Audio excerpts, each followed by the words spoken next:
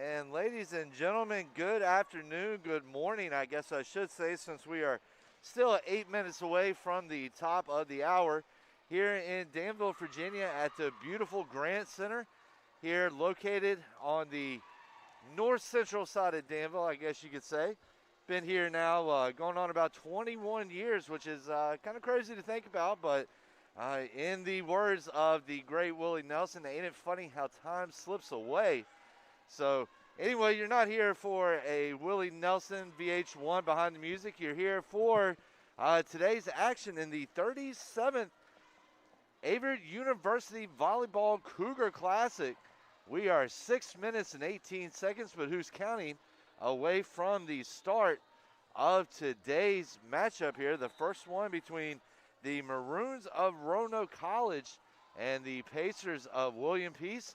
I'm former Assistant Sports Information Director here at Averett, Davin Wilson, and I will be on the ones and twos for today's game. We're going to take a quick look at a few notes here in the VIR pregame show. First off, we're going to take a look at the Maroons of Roanoke College. They come into this contest coming off a 3-1 loss to USA South Conference stalwart Meredith College to open the Maroons' season. Senior Lindsey Bailey, no surprise here if you're a Maroons fan, led Roanoke with a double-double and 19 kills and 14 digs in the Maroons' season opener against the Avenging Angels.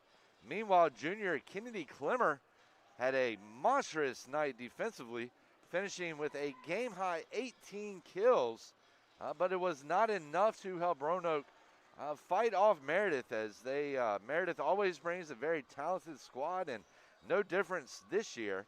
The Maroons are going to welcome 11 starters back from last year's squad, including 4 seniors. Bailey serves as a big piece of that leadership puzzle from last year's squad that went 6-4 and including 6-3 in the Old Dominion Athletic Conference.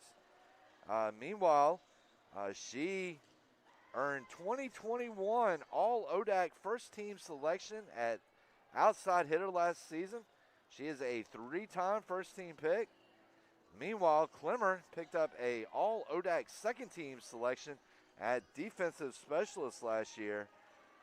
So we're looking at those are going to be two of the key figures here for the Maroons tonight or this afternoon. Meanwhile, Bailey led Roanoke with 168 kills last season. She also finished second on the squad in digs with 127. Clemmer led the Maroons' defense with 229 digs, while also finishing second on the team in service aces with 21. Senior Olivia Newman finished third on the team in digs last year with 106. And sophomore Rihanna Clark is also back after a successful freshman year, where she placed second on the squad in kills with 95. Meanwhile, senior Parker Moody rounds out the top 3 in kills with 93, while also, in kills with 93. Sorry, I typed kills twice, while also finishing with 81 digs. Sophomore Logan Paisley is back after leading the team in service aces last year with 22. And junior Katie Finland recorded 81 digs last season. So now we're going to take a look here at the Pacers of William Peace University, members of the USA South Conference. William Peace enters the game coming off a 3-1 loss to ODAC stalwart Washington and Lee in its season opener Wednesday night. Sophomore Hannah Collier recorded a double-double for the Pacers offense, recording 14 kills and 11 digs. Junior Logan Moore recorded a game-high 18 digs. Junior Shelby Cooper knocked home 13 kills while recording 7 digs. Sophomore Hannah Ward finished on Moore's heels with 16 digs, while freshman Vivian Camplin turned in an impressive defensive debut with 12 digs. So meanwhile, some of the key returners for the Pacers. The Pacers, let's take a look here at the game notes that were done so gracefully by Mr. Heath Behringer, Assistant Sports Information Director here at Averett. The Pacers are coached by head coach Nicole Behringer in her 4th year. Her assistant is Virginia Fitch in her 2nd. The Pacers are returning 12 players from last year's squad. They lost 6 Also have 8 newcomers. The William Peace finished 14-2 last season. Also finished a perfect 7-0 for first place in the East Division Conference before the Pacers had their season ended in the USA Southeast Division Finals in a nail-biting 3-2 defeat against hosts here today, Averett University. So we're going to take a look here. Sophomore Candace Lamone returns after earning USA Southeast Division All-Conference second-team honors last season. Lamone recorded 126 kills for the Pacers, including a season-high 13 against NC Wesleyan. Sophomore Kelsey Bierber also returns after posting 53 kills and 38 digs in pieces 16 games last season. And sophomore Mackenzie Russell is also back after turning in 24 digs during her debut season this past spring. And a little bit of fun fact here, ladies and gentlemen. Head coach Nicole Behringer was actually a 4-year member of Averett's volleyball team, where she played for longtime Averett coach Danny Miller before serving 2 years as his graduate assistant, where she obtained her MBA. She was a 4-time USA South All-Conference selection, along with being the USA South Woman of the Year in 2015. And also beside her, not too far down on the press table, will be her younger brother, Heath Behringer, who joined a couple of years back here at Averett in my old position as Assistant Sports Information Director.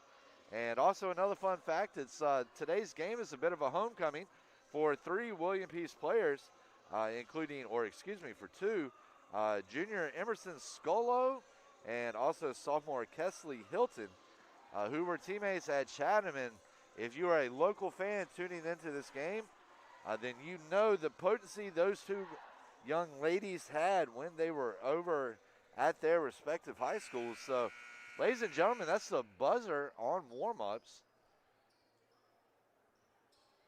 And I'm going to take it that we're going to go ahead and jump right into the action here. We'll see if we do have a national anthem. It looks like they're just going to go ahead and line things up and get ready here. Got a lot of action here today on this Friday afternoon. Of course, we have Roanoke Peace starting off here, kicking us off today. Also on the other court, we have Washington and Lee, and I believe it's Piedmont. It's Washington, Lee, and Shenandoah, I believe. Anyway, then 2 p.m. we got Piedmont versus Guilford. 4 p.m. is when Averett Slate kicks off against Washington and Lee, and then Averett will conclude the day with the matchup against Shenandoah at 6 o'clock. So as you can see, a busy slate here today at the Grant Center, about ready to kick off. And ladies and gentlemen, I'm looking forward to this one. Volleyball is always a blast to cover, if not one of the trickier sports to keep up with, at least live. Remember the first time I statted a volleyball game, I felt like I was wandering in the Siberian wilderness, completely lost without GPS. And unfortunately, I am of the generation that grew up on the GPS, and not many of us know how to read a map. So you can imagine how lost I'd be in the Siberian wilderness. So you can just imagine how lost I was my first volleyball game. But here's the first serve coming over from Hilton. And there's a set by Roanoke, and that was number 14, Georgia Grace Anderson. She got up for that one, but her attack was just over that back line. So Scolo will line up again after the attack error by Roanoke gives the Pacers an early 1-0 lead. That is going to be number 5, Poteet, with the dig. It's going to be number 9, Gamewell, with the attack, and it's going to be number 14, Miss Rihanna Clark, jumping up. And that was Rihanna Clark a second ago for Roanoke, but this time her attack finds the blue line, and we are now knotted up at 1-1 here in the second set. It's going to be number 5, Bailey, with the serve. It's going to be set up for number 8, Collier. And that is number 5, Lindsay Bailey. No surprise there. The senior outside hitter out of Fincastle, Virginia, is going to burn up the court with that one. And Roanoke off to a quick 2-1 lead. It's going to be Bailey's serve again. There's the set, and it's going to be number 9, Gamewell. And her attack will not find the boundaries. And that's going to make it a 3-1 game in favor of Roanoke. Roanoke on the right side of your screen wearing the maroons, of course, and Peace on the left wearing the green and white. There's the dig, the set, and there is number 8, Collier. It is blocked, though, at the net. And let's see, I believe that was number 3, Logan Paisley, the setter, junior setter out of Pinhook, Virginia. Not too far, Franklin County, 45 minutes up the road. And 4-1 Roanoke. I could get in to some, and William Peace with the attack, but it's not going to find the boundaries. And it's 5-1. As I was saying, I have some pretty wild stories to tell from my days spent in Franklin County, but we will just leave those where they are at, as to not implicate any parties. And there is a attack error by the Pacers, who quickly find themselves down 6-1. Behringer is going to take a timeout here after her team has been off to a little bit of a struggle so far. 6-1 is the score.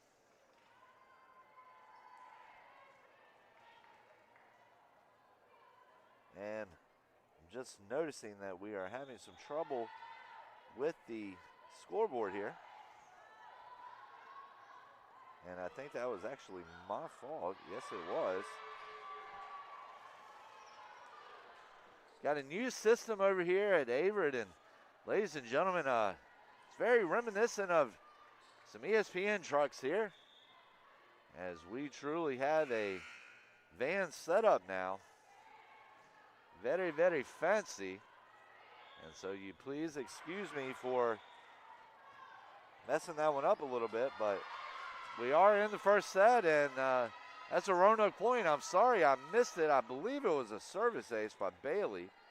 I was looking down trying to make sure that everything was live and running like it needed to be on the webcast. So that is Bailey, and Bailey will not be able to find that, pay dirt on that serve. It goes out to the right, and Peace now with a now trail 7-2. Vivian Camplin, the freshman libero defensive specialist out of Seven Lakes, North Carolina. And look at that, number 21, Peyton Kirchner, says, I've got to touch like a pillow, and just kind of finger rolls it there, 8-2 in favor of Roanoke. It's Sophia Wilson, I believe now, that is back at the line for the Maroons. Yes, it is. And she had a little bit too much sauce on that serve, and it was actually Olivia Newman. But Newman with a little bit too much sauce. And Peace now has 2 quick points to pull within 5 here at 8-3.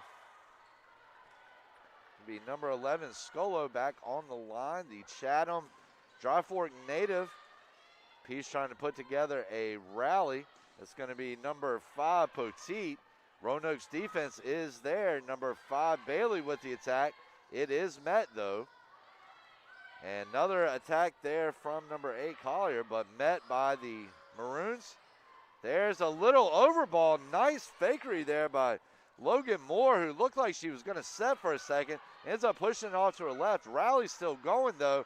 That might actually do it. No, a great play, but William Peace only with one more touch. They get the ball over.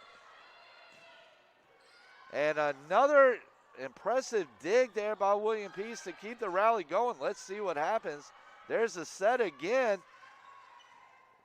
And this one is going back and forth like a ping pong game right now. And number 5, Bailey gets up, tries to get the ball over for the attack, just finds the net, though. And it is now 8-4. So Scolo again with the serve. There it is from number 6, Moody. There's the set by the Pacers. Number 17, Cooper. And it's going to be number 2, Clemmer. There's the attack, met by Peace.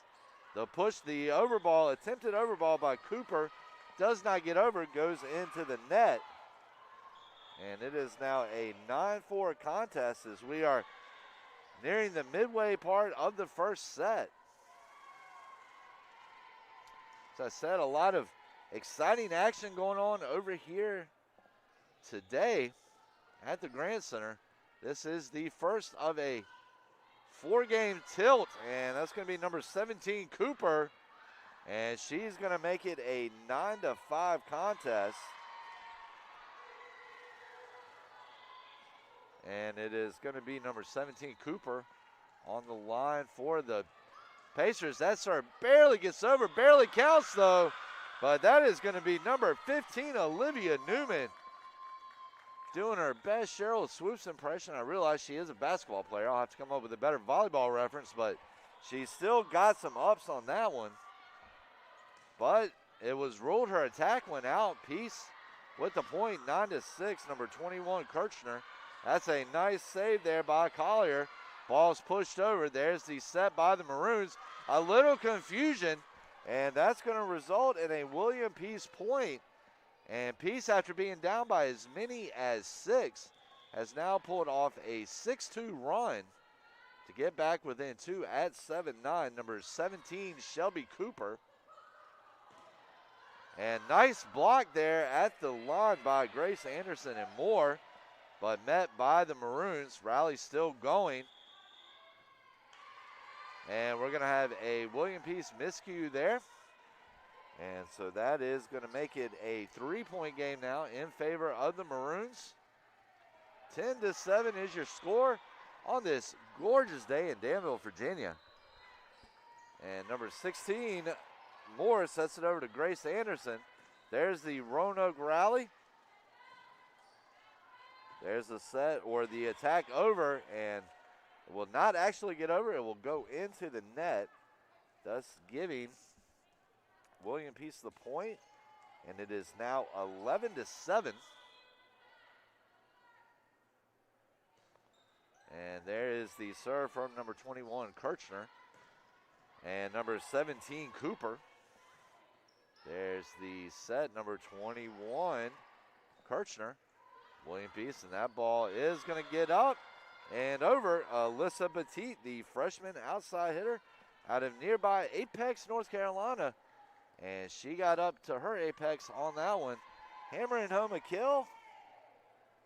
And it is now 11-8 in favor of the Maroons.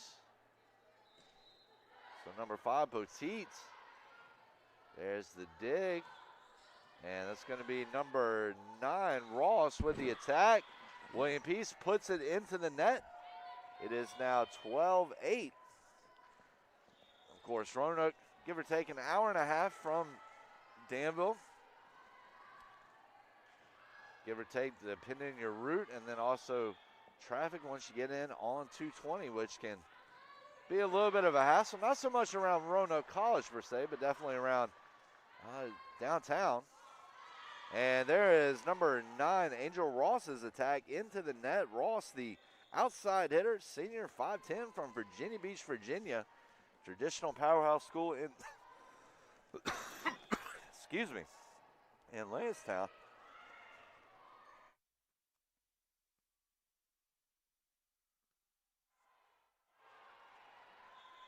And William Peace, sorry, had to take a Hall's cough drop break there. Brought to you by Domitap. 13-9 is the score.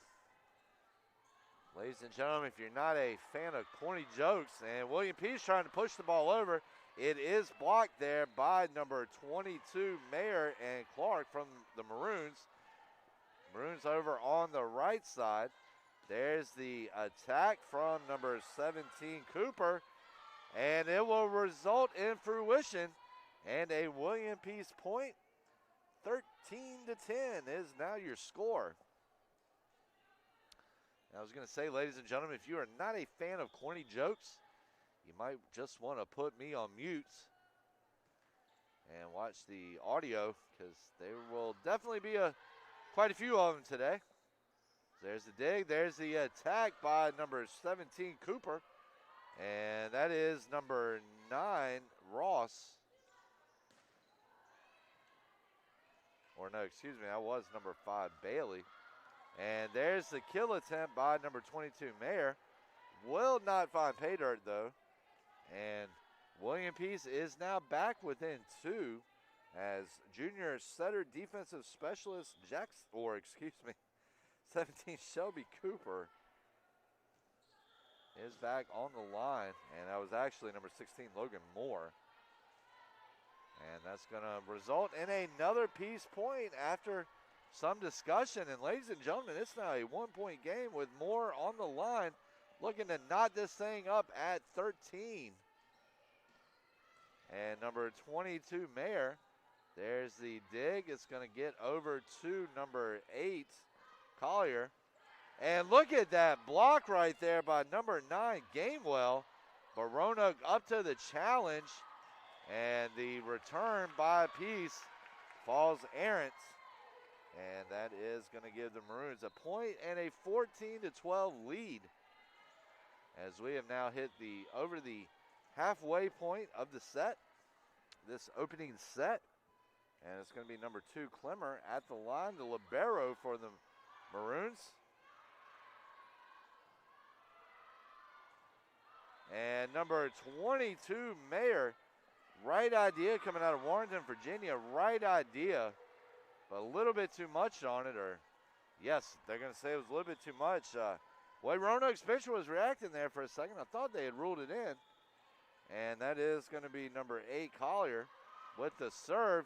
And number 5, Lindsey Bailey, jumping on the Nolan Ryan Express train. And she just absolutely hammers that one home, doing her best Pete Seeger impression.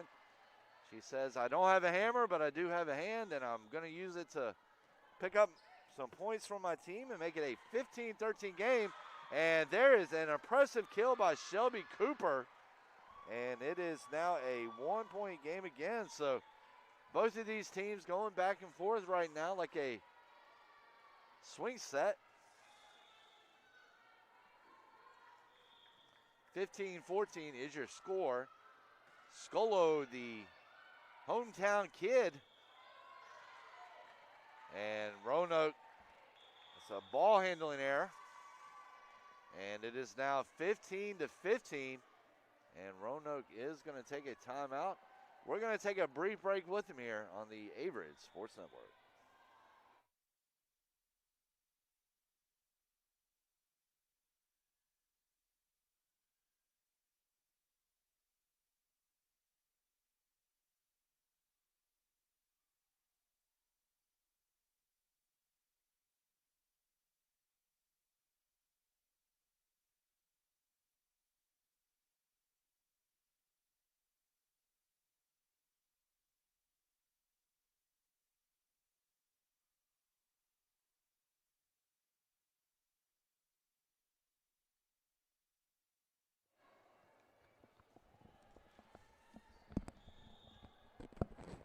And ladies and gentlemen, we are back here like Otter.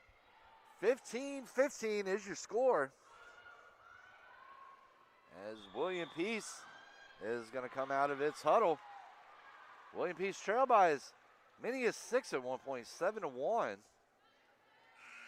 They have since in that time, of course, knotted things up here at 15. And depending on Scolo's serve and the preceding plays, Peace could end up taking his first lead. Clemmer, there's the set, number 21, Kirchner with the kill. And they're going to tell Peace that it's going to have to wait a few more points if the Pacers want their first lead. 16-15. And this first match has been everything we could hope for. Or excuse me, this opening set. Getting a little ahead of myself. And that is going to be a serve from Bailey. And as some of the kids, I guess they still say it, that's got a little bit too much sauce on it.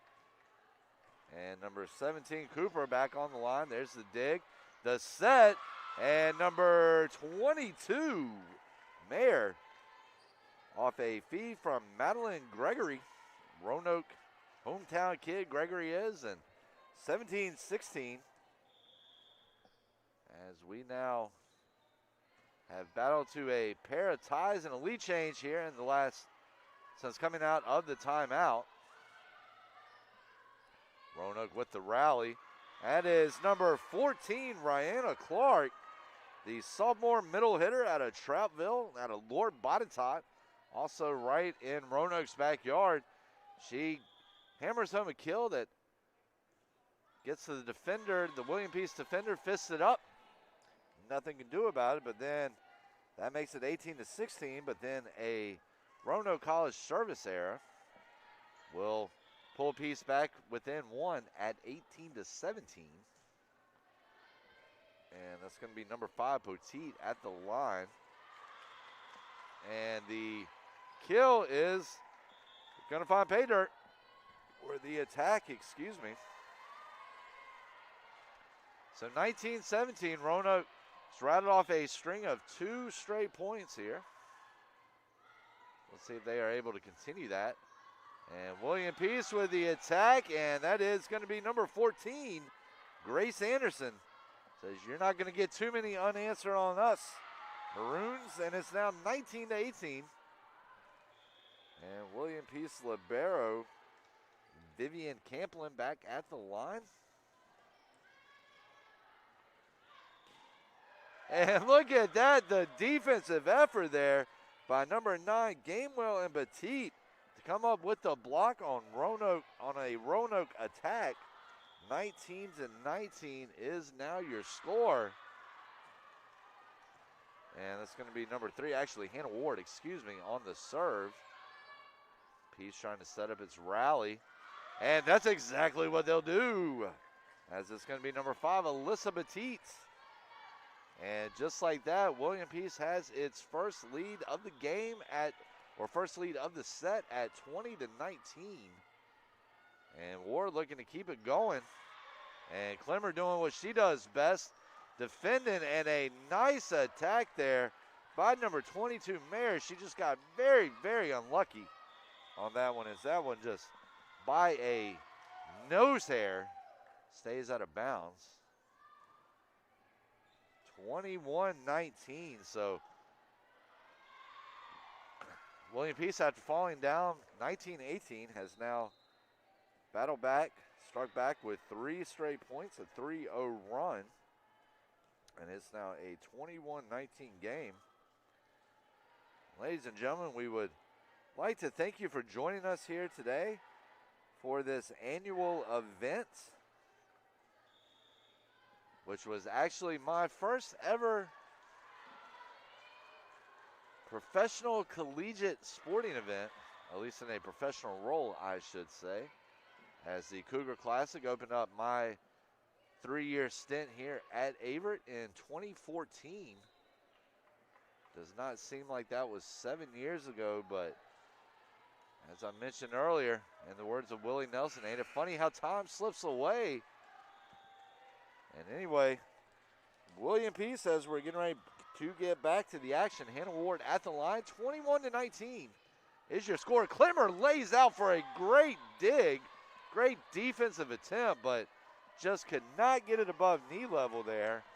But Clemmer does a great job of laying out, almost makes a great defensive play, 22-19, and Ward is at the line again, and with the way the Pacers are performing with Ward at the line, they may not want her to get off, but that's going to be number 22, Riley Mayer. Warrenton, Virginia, Highland High School. She's going to get the K. And it's 22-20. So let's hope everything remaining from here is as tight, as it's been a very enjoyable opening set. And that's going to be number 7, Finland, at the line. There's a block attempt by number 14, Clark from Roanoke. And that is going to be, I believe it was number 16, Moore, getting up on the kill there, 23-20. I'm sitting up a little higher than I'm used to here at the Grant Center. Numbers are a little bit harder to see up from this vantage point, so excuse me if I make a mistake, but there's no mistake in that one, as it was Cooper and Gamewell did a great job of getting up and collecting the block. And ladies and gentlemen, we are now at set point, 24-20. Number 16 Moore, there's the set. There's the over ball, and nice ball it was. Mayer just with a little push. And we'll keep the Maroons alive for at least one more service attempt. And it is Clemmer at the line. 24-21 is your score, and Clemmer. And that is going to be number 9, Nancy Gamewell, that finishes this first set off, giving giving William Peace a 25-21 win. We're going to take about a 2-minute break here on the Averett Sports Network, and we'll be right back with the second set here on the Averett Sports Network.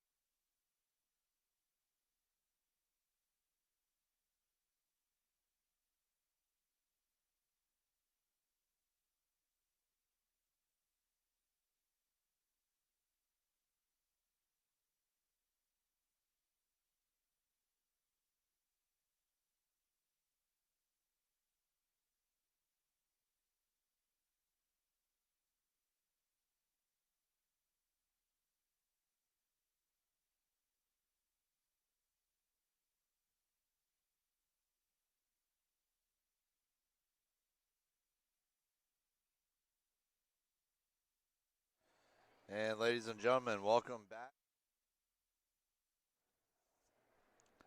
Welcome back here to the Grant Center, as we are 13 seconds away from the start of set number 2 here at the Grant Center, after William Peace scores a 25-21 comeback victory in the opening set. Peace trailed by as many as 6 several times throughout the set, but coached by Nicole Behringer. Tough squad, and William Peace shows its grit coming back. So Clemmer is going to lead things off here for the Maroons. And her serve is a good one. Test the Pacers back line. Clemmer with the dig. It's going to be set by number 15. Attacked by number 21, Kirchner. And Kirchner is going to get the Maroons off to a hot start, 1-0.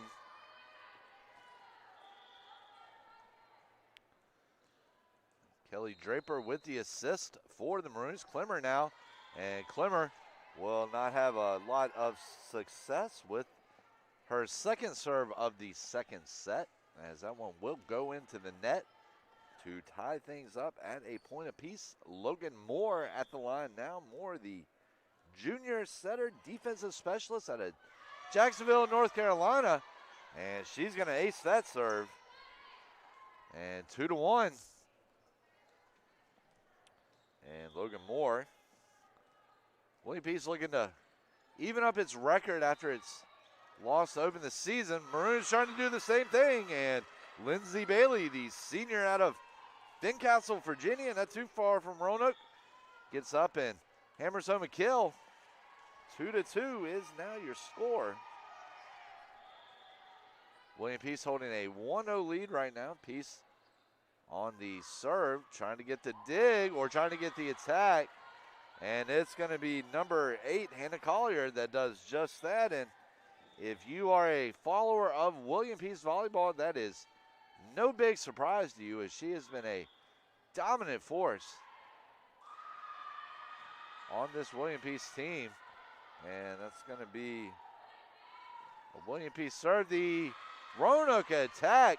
Roanoke says it's better to be lucky than good sometimes, as that one will sneak over the net. You see Coach Blair Trail reminding her players of their dig techniques.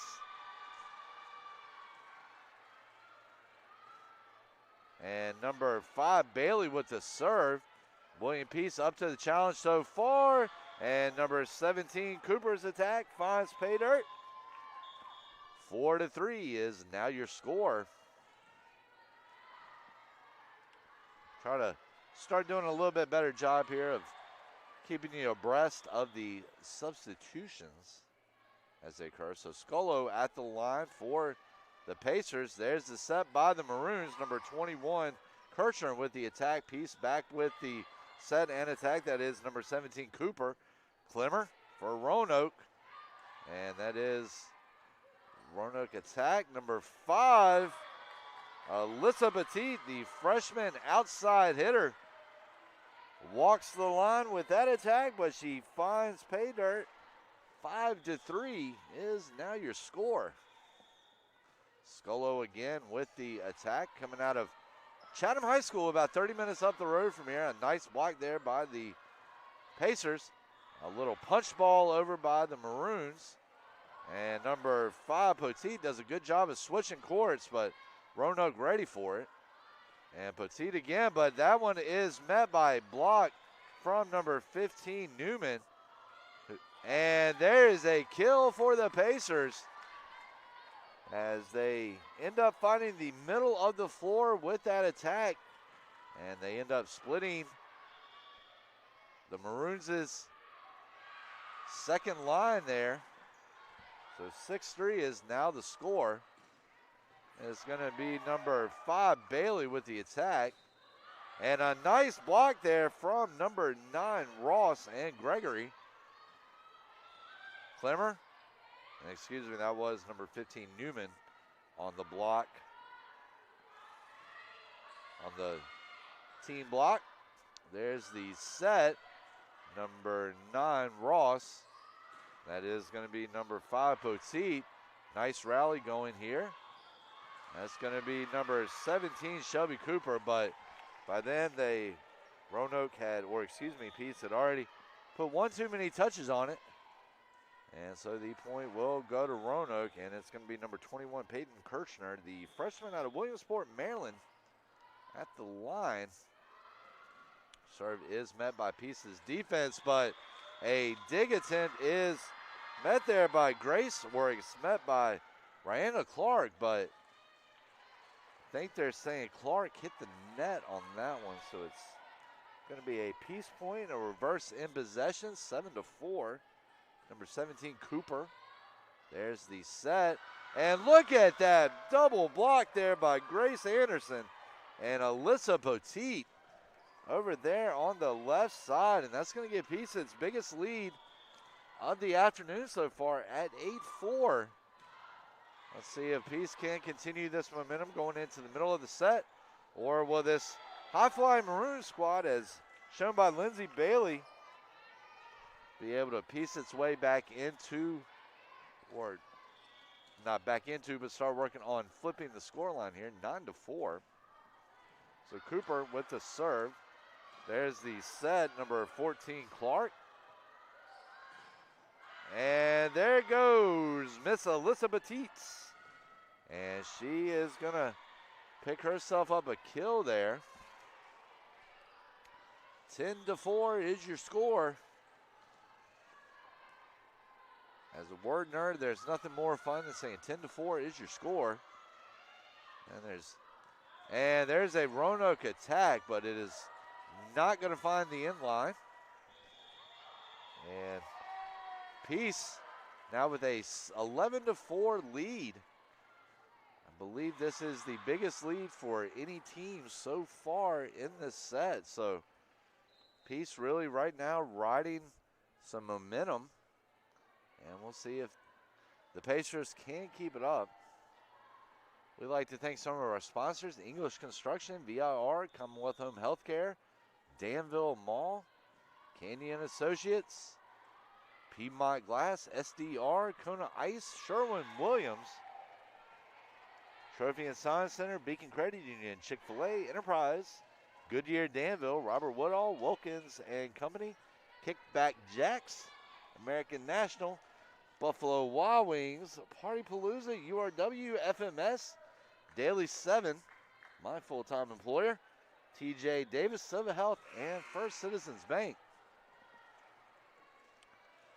And so William Peace at the line, number 17, Shelby Cooper, coming back to serve. That one gets over. There is the set, number 14, Rihanna Clark. And Clark is going to get the Maroons one step closer, 11-5. And it's going to be number 22, Mayer, coming into the game. Meanwhile, number 16, Draper, on the line for Roanoke. And number 14, Grace Anderson. I think she knew that she had that one when she hit it, as she just kind of wishboned the Maroons' defense right there, 12-5. As number 2, Camplin will enter the game to serve. And here's Camplin's serve. Her attempt is met by Roanoke's defense. There is the set by number 9, Ross. And that is going to be number 22, Mayer. She gets up, knocks that one home, puts another nail in the house. And it's 12-6. Puts another nail in the plywood, however you want to say it, it's a point. Number 7, Katie Finland, back at the service line. There's the set by the Pacers. The high-flying attack by Gamewell. Excuse me, that was actually Collier just a second ago. And Roanoke College is going to grab the point there. I believe it was number 5, Bailey. Once again, no surprise if you're a fan of this Roanoke team, as you're used to seeing the 3-time first-team, ODAC first-team selection impose her will on opposing defenses. And that was number 14, Clark, trying to impose her will with a nice attack there. Will not accomplish what she was trying to do. And number 5, Bailey, now has 2 straight points. And it's a 12-8 contest now.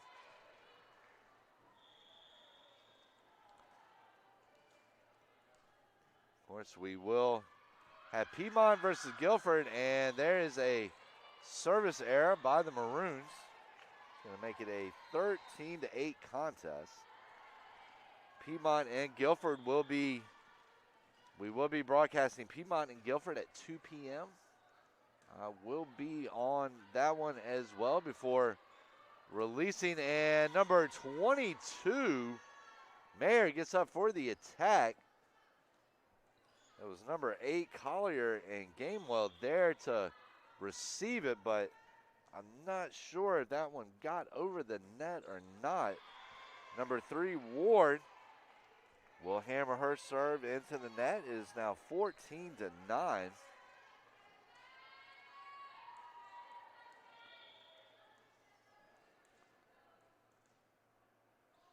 So Clemmer,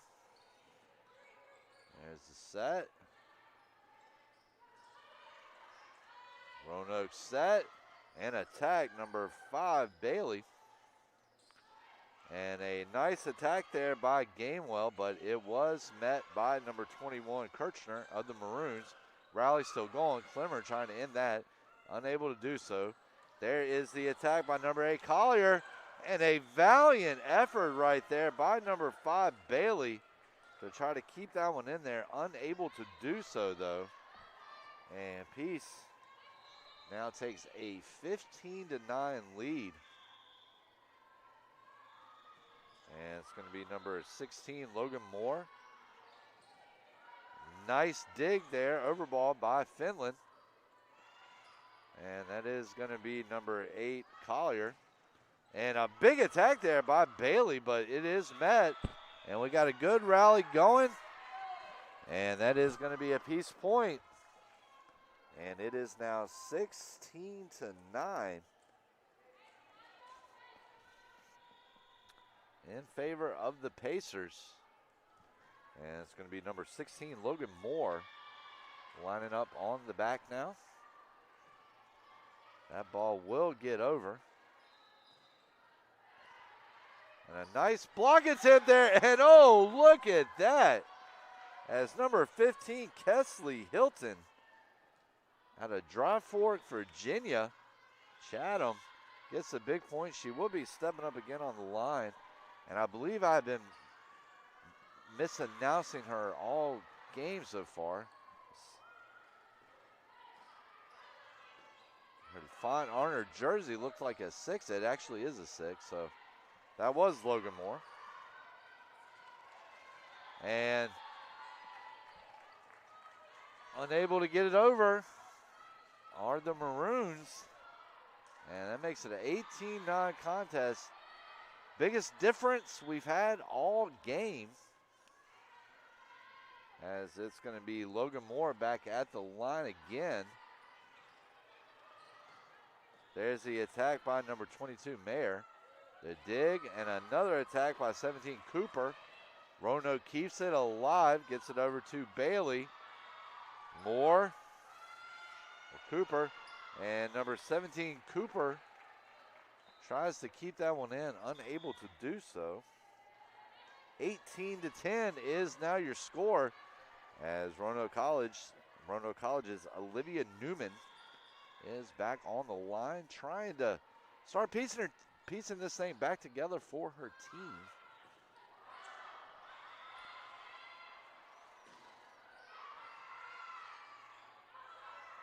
And that is Moore. It's the push. There's the attack by Cooper. Nice play by Clemmer to keep that one alive. Number 5, Bailey. We've got an impressive rally going, and Roanoke with a great defensive play. Clemmer laying out for that one. Kudos to that young woman, as she just did a great job, and number 5, Bailey, finishes it off. And Roanoke trying to build a little momentum here. 18-11 is now your score after the Maroons rattle off 2 straight points. 15, Olivia Newman. Number 3, Hannah Ward. Ball is pushed over. There is the set. And that is going to be number 9, number 9, Nancy Gamewell.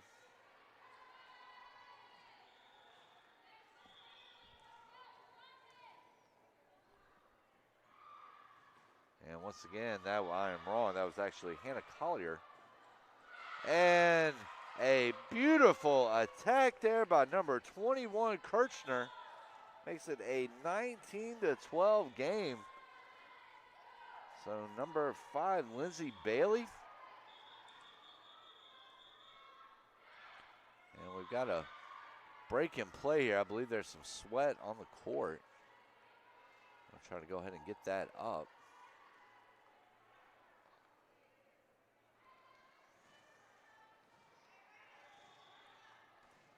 Actually looked like it might have been something on Moore's hand. Might have been some sweat on Moore's hand. Just kind of trying to play it safe with COVID protocol here. So number 5, Bailey, There's the attack by the Pacers, number 17, Cooper. And that one's going to go to the Pacers, 20-12. So Peace 5 points away from putting Roanoke on the brink of defeat here in the opening match. It's a 20-12 contest. Scolo at the line, a great serve to the back. And look at that, number 17, Cooper. That's number 16, Moore. There's the attack. Moore's going to push that one over. Clemmer, oh my goodness, behind the back. Looked like Willie Mays right there. And Peace with a ball handling error. And it is now 20-13. So Clemmer looking like volleyball's version of Willie Mays. As she lays out facing the south end of the Grant Center. Still somehow gets it over. And that is going to be a service ace for Miss Peyton Kirchner, the freshman. And it is now 20-14. Peace led by as many as 9. 1 point, 21, Kirchner with the serve. And Roanoke will take advantage of another William Peace miscue. And it is now 20-15. And that's going to cause Behringer to take a break. Call a timeout. We're going to take it with them here on the Averett Sports Network.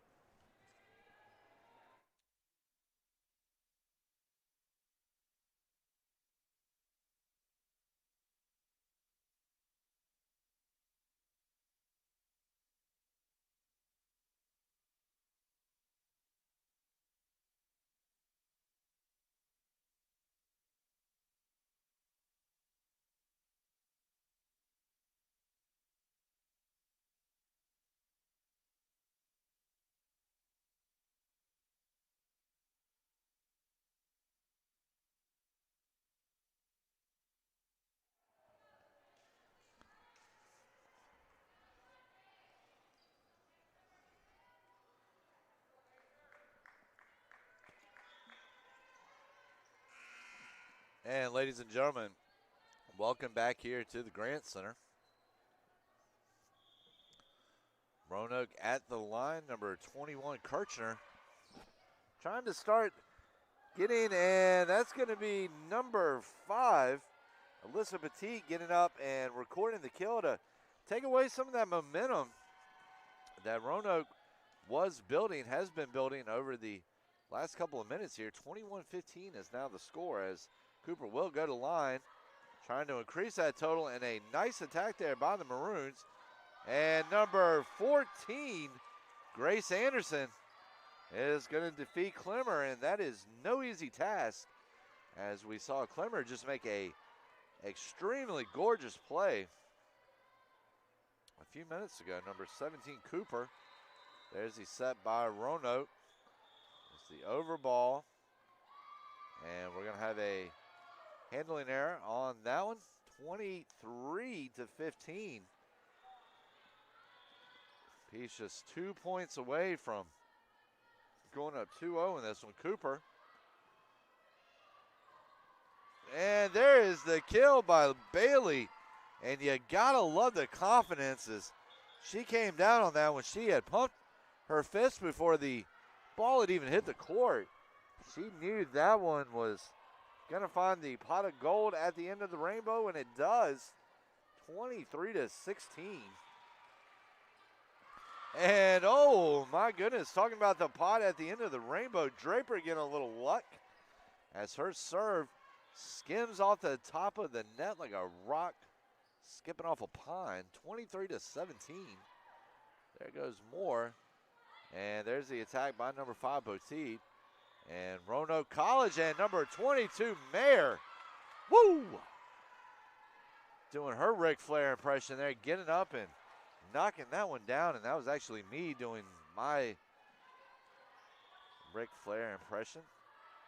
I'm not sure if Averett has the comments section enabled on the YouTube video, but please do not comment on my poor Ric Flair impression.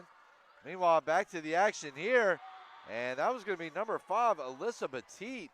And she does a great job of fighting off an impressive Roanoke rally there and to set up set point for number 2, Miss Vivian Camplin.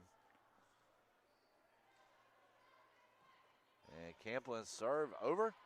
And that's going to be an ace. And ladies and gentlemen, that is the end of set number 2.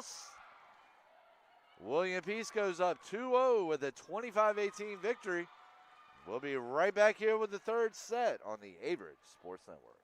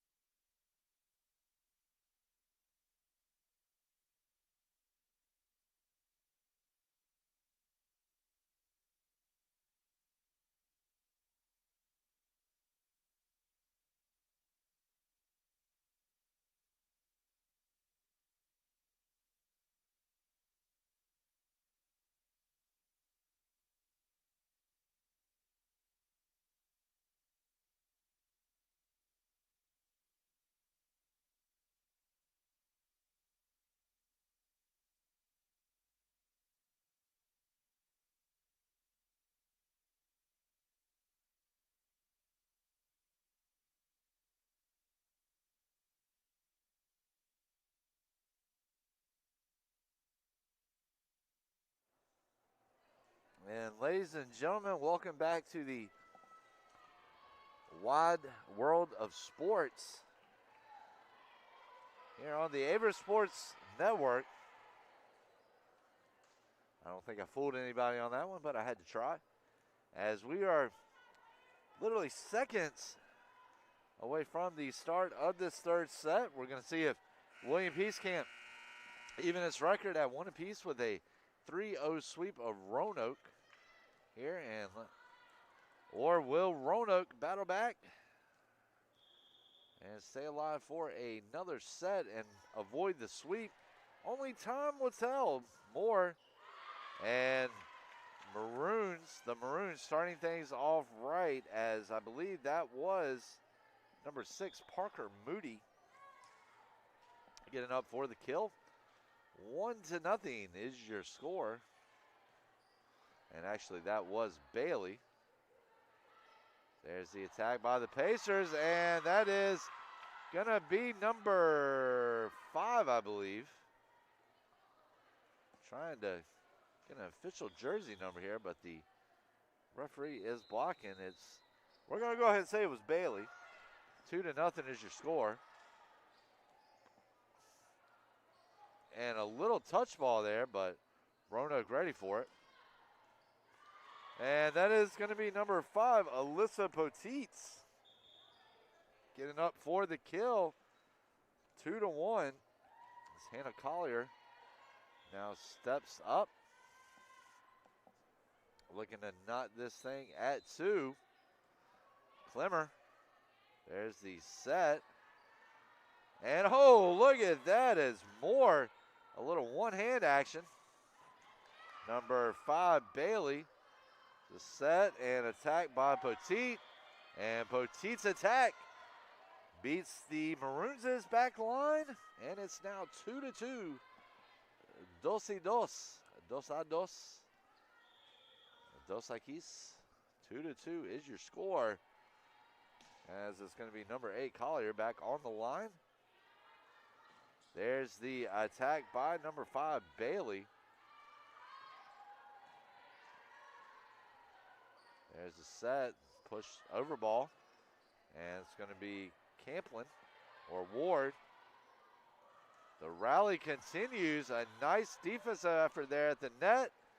And another one by the Maroons. Number 5, Bailey, with a nice attack. This one is going back and forth. Gamewell. And number 5, Bailey. Number 16, Moore. And number 17, Shelby Cooper, finishes off a rally that took us back to the days of, took us back to the 80s and pinball machines at the arcade. As that one was definitely a all around the place rally. And Clemmer unable to find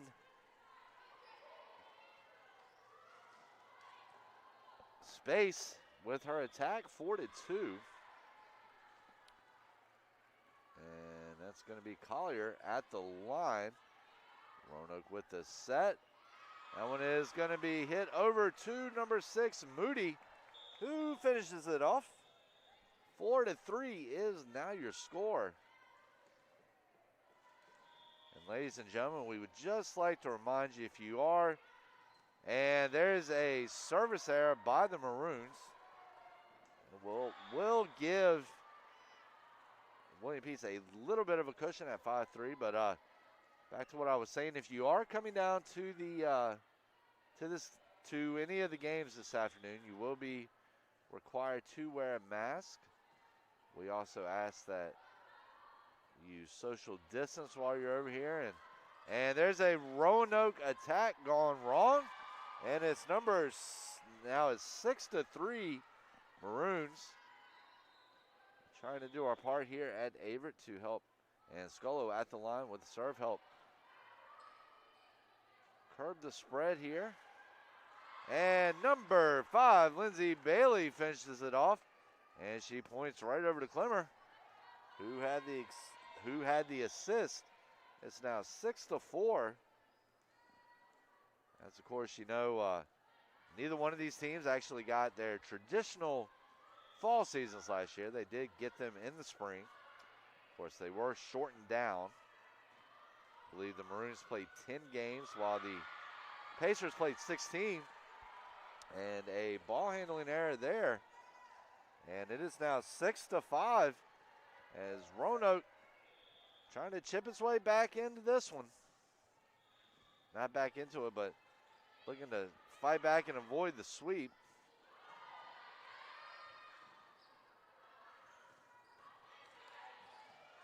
And a nice rally effort here. And oh, look at that as Moore keeps it alive. Concentration. And Moore, another valiant effort, but and actually it was valiant and it was successful. I thought they were going to give that one to the Maroons at first, but it does go to William Peace. Of course, on the other court here, we have, on the side court, we have not William Peace, but Washington Lee and Oglethorpe going at it. And there is an attack by the Maroons. I believe it was Clemmer, and that's going to split the back line. And it is now 7-6. As we are locked into a tight one here, ladies and gentlemen.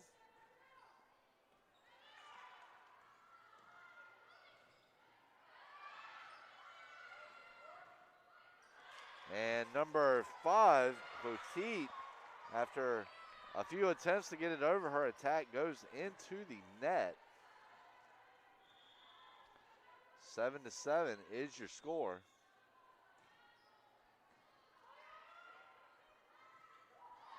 And number 14, Grace Anderson, on an assist on a dig from Hannah Ward. 8-7 is now your score.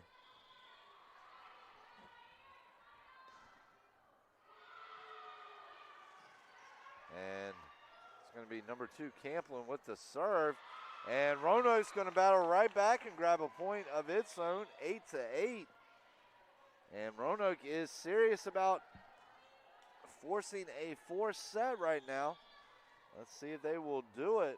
So 13, Sophia Wilson back to the line, and Sophia Wilson will give Roanoke the lead. So Wilson again.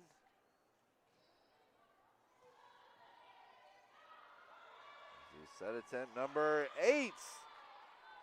Hannah Collier, the sophomore outside hitter from Creedmoor, North Carolina. Falls Lake Academy, a beautiful school. Hannah Ward at the line. Clemmer. And number 21, Kirchner. Number 16, Moore. That is going to be... And a nice diving attempt there by Camplin to keep Roanoke off the board.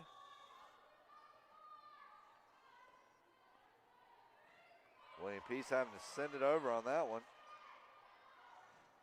And number 4, Williams, is going to get over to Ward. There's the block attempt by number 21, Kirchner, and Williams. Valiant attempt, but it is going to be in vain as Peace sneaks back ahead 10-9. Number 3, Ward. And there's an attack by Roanoke, and that was Bailey coming up with a big attack. Moore celebrating, as she should, as she just came up with a big block on a big kill from Bailey. And I know I would not want to step in front of an attack by Bailey. And Hannah Ward will not be able to keep her serve in. So that will make an 11-10 game. But I really would not want to be in front of a Bailey attack. Clemmer back at the line.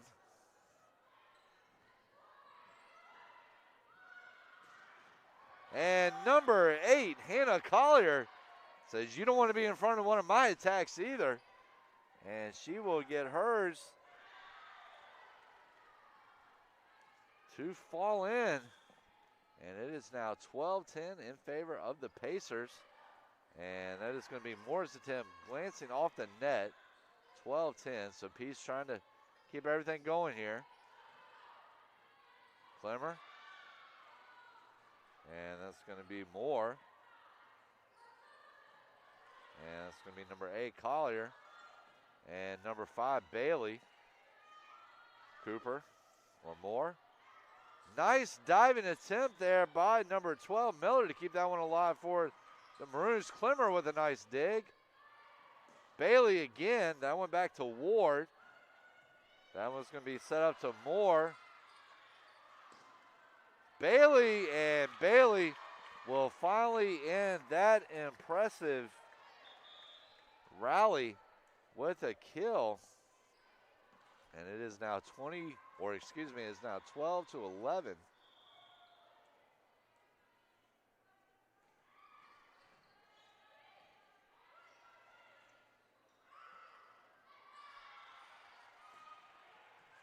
Clemmer with a nice defensive play right there over to Bailey. And that's going to be 17, Cooper, and Gainwell with a nice block. Number 22, Mayer. And that is going to be number 5, Poteet, and Gainwell there with the block.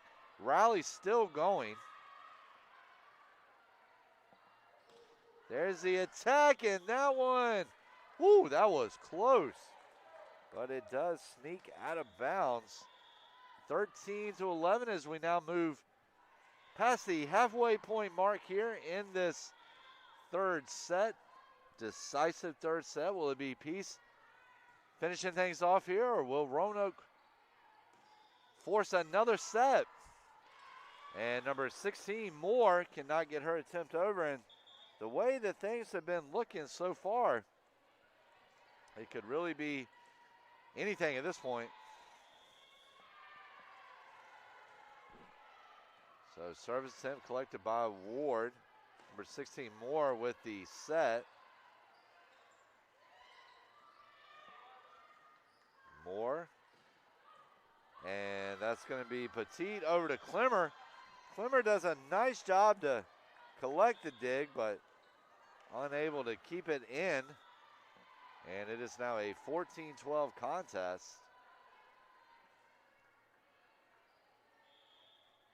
This has been a tightly contested third set.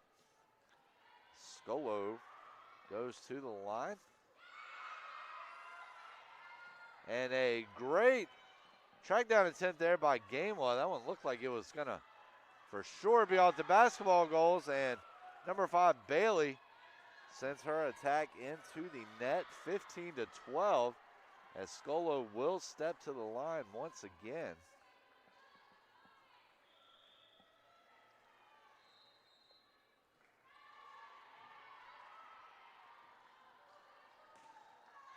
And number 19, Eason, cannot get her attempt over. It is now a 16-12 contest.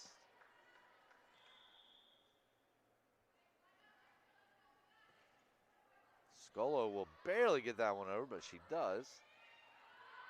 And another nice defensive play by Collier. 17, Cooper. Number 15, Newman for the Maroons. Number 22, Mayer for the Maroons. And it's going to be number 5, Botit.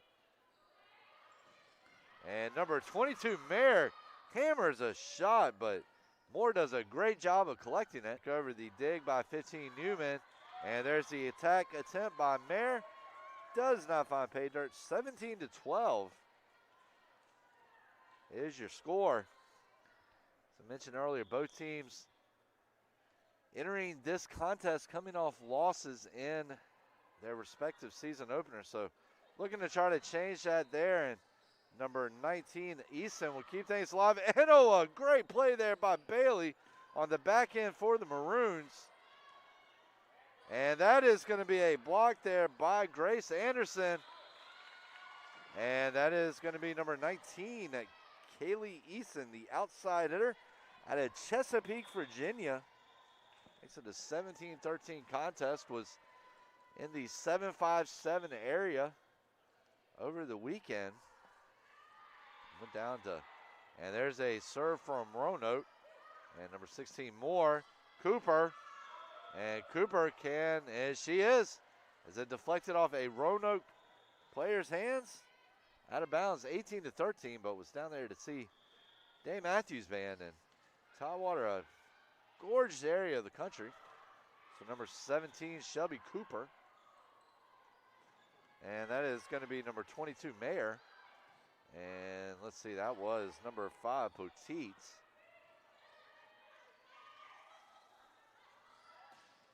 And number 9, Gamewell. And Roanoke not able to continue the rally, 19-13 is now your score. So number 17, Cooper. And Cooper's serve will go into the net. So 19-14 is now your score. And you're going to see, I believe it's number 16, Kylie Draper coming in to serve.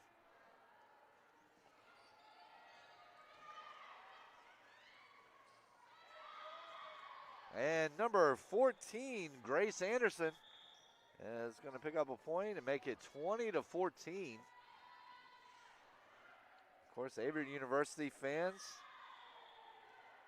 you can tune in.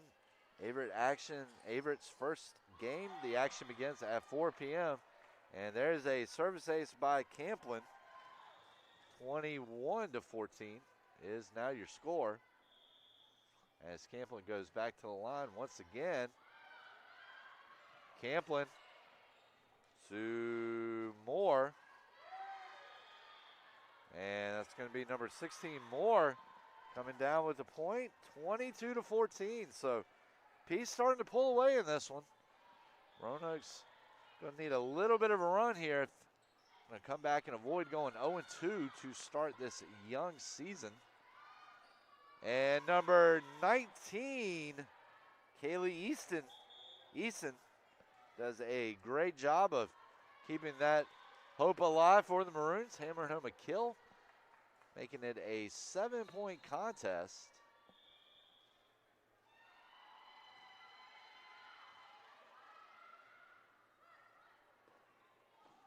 And it's going to be number 14, Grace Anderson again.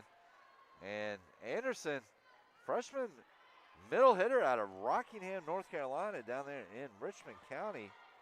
Has been doing a great job here today. 23-15, Hannah Ward. Nice layout there by Klimner. Push over by Bailey. Set by Moore. Attack by Collier. Moore. And there goes number 9, Gamewell. And speaking of Gamewell, she is going to put this one at match point, 24-18 or 24-15.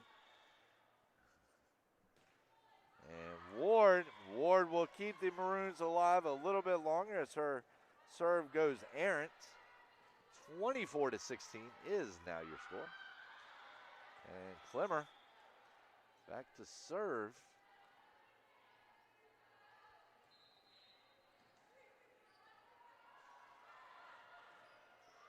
And number 9, Gamewell, will get up, finish that kill, and will finish this match. So William Peace evens up its record at 1-1 with a 3-0 sweep of Roanoke.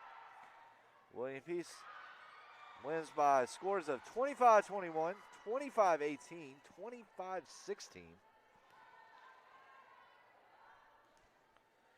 And they will take it 3-0. And so let's see if we can run some stats here real quick. I'm not sure if we will be able to find any, but we are going to take a look here. Got a lot going on here. Only so much broadband. Only so many people to work the games as well. And we are not going to have live stats immediately available. So, ladies and gentlemen, we're going to go ahead and wrap it up here for this opening game in the Cougar Classic. Once again, William Peace 3-0 winners over Roanoke College to even things up.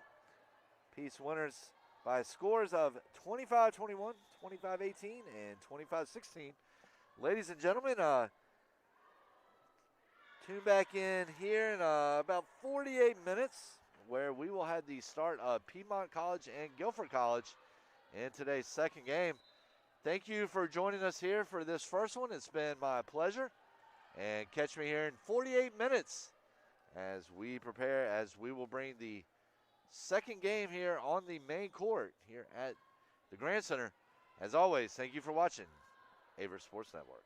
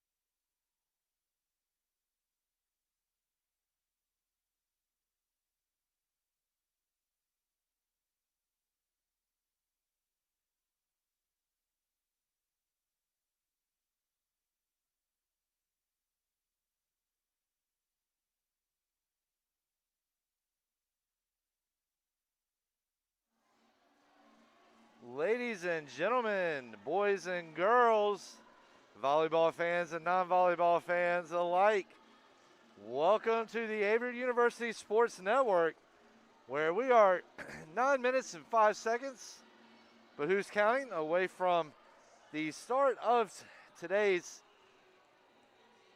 Cougar Classic matchup between the Lions of Piedmont and the Quakers of Guilford.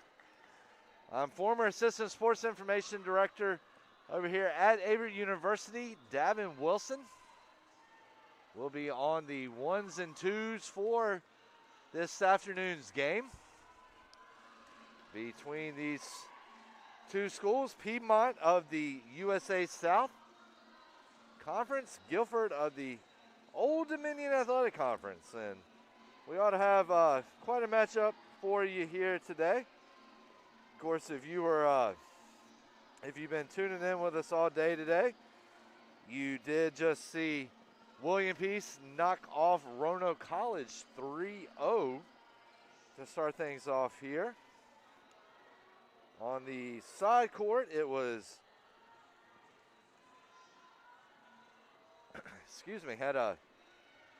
had a momentary loss of thought right there. It was Washington and Lee defeating Oglethorpe 3-0. And let's go ahead and take a quick rundown of this game on the English Construction pregame show here on the Averett Sports Network. Guilford is coming into this game riding the strength of a 3-0 sweep of Pfeiffer in his season opener on Thursday. Addison Neiman paced the Quakers with a game-high 10 kills, while sophomore Cam Blankenship finished with 8, and Vanessa Johnson pitched in with 7. Sydney Scott had a monstrous night defensively, recording a game-high 13 kills for the Quakers, while Maddie Page and Lydia Saunders each finished with 8 digs for Guilford. Some of the key returns here, the Quakers are returning 11 players from last year's team that went 19-8, finished 9-3 in the Old Dominion Athletic Conference. No surprise there, as Guilford has always been a powerhouse. Blankenship will be one of the main forces to be reckoned with, as she recorded 239 kills this past spring.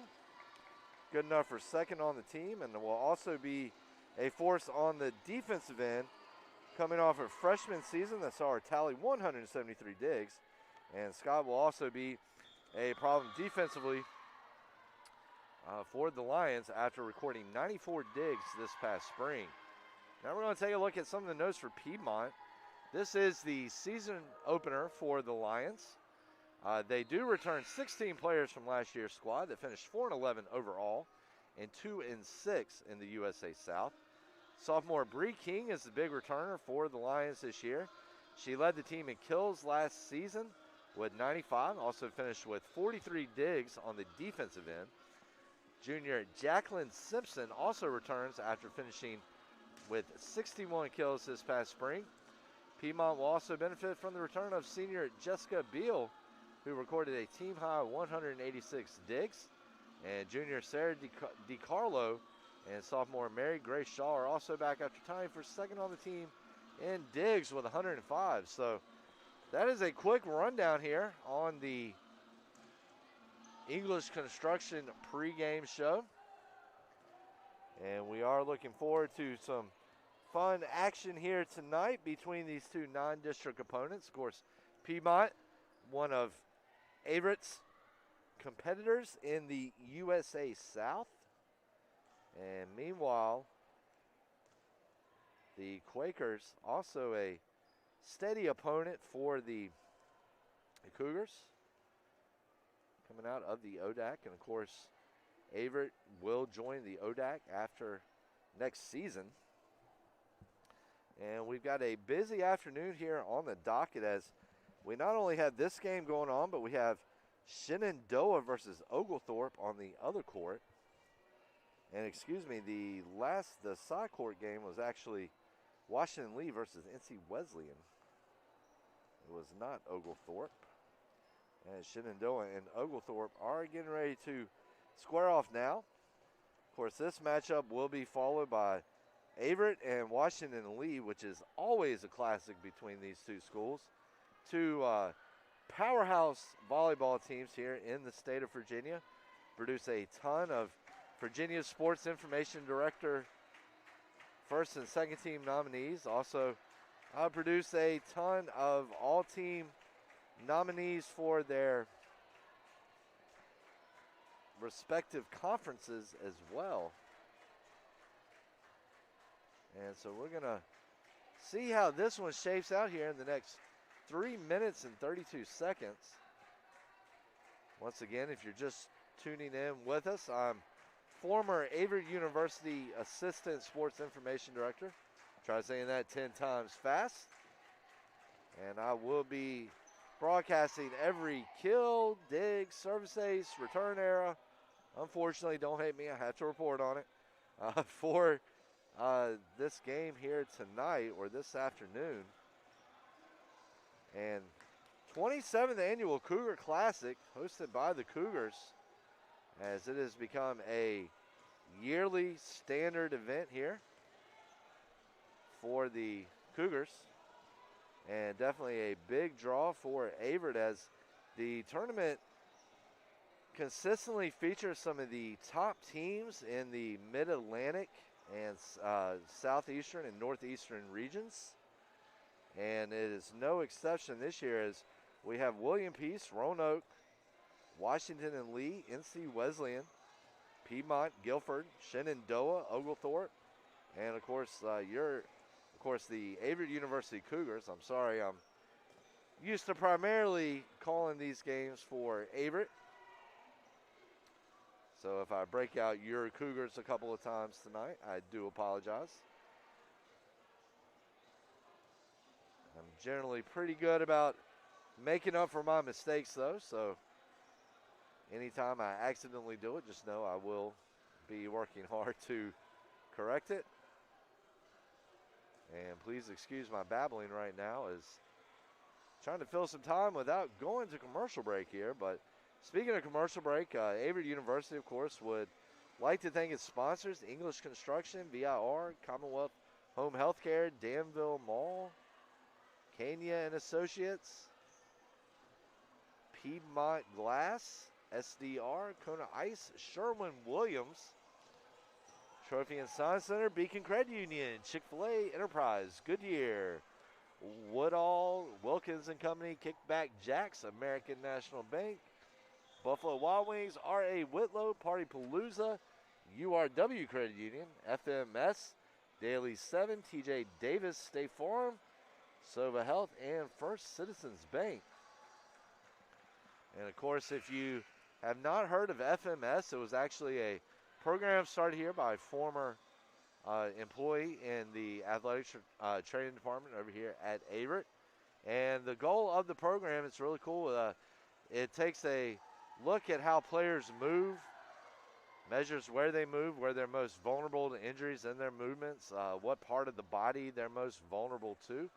And then basically from there is what they do is they start training and start doing things with these athletes to try to cut down on these, injuries. And they've gotten everybody from the Baltimore Ravens, a couple of English soccer teams use the program, a couple of major Division I colleges use the program.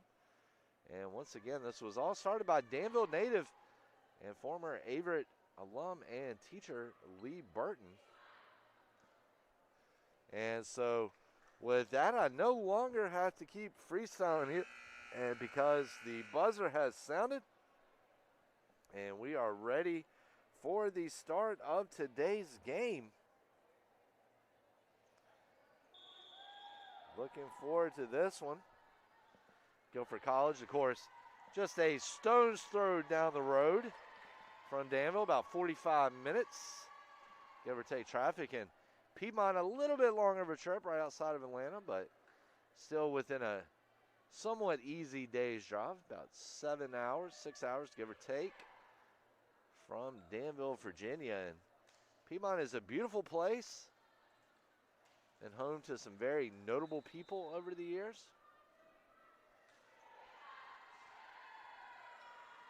And let's see what its volleyball team is going to do here, as they're going to square off against a good opponent here in the Quakers of Guilford College.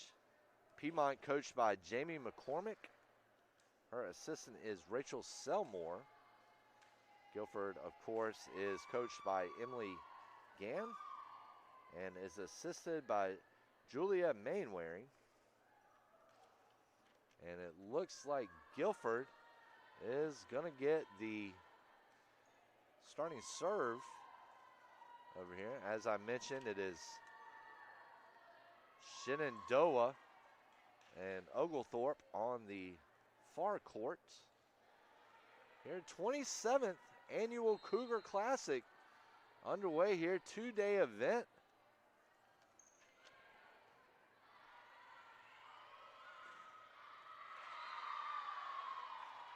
And we're waiting for a start here. I think we've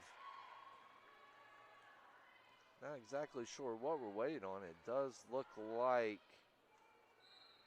Gann is having a conversation with the officials.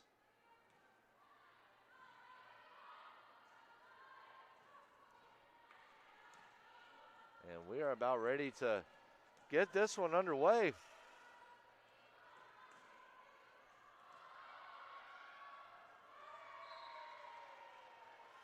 And it will be number 4, Maddie Page, starting things off here for the Quakers.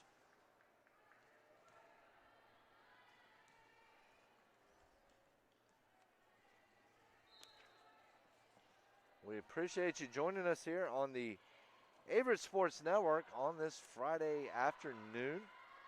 Sure, a lot of you are at work right now,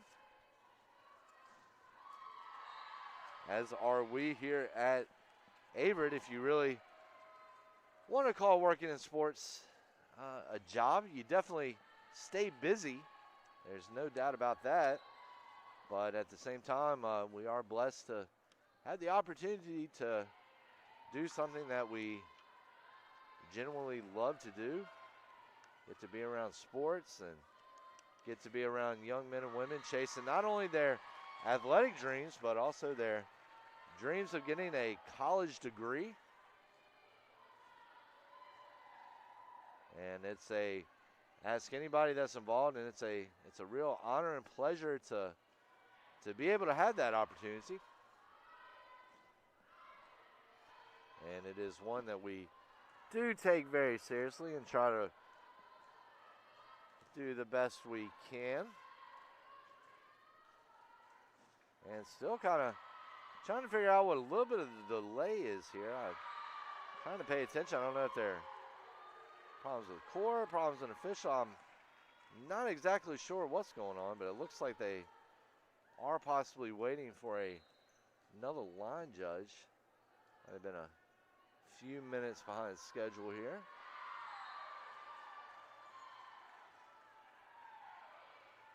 And it looks like that's what we are waiting on.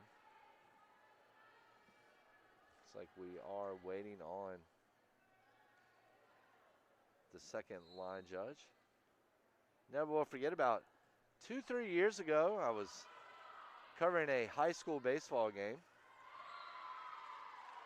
here in Danville, or actually in Chatham, about 30 minutes north of Danville, and one of the umpires was late because he had a fire in his house that he had to deal with before coming down. So let's hope that is not what caused the line judge's tardiness here today. And things are underway as Paige gets her serve off. Piedmont trying to put together the rally. And it's going to be number 24, Jenna Ash, the freshman outside hitter from Cleveland, Georgia. Makes it a 1-0 ball game in favor of Piedmont. Piedmont, of course, is the home team on the right side of your screen wearing green. Guilford on the left wearing the patent gray and red. And It's going to be number 2, Sarah DiCarlo's first serve. Will not stay in bounds, and it's now knotted at 1. DiCarlo, a junior defensive specialist libero out of Spring Hill, Florida. And it's going to be number 12, Cam Blankenship, back to serve. There's the attack by number 14, Needham. Piedmont ready on the defensive end. Counters with a defensive or offensive attack of their own by Bree King. But the junior outside hitter, right setter, unable to get her attack to stay in bounds. And that's going to give Guilford its first lead at 2-1. And Cam Blankenship back up to serve. And a return error there by the Lions. Makes it a 3-1 game. So Piedmont got off to the quick start, getting the early point, but now they have turned around and given up 3 straight. Looking to try to change that as Blankenship gets her serve over, and they will not be able to as another errant attack attempt. Too much alliteration right there. Makes it 4-1. So Blankenship back to serve again. There's the set by the Lions. The attack by number 3, Bree King. Piedmont still trying to work the ball back over. And there's an attack by number, let's see, trying to catch a number here, number 24, Jenna Ash. Unable to get it in. And Piedmont, after giving up 5 of the set's first 6 points, is going to take a timeout to regroup. We're going to stay with you here. It's really no reason to drop away. Only 1:15 allowed for timeouts in volleyball. So you're stuck listening to the sound of my voice for a little bit longer.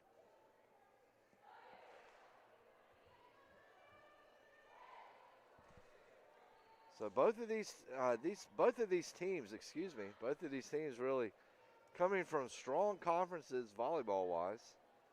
USA South with Averett and Meredith.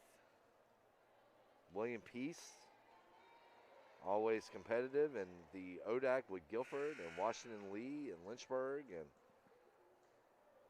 a lot of those schools. And actually Washington Lee is no longer in the ODAC, I believe. So number 12, Blankenship, is back. There's the attack, and a nice attempt there by number 23, Scott, to keep that one alive. And there's going to be the finish by Needham, the senior outside hitter from Advanced, North Carolina. And Guilford off to a blazing 6-1 start as it's number 12, Blankenship. She gets her serve over. There's the dig. There's the attack by number 3, King. And Bree King is going to get that one to fall and snap a string of 6 consecutive points by the Quakers.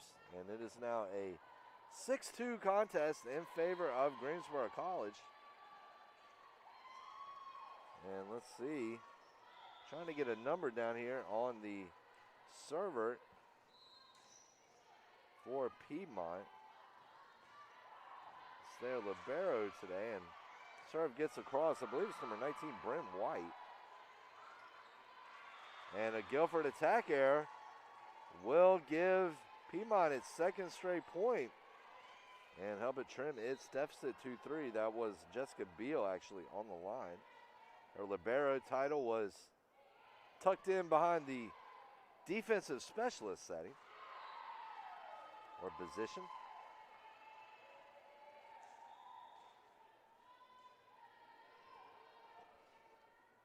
So 6-3 is your score. Official wanted to take a second to make sure everything was good. And Beal will line up for the serve. She's going to get that one over. And what a block there by number 22, Jessica Sconyers. The freshman right setter, 5'11" out of Orlando, Florida, and uses every bit of that height to come up with a big block there. And that's going to be number 14. Addison Needham cannot get the attack to fall in. So after falling down 6-1 to start things off, Piedmont has routed off 4 straight points and now only trail by 1, 6-5, as Beal will deliver her 3rd straight serve. And number 19, Caitlin Kelly, the right setter junior out of Swansboro, North Carolina, with the point, and it's 7-5 now. So Devin Norman, the middle blocker out of Hillsborough, North Carolina, her first serve is going to creep just over the line, and it is now 7-6. So Piedmont, after going down 6-1, called a quick timeout, and since then they have scored 5 of the set's last 6 points to make this a 7-6 contest. Looking to try to knot it up here. And that is exactly what they will do, as Sconiers gets the attack and the kill. It is now 7-7. Taylor Brown, the senior setter out of Trinity, Florida, with the serve. Piedmont trying to go up for the first time in this young match. And number 3, Bree King, a little bit too much elbow grease behind that one. And it's now 8-7 back in favor of the Quakers. And of course, you know, head coach Danny Miller will definitely have his squad watching this match a little bit, as his team will face both of these squads this year. And that is going to be number 6, Avery Lemons.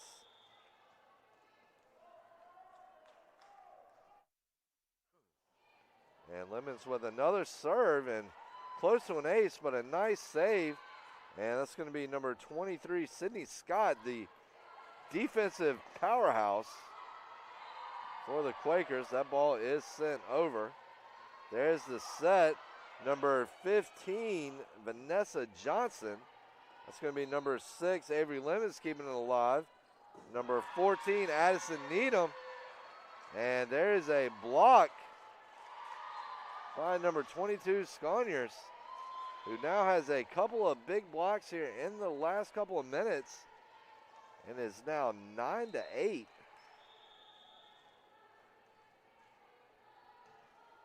And there's the serve from number 3, Bree King. Will not find the inbounds line, and it's now a 10-8 score. So it's going to be number 18, Lydia Saunders, setting things up here. And there is a block from, I believe it was number 12, Cam Blankenship, and number 15, Vanessa Johnson, 10-9. So anytime it seems like Piedmont has been building a little bit of momentum, Guilford comes back with a strike of its own or two, and number 9, Elenia McDonald, the sophomore outside hitter, right setter from Statesboro, Georgia, cannot get her attack to fall, and it's 12-8. And there is a service ace from number 18, Lydia Saunders, defensive specialist, hometown kid out of Greensboro, North Carolina. Giving her hometown team an extra point, 13-8, and a attack error there by the Lions makes it a 14-8 game. And Piedmont is going to call another timeout. So it's been a little bit of a back and forth contest here, as as Guilford started off with the quick 6-1 lead. However, Piedmont fights its way back, scoring 5 out of the next 6 to trim its deficit to 7-6. And now Guilford has responded with a 7-2 run to take a 14-8 lead here in the middle of this opening set. And as I said before, thank you very much for joining us here on the Averett Sports Network. Now, you had a lot of other places you probably could have been, and even if you didn't, we still appreciate you tuning in, especially if you're stuck behind your desk right now and at the 9 to 5 grind to close out your week. We appreciate you spending a little bit of that time with us, and hopefully the sound of my voice will not only provide entertainment and provide play-by-play of the game, but will hopefully put you at ease a little bit.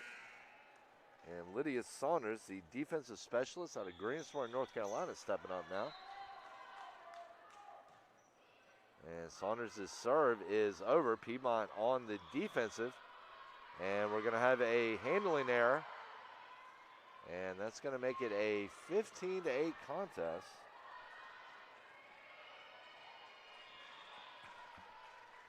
And here is another serve from Saunders.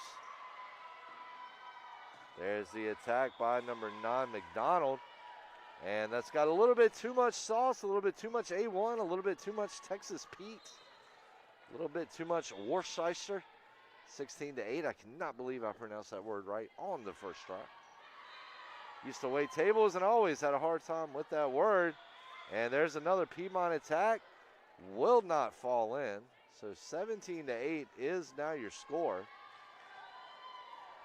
So Saunders getting very used to being on the line as she goes back once again, and a line drive serve over. Well collected there by Beal. And the Guilford rally is going to fall short. And it is now a 17-9 contest.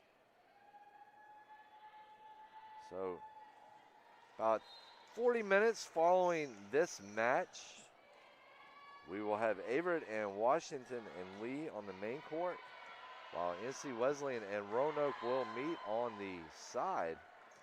And we just saw a Shenandoah player on the far side over there. I don't think you can see it at home, but a Shenandoah player on the side court. And there is a block from number 8, Hannah Kate Chadwell, 5'10" junior out of Brunswick, Georgia. Gets over with the block, and it's 17-10 now.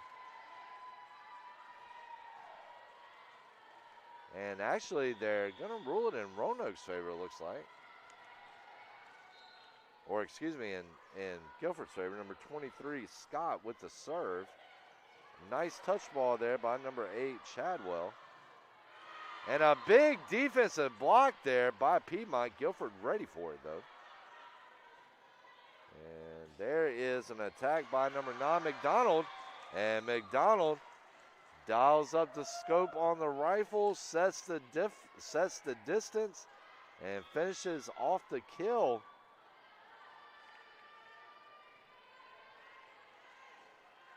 $17-10 is now your score. 18-10. And it's going to be number 15, Destiny Dietz, back at the line for the Lions.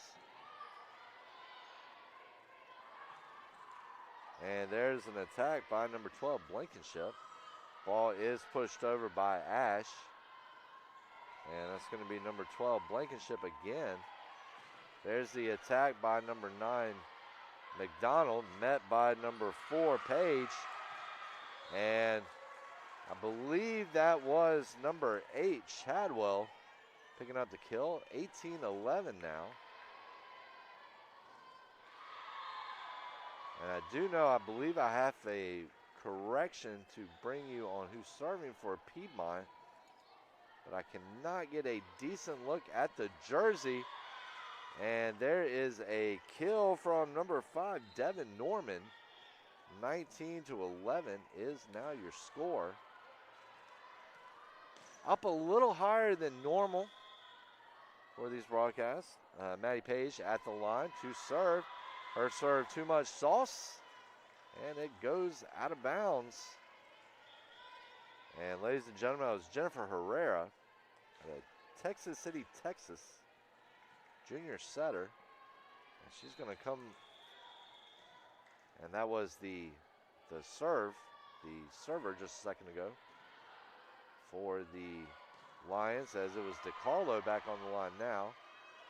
There's the set and attack, and number 3, Bree King, had the right idea. Looks like she was trying to thread the needle on the side, but cannot get the ball over the net. And it's now a 2012 ball game with Cam Blankenship, the 6-foot junior out of Fairdale, Virginia, back at the line to serve.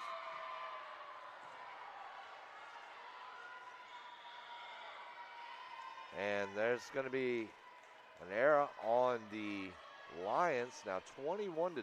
So Guilford looking to go ahead and try to start putting the closing touches on this one. Blankenship with the serve. Ball is pushed over by Piedmont. Number 5, Norman. There's the attack by number 19, Kelly. And number 5, Norman, tried to get up for the block. A little bit too much downward motion with the hands. 21-13, but Norman lasted off, applauds her teammates, and the game goes on. 21-13 as it is Piedmont serve now.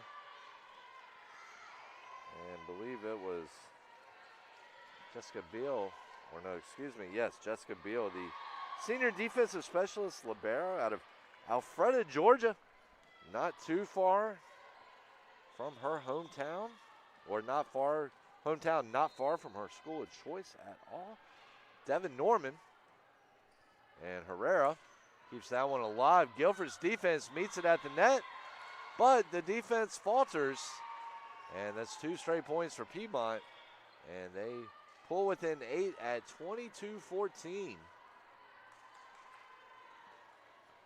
So we saw William Peace climb back from an early deficit in the first set on its way to a 3-0 sweep, and let's see if Piedmont can do the same here, or if Guilford will go ahead and finish this one off and get off to the quick 1-0 start. There's the serve by the Lions. Good defensive play. Lions really showing a lot of defensive spirit right now, a lot of moxie up front, and unable to prevent the Quakers from getting on the board there with a kill from number 4, Page, makes it 22-14.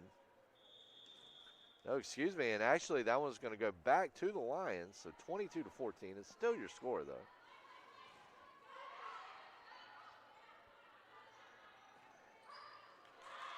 And number 1, Hannah Stout, coming through with a nice kill there. Stout out of Elon, not too far from Greensboro. Of course, also home of Elon College, a great school that has really seen its own athletic legacy build up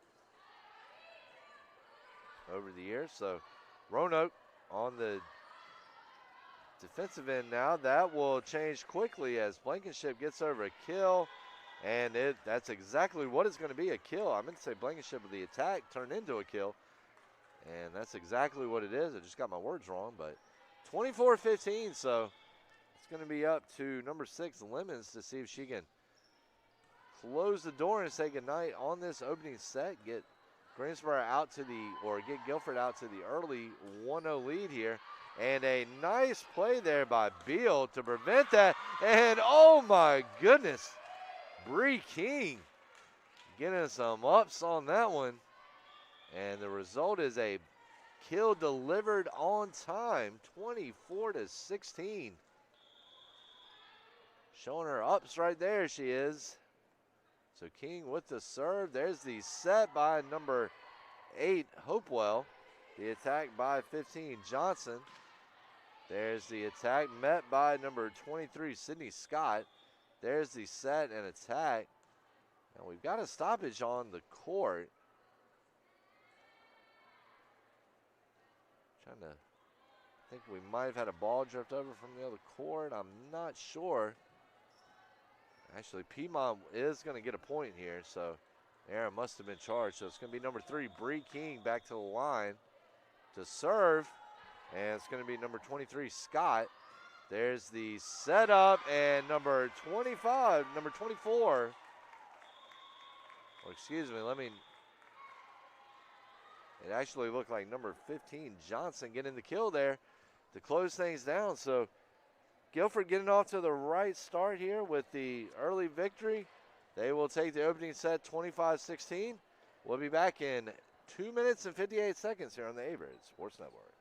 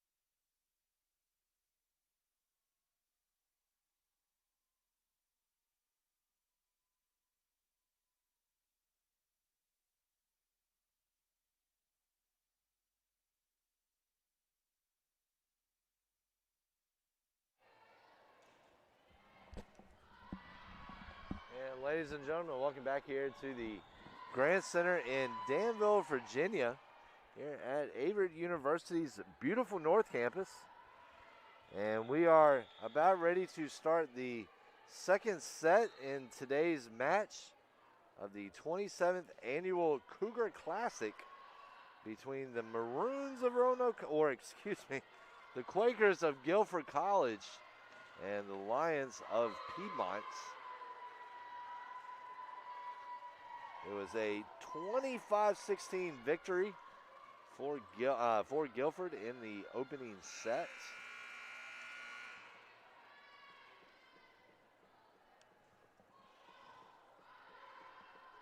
I'd like to thank the Daily 7 and Chick-fil-A, just two of our incredible sponsors, for their continued support of Averett Athletics. It's one of the biggest things I miss about working over here is that discount that you got on Chick-fil-A over there. It was quite a good deal, and especially for a broke graduate student.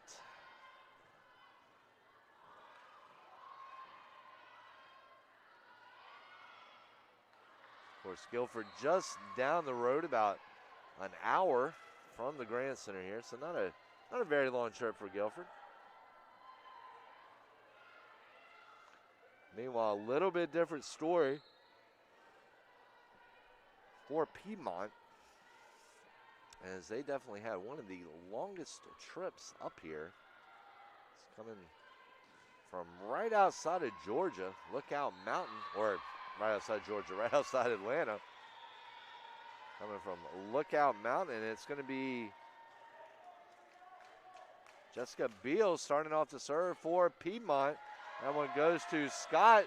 Scott can't handle it, and Beal gets the Lions off to a quick start with a service ace. 1-0 lead.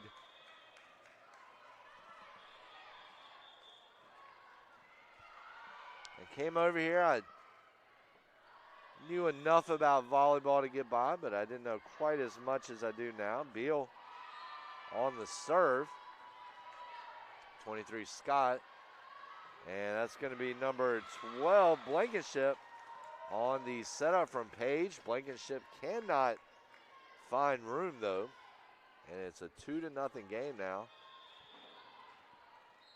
But it is, volleyball has quickly become one of my favorite games, as it is one of my favorite sports, as it's so quick and things can change just like that on a dime. Don't always see that in all sports. And one too many touches against the Lions, and it's now 2-1. As it will be number 4, Maddie Page, stepping back on the line, trying to knot things down at 2 here. And she will with her service ace.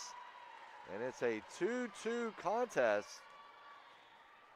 And of course there is no, and Page back on the line to serve again.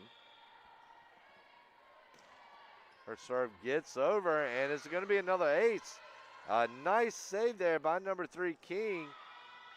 But at the end of the day, a return error is going to cost Piedmont a point. And will now put him down 3-2 as Page once again steps up to the line. It's a set by the Lions. There's the attack by King. It's going to be Scott setting up the attack for Blankenship. Piedmont there to respond, and that is going to be number 8, Chadwell, with a kill off an assist from Taylor Brown. And we are back tied at 3.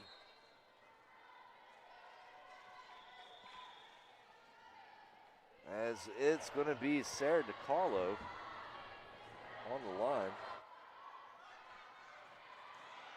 DiCarlo with a nice dig there. And number 9, McDonald, with a nice attack. Guilford ready for it, though. And a nice play there by Chadwell. The ball is sent back over, but just a touch outside.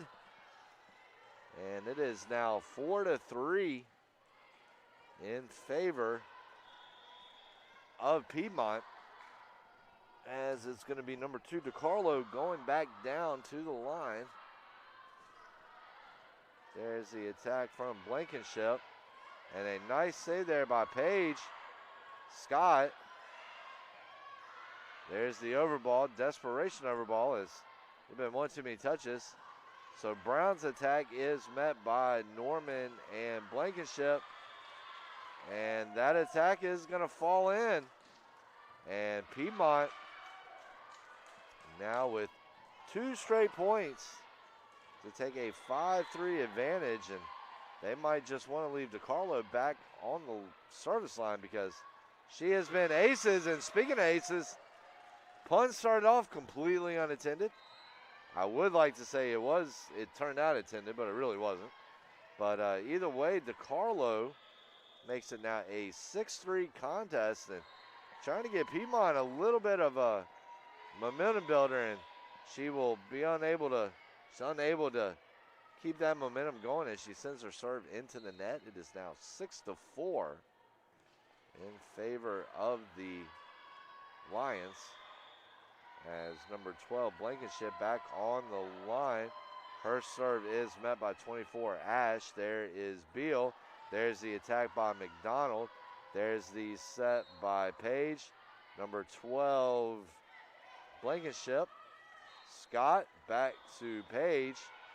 And number 19, Caitlin Kelly, is going to push it over. And the point goes to Piedmont on the error. 7-4 is now your score. There is the serve from Piedmont, number 11, Taylor Brown. And I believe that is going to be number 5, Devin Norman, who's going to get credited with the block there. So now Guilford has fought back with 2 unanswered points to pull back within 2 after going down by as many as 4. Norman at the service line. She'll get it right to DeCarlo. There's the set by Brown. The attack by number 9, McDonald. There is an attack from number 14, Addison Needham. And Needham gives the Quakers some needed points, 7-6. And Norman back on the line for the Quakers. And there's the serve, but that is out of bounds. And that will extend Piedmont's lead to 8-6 as we are approaching the midway part of this second set.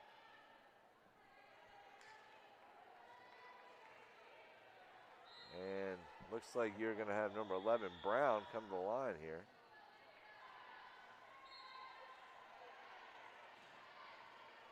Brown's serve meets Scott. There's another dig set up over to Needham. And Needham is going to hammer home her kill on an assist from Scott. And it's now a 8-7 contest. Ladies and gentlemen, I'm looking down as number 6, Avery Lemons, prepares to serve for the Quakers. Looking down on the scores table on both sides, and just have to really give a big shout out to all these athletic department staffs, and a nice defensive play there by the Quakers as it looked like Sconyer's attack was going to hit pay dirt, and it's going to be number 11, Brown, finishing that one off, and it is now a 9-7 contest. But really have to give a shout out to all the staffs of these schools. It is a very hard job being in sports information, especially when you have so many events going on in one weekend. And there's a serve from Piedmont. It was number 20, Herman. And Guilford is going to pick up a point there, 9-8.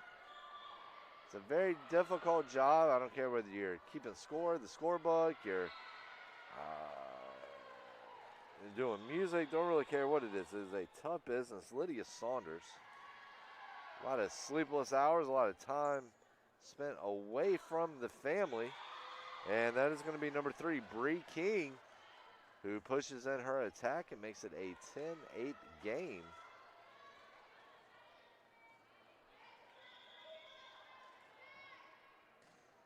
And there's a serve from the Lions. And that's going to be number 12, Cam Blankenship, picking up the kill, 10-9. Guilford is trying to tie things up here. Scott at the line, serving from the left side. See what she can do. Scott gets it over to Beal. There is King's attack. Number 12, Cam Blankenship. Beal. And number 12, Blankenship. And that's going to be number 3, King. And well tracked down by 18, Saunders, 22, Sconiers. And a great play there defensively by number 8, Sydney Hopewell, excuse me, on Sconiers' attack. But Sconiers will prevail along with the Lions, and they lead 11-9 as Piedmont will look to build on that. And they will be unable to this time as Piedmont could not convert on Jenna Ash's serve. And it is back to being a 1-point game. So Maddie Page back to serve as we are nearing the midway point of set number 2. We've got another stoppage in play to line judge on the far side. Wanted some clarification, it looks like, on the score.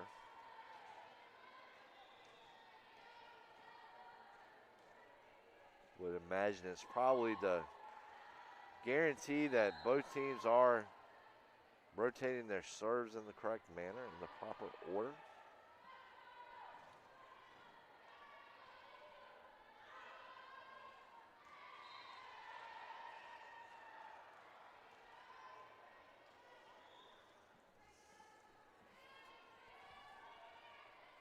If you are just joining us,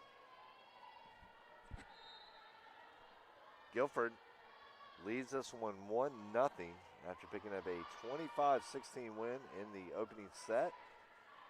Piedmont has fought back in this one, made it 11-10, as the Lions have more or less been leading this one from the start after trailing most of the first set. But things working out a little bit differently this time around.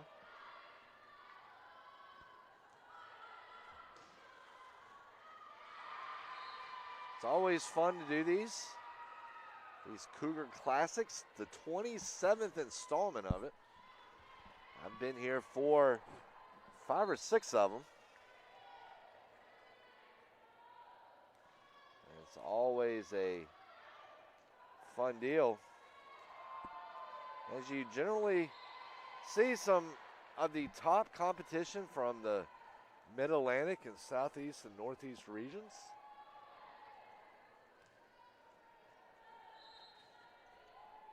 Also provides Averett with a little bit better of an idea of what it's going to be up against, as many of the teams in this tournament it also faces, and really the same with the rest of the teams as well,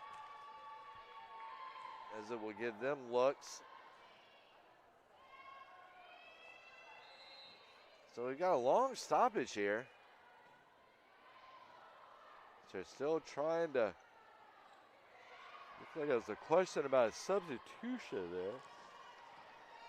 As Caitlin Kelly, the junior out of Swansboro, North Carolina, will come into the game with Maddie Page at the service line and Guilford trailing 10-11. Here's Page's serve, met by number 24, Ash. There's the attack by King, blocked, but it's going to be number 11, Taylor Brown, jumping in there and getting the kill, and Brown will also now go back to the line to serve. 12-10 Piedmont. Scott, and I think we had a stoppage. Let's see, are they going to give it a point or are they going to replay it?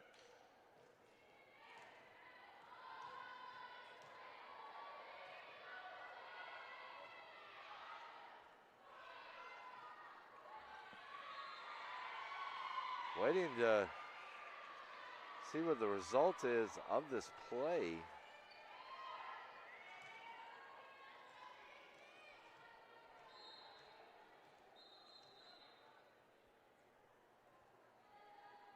Is your score. And it looks like Guilford might be getting the point, and they do. I don't have live stats up to tell you exactly what the call is going to be. But either way, Guilford will get the point. Cam Blankenship goes back to the line. Dip diving serve there, and a nice little one-handed punch by Brown, but unable to get it over. And just like that, Guilford has knotted this thing back up at 12. Blankenship back to serve. Will get it over. Guilford there to meet it. Going to be an attack there by number 14, Needham. Set up for King. It's going to be Page there. And number 9 for Piedmont, McDonald, the sophomore out of Statesboro, Georgia. Gets up and picks up a kill. 13-12 is now your score here in Danville, as it's going to be number 11, Brown. Scott. And number 4, Page gets the ball over. Beal, Scott, Page. And it's going to be number 9, McDonald. And Piedmont now with a 14-12 lead, looking to try to steal some momentum here, even things up 1-1 after losing the first set by 9. It will be Brown going back to the line. And Brown has a service ace. And it is now 15-12. So Guilford tied the game. And since then, Piedmont has rattled 3 straight points. Guilford wants a timeout. I wouldn't mind one myself, so we'll be right back here on the Averett Sports Network.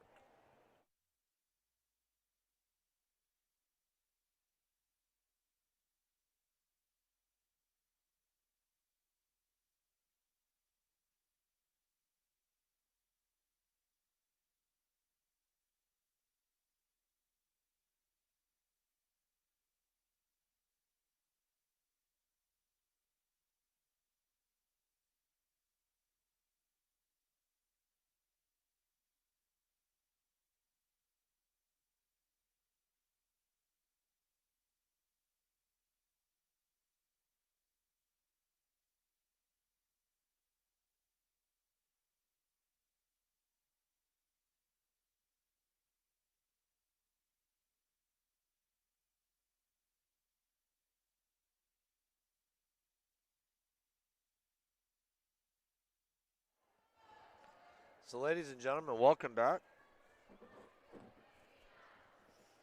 here to the Grand Center. Piedmont has flipped the script a bit here in the second set. They now lead 15-12 as we have hit the midway point here.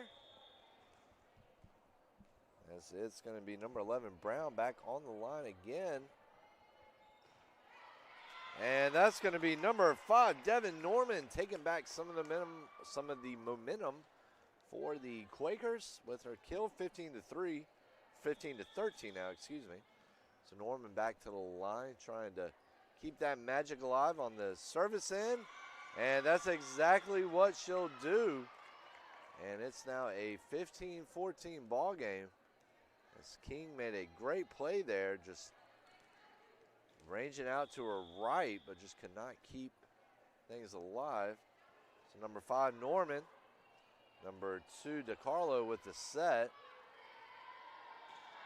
And number 15, Johnson, does a great job there hammering home that kill, or a great job at that attack. But it is going to be Beal, or excuse me, it's going to be Beal there, yes, to finish or to play defense. But in the end, number 19, Caitlin Kelly, will help Guilford get the upper hand and knot things at 15. And it's going to be Norman's serve going out of bounds. And that will put the lead back in the hands of the Lions at 16-15. And it's Chadwell, back to serve for the Lions. Chadwell serve a little, oh, they're going to say it went in.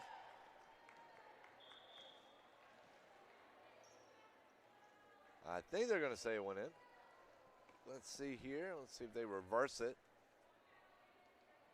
And no, they're going to say it went out. I thought the signal went originally to Piedmont.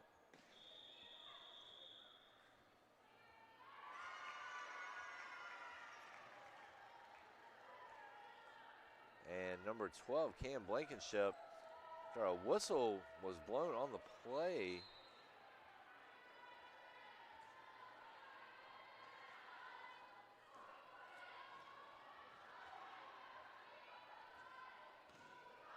And once again, we got a stoppage in play as the Referees are trying to communicate here, trying to figure something out, trying to make sure they've got the right call here.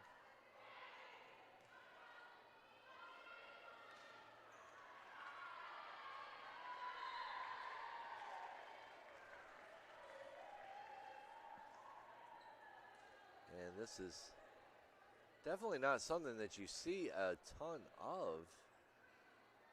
The stoppages to confirm the calls, but get it right, get it tight, as the saying goes, and that's what they're trying to do here today. Even though these games really are, no game is ever inconsequential, but these definitely are. It's really just, this is more of a warm-up tournament. I mean, of course, the games do go to the records. They do go to official records, but more or less just a warm-up game. And Maddie Page, the freshman out of Jonesboro, Georgia, back to serve now. And Guilford now leads 17-16. And still trying to figure this one out here. We've had probably just as many delays here, many minutes of delay as we have in play. So hopefully they will be able to get that straightened out and solve any confusion moving forward here.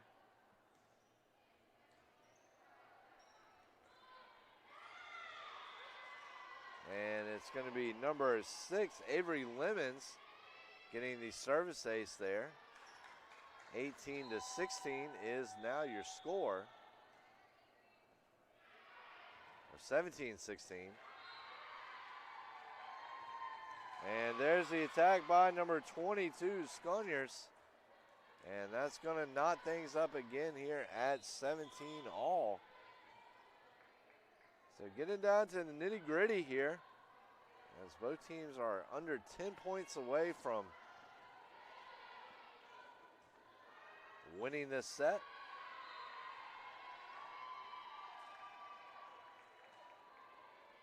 And we're going to have another substitution, as it's going to be number 1, Hannah Stout, coming into the game for the Quakers. Looks like King back on the line for the Lions. No, and it's actually was number 20, Herman. And she will watch as a Guilford attack goes out of bounds. And she'll also watch as the Lions see another point tick up on the scoreboard, 18-7. Scott laying out for that one. It's going to be number 14, Needham. And Needham is going to send that one back to the wall. A little bit too much sauce. 19-17 is your score.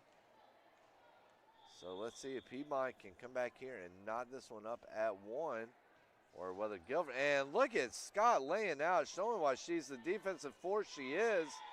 And then number 15, Vanessa Johnson, finishing off the valiant effort.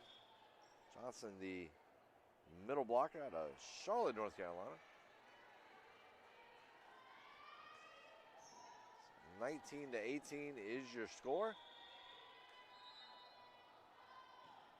As it is Saunders back on the serve.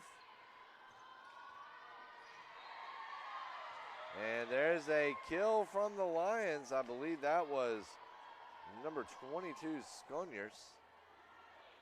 20-18, so Piedmont trying to make sure it doesn't go away in 3 straight here.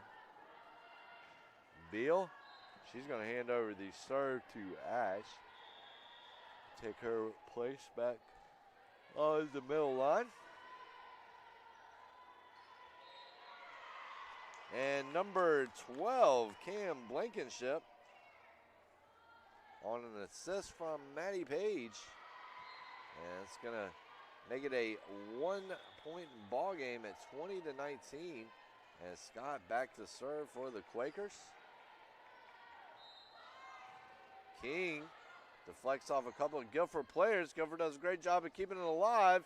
And number 12, Blankenship, finishes it off. Her second straight kill. It is now a 20-20 ball game. Scott going back to the line. Let's see what transpires here. That is going to be Beal. And wow, what a block right there. And of course, who else but Shadwell, who's been doing it all afternoon. 21-20. As Beal will go back to serve, looking to make it a two-score game at 22-20. If she's unable to do so, she will send her serve into the net to knot things up at 21 apiece.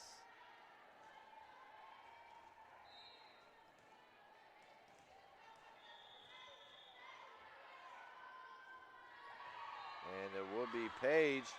And Page puts a little bit too much on that one. 22-21 now, Piedmont.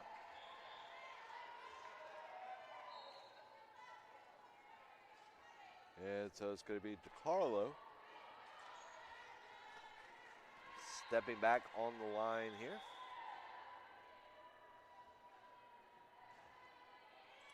Well, get that one over, and DiCarlo with the ace.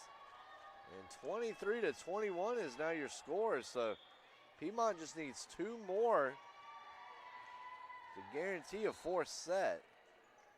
And Guilford, I believe, is going to take a timeout. We're going to take it with him here on the Averett Sports Network.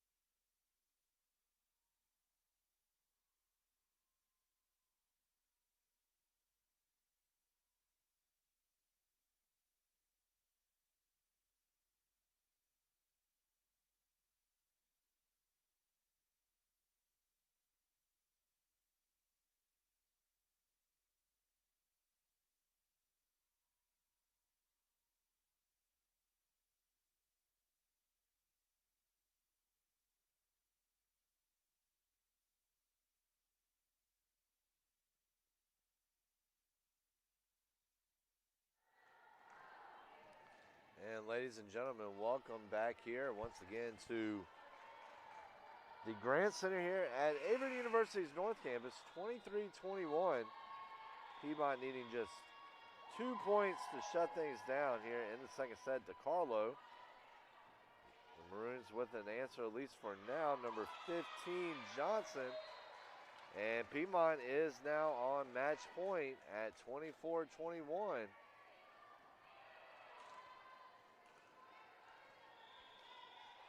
Of course, the first set we saw,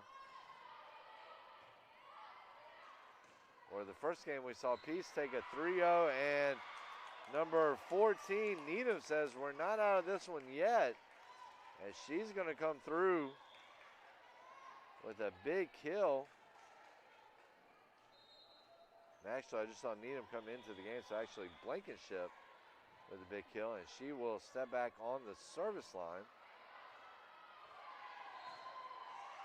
And that is going to be number 9, McDonald, is going to finish that one off. And Piedmont will take the second set by a score of 25-22. We're going to take a quick break here on the Averett Sports Network. We'll be right back with the third set on the Averett Sports Network.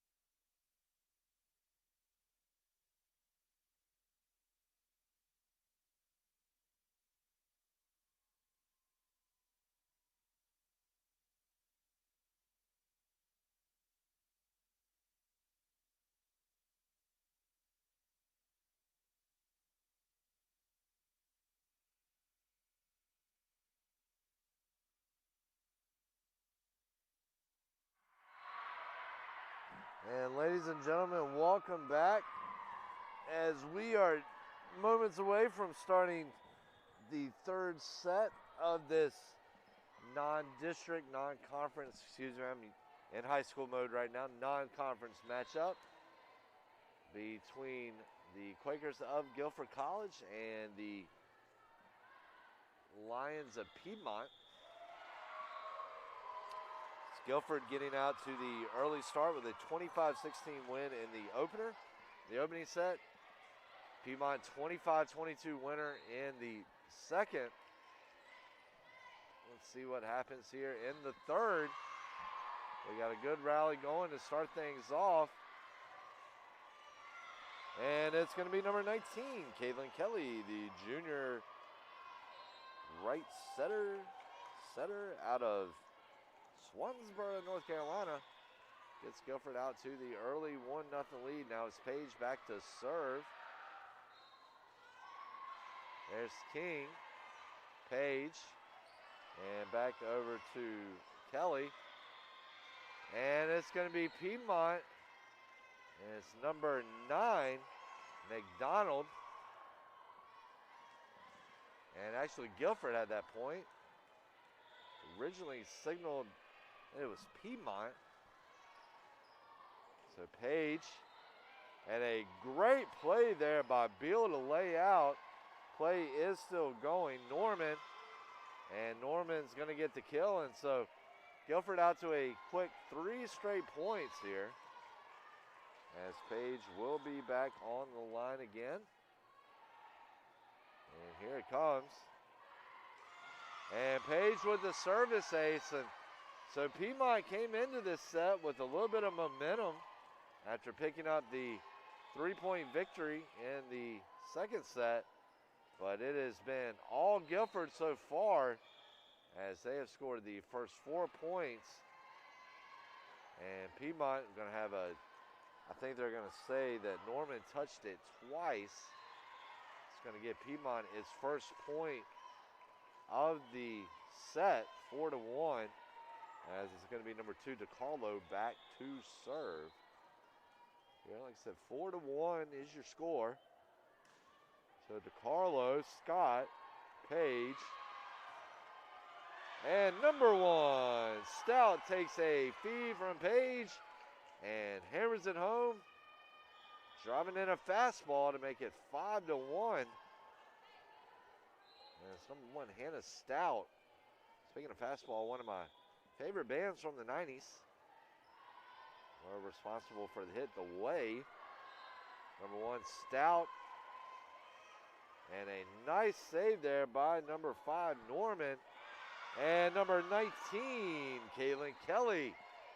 Finishes that one off 7-1. And I don't know what Gann said to her ladies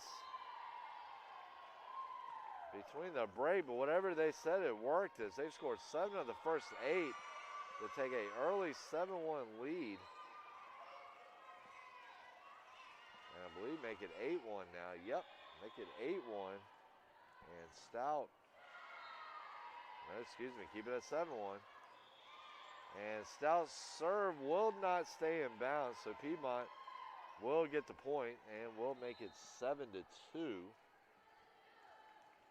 And that's going to send number 7, Gunn, back to the line. Just going to get it over to Scott. And Guilford unable to get it over as a return error will give Piedmont its second consecutive point in the last minute. And will pull the Lions within 4 at 7-3. We've got number 7, Gunn, at the service line for the Lions. And that's going to be number 19, Caitlin Kelly, breaking up that little bit of momentum. And it is now 8-3. As the Lions were trying to put together a run with 2 straight points. But Guilford breaks it up a little bit there. Number 5, Norman, with the serve. Met at the net, or a Piedmont attack met at the net by a pair of Guilford defenders. And look at that right there as an attack from McDonald was blocked by Kelly and Johnson, but the return over was no good. 8-4 is now your score.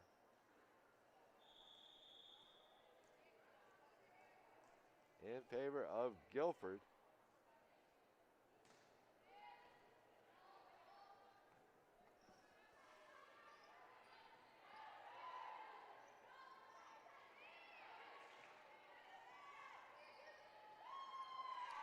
And it looked like there was a little bit of miscommunication there on the relay between Page and Johnson for Guilford, and results in an unforced Guilford error and allows Piedmont to pull within 3 at 8-5. But number 8, Chadwell, has trouble getting her serve over the net, and that will result in a Guilford point. And 9-5 is we're heading quickly towards the middle of the set. Already number 6, Avery Lemons, back to serve for Guilford.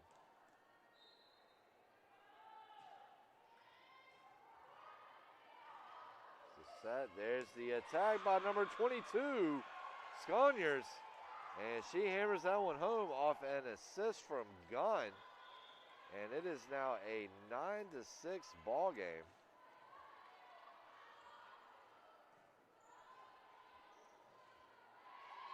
And it's going to be number 20, Taylor Herman, who will go back to serve for the Lions. 9-6 is your score.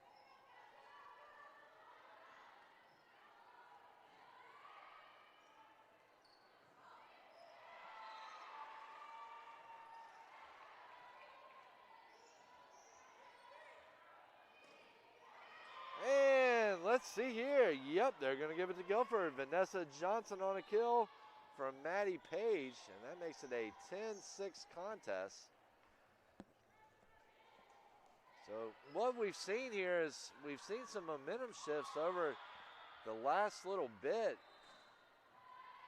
here in this set, but really in the last 2 or 3 sets, and there's a service ace, or excuse me, a service error on Guilford. That will result in a Piedmont point and a 10-7 ball game.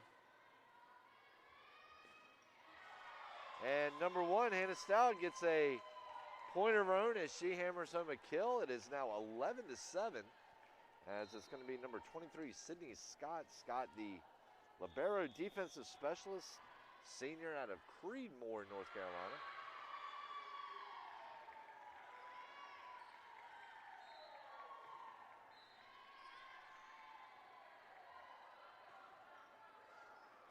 And number 1, Hannah Stout, makes it 2 straight points in a row for her and the Quakers. And it's a 12-7 game. And ladies and gentlemen, a lot of what we're seeing is these two teams are very tall. They're using, and Scott gets to serve, they're using that height advantage to really deliver some good defensive plays here. Maddie Page with the point.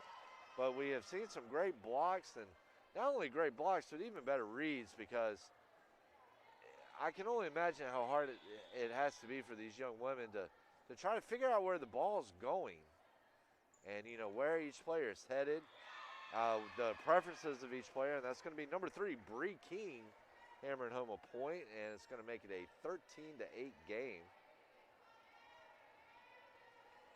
So we're going to have Beal back at the line serving. Looks like Oglethorpe and Shenandoah just finished up over there. We do not have a official result on that quite yet. Norman, and Norman unable to finish off her attempt, and that's going to pull Piedmont within 4 at 13-9.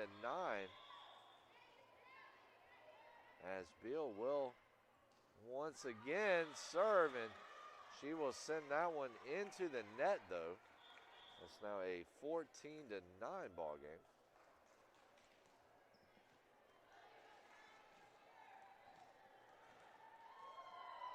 And it's going to be Maddie Page back to serve. And there's the block from number 1 Stout and Norman. And that's going to make it a 15-9 contest. And we were just talking about that, how both teams have really been using their height to their advantage, coming up with some big blocks, some big challenges at the net. And that's going to be number 7, Brooklyn Gunn, showing a little bit of touch to come through with the kill. DiCarlo checking back into the game to go back to the line and serve. 15-10 is your score. We're guaranteed at least 4 here today in this one. And DiCarlo unable to get the serve over. 16-10 now is your score, as Piedmont was able to pick up the win in that second set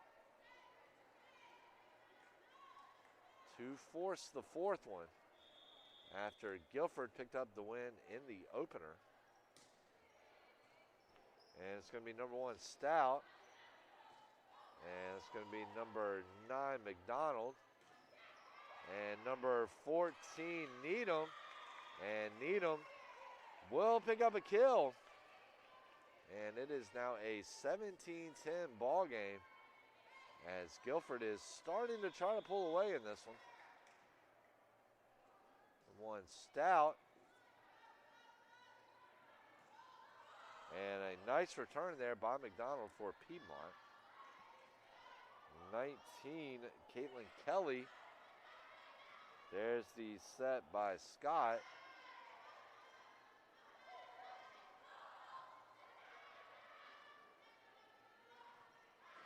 And there's the attack by Needham. And number 9, McDonald, hammers home a shot, but a little bit too much on that, as that was a mixture of a grand slam and a 100-mile-per-hour fastball. But it will go foul. 18-10. Hannah Stout with the serve.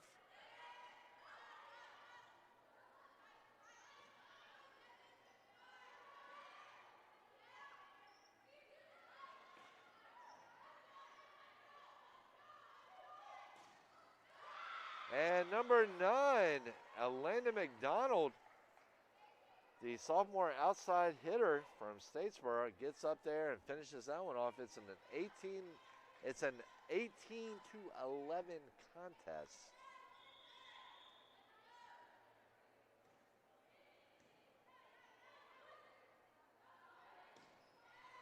As it was gone back to serve.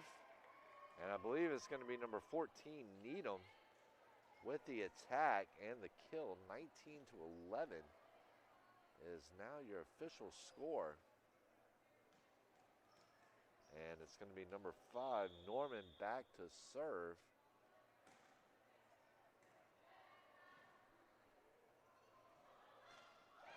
And number 15, Vanessa Johnson. Just about. They're going to have to put some more air in that ball after that attack, because I'm sure she knocked about 12 PSIs out of that ball. 20-11 is now your score. Number 5, Devin Norman, and Piedmont's going to want a timeout. We're going to go ahead and stay here with you because I'm enjoying talking with you, even though I can't hear what you're saying back, and I don't know, that may be a good thing. We'll have to see. Of course, as I mentioned earlier, we do turn the YouTube comments off.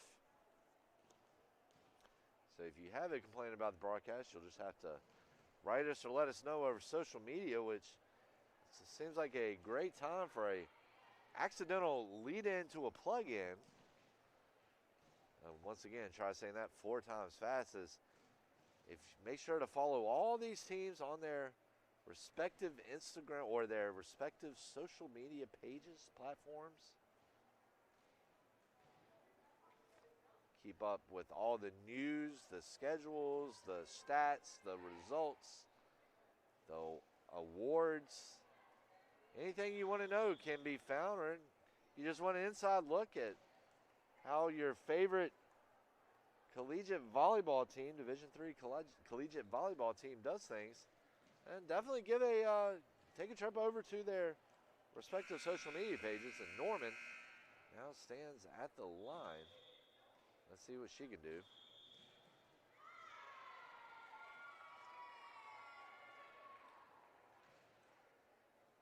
And trying to, looks like we had an illegal shift here. Looks like you had some Piedmont players that were out of their rotation. Anyway, that's going to result in a Guilford point. And 21-11, 10-point lead, which is as big as the Quakers have had this set. It's the biggest they've had, I believe, all match. I believe this is the largest lead for either one of these teams so far. And that's going to be number 9, McDonald, making sure that lead does not hold for long.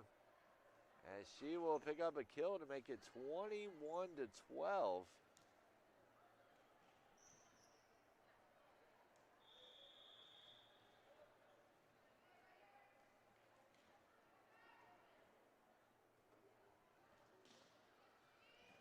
As it will be McDonald back to serve. And number 15, Johnson, getting up there again and making a big play. 22-12. So let's see here who we have coming in for the Quakers. It is actually number 6, Avery Lemons, coming back to serve. Lemons, the sophomore libero defensive specialist. And number 22, Sconiers, does a nice job of timing and getting up, but unfortunately a little bit too much downward motion in the wrist, sends it into the net. 23-12 is now your score. As once again, Lemons is at the line. And look at that defensive play there by Johnson, who has made some big plays on the offensive end lately here in the last 2 minutes. Now comes up big defensively. Scott, there's the set by Page over to Needham. And Needham is going to finish that one off. And she and Johnson are going to share a hug, as that was some good communication right there. A 24-12 lead. And then, of course, you see Paige coming over. She adds a little bit of her own dance moves. And, oh, look at that. Guilford almost won that on a serve that barely skipped over the net, but Piedmont ready for the attack. And that attack from Needham is going to go just outside. 24-13 is now your score.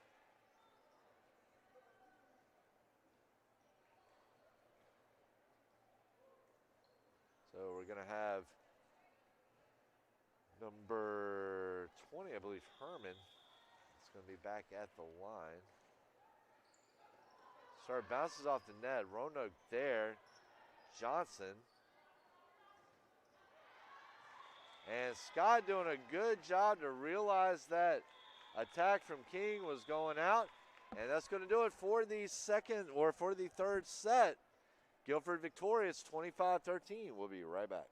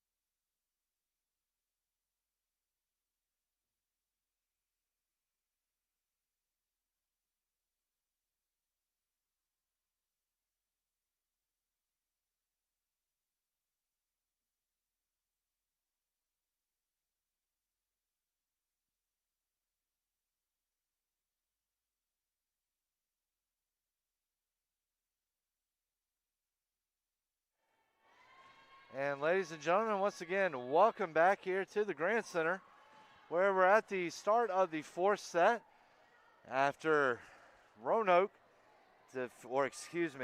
Guilford defeated Piedmont 25-13 in the third set to go up 2-1. Guilford took the first one 25-16 before Piedmont came back to take the second 25-22 to force the this current fourth set before Guilford came back, picked up a 25-13 win in the fourth.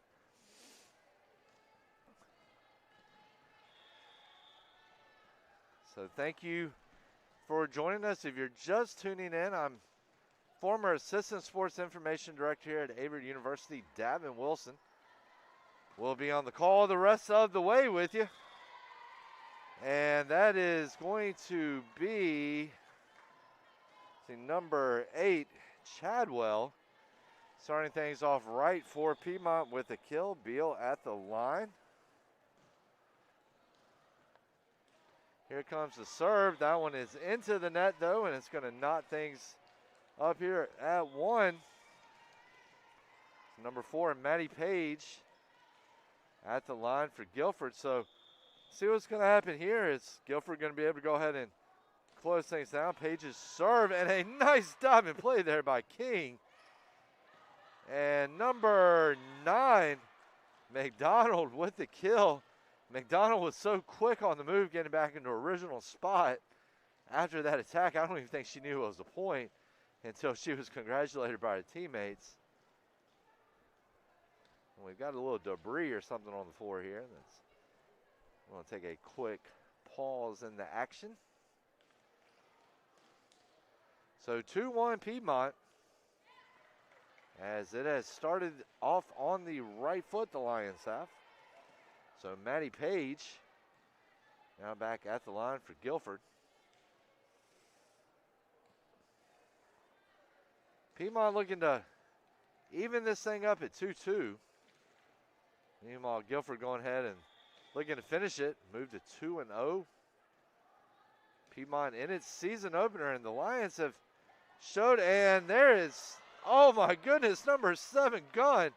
Thought she had it, but a great dive and defensive play there by the Quakers keeps that one alive. Number 1, Stout with the attempt, and I tell you one thing, that was a great effort right there by number 8, Chadwell, to try to keep that one in bounds. Unable to do so, though, and that's going to give the lead back to Guilford at 2-1. So Page is going to put that one in the net to knot the score at 2 apiece. And Piedmont, you take a look at their roster here, and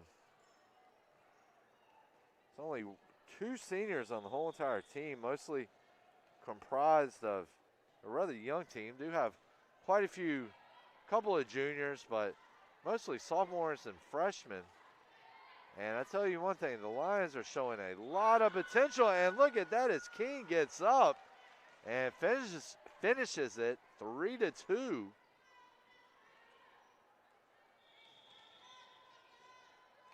And it's going to be DeCarlo back at the line.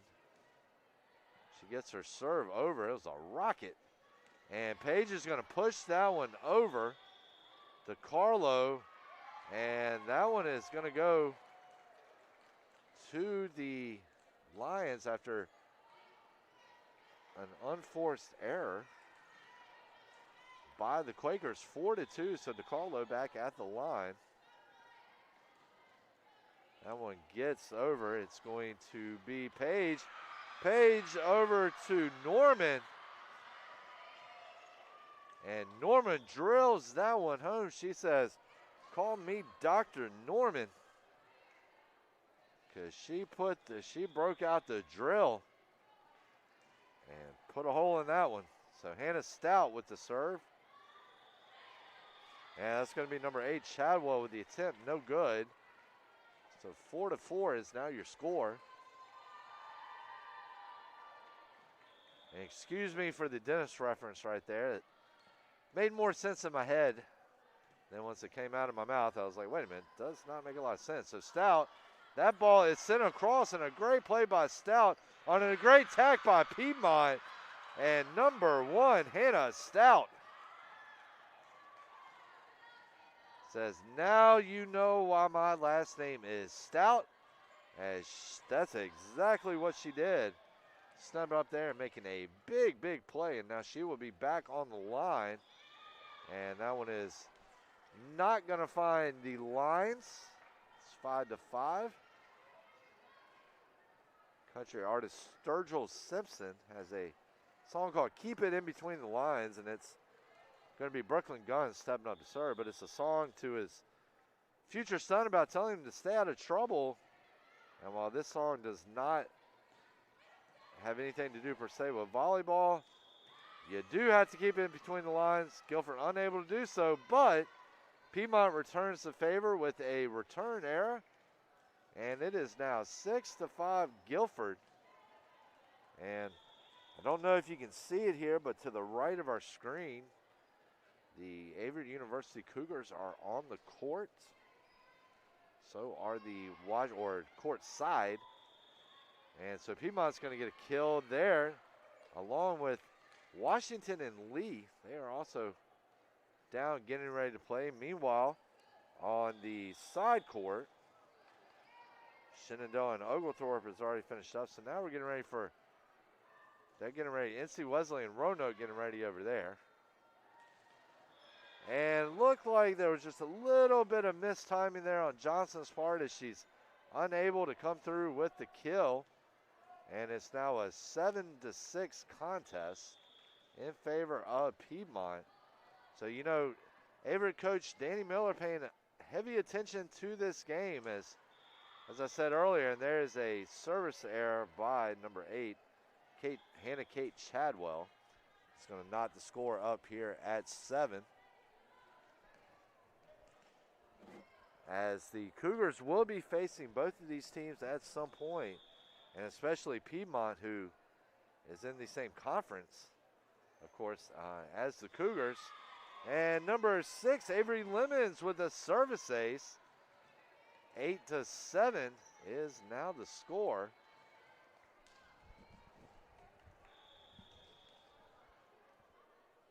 And she will be back on the line to serve again, Lemons will. And that's going to be a return error on behalf of the Lions. 9-7 is now the score. And once again, Lemons goes to the line.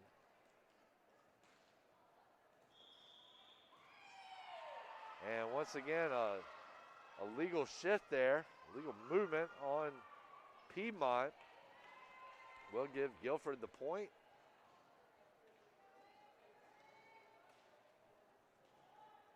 And Avery Lemons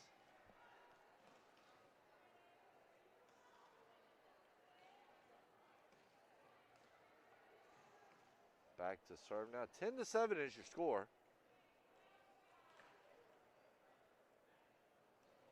I'd like to thank Zoe Wines for running the scoreboard down there for us. Never an easy job. And we've got another shift there, a legal shift. It's going to make it 11-8. So, wait a minute.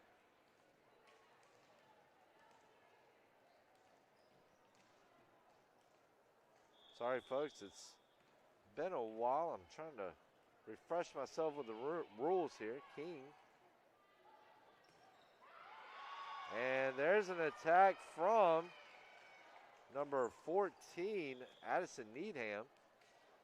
And 11-8 is your score now in favor of the Quakers. Number 18, Lydia Saunders. Now back to serve.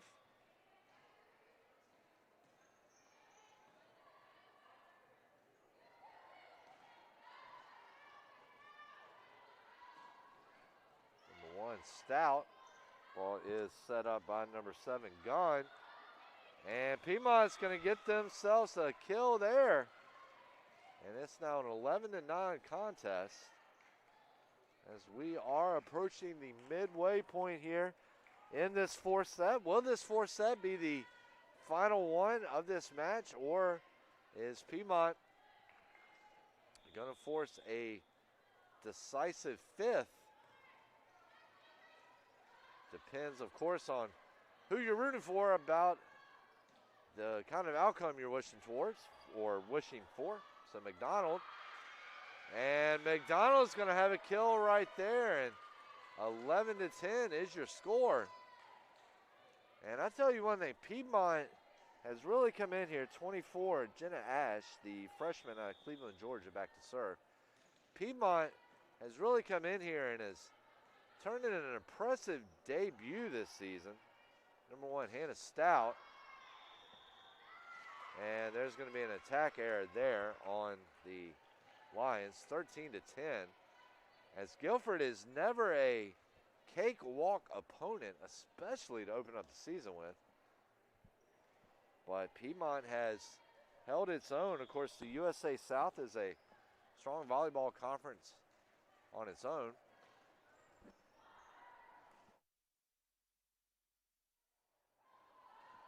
So we got the rally going here. Number 1, Hannah Stout. That ball is kicked over by Beal. And that was number 4, Paige, setting up number 5, Devin Norman, who says, "Thank you very much, madam."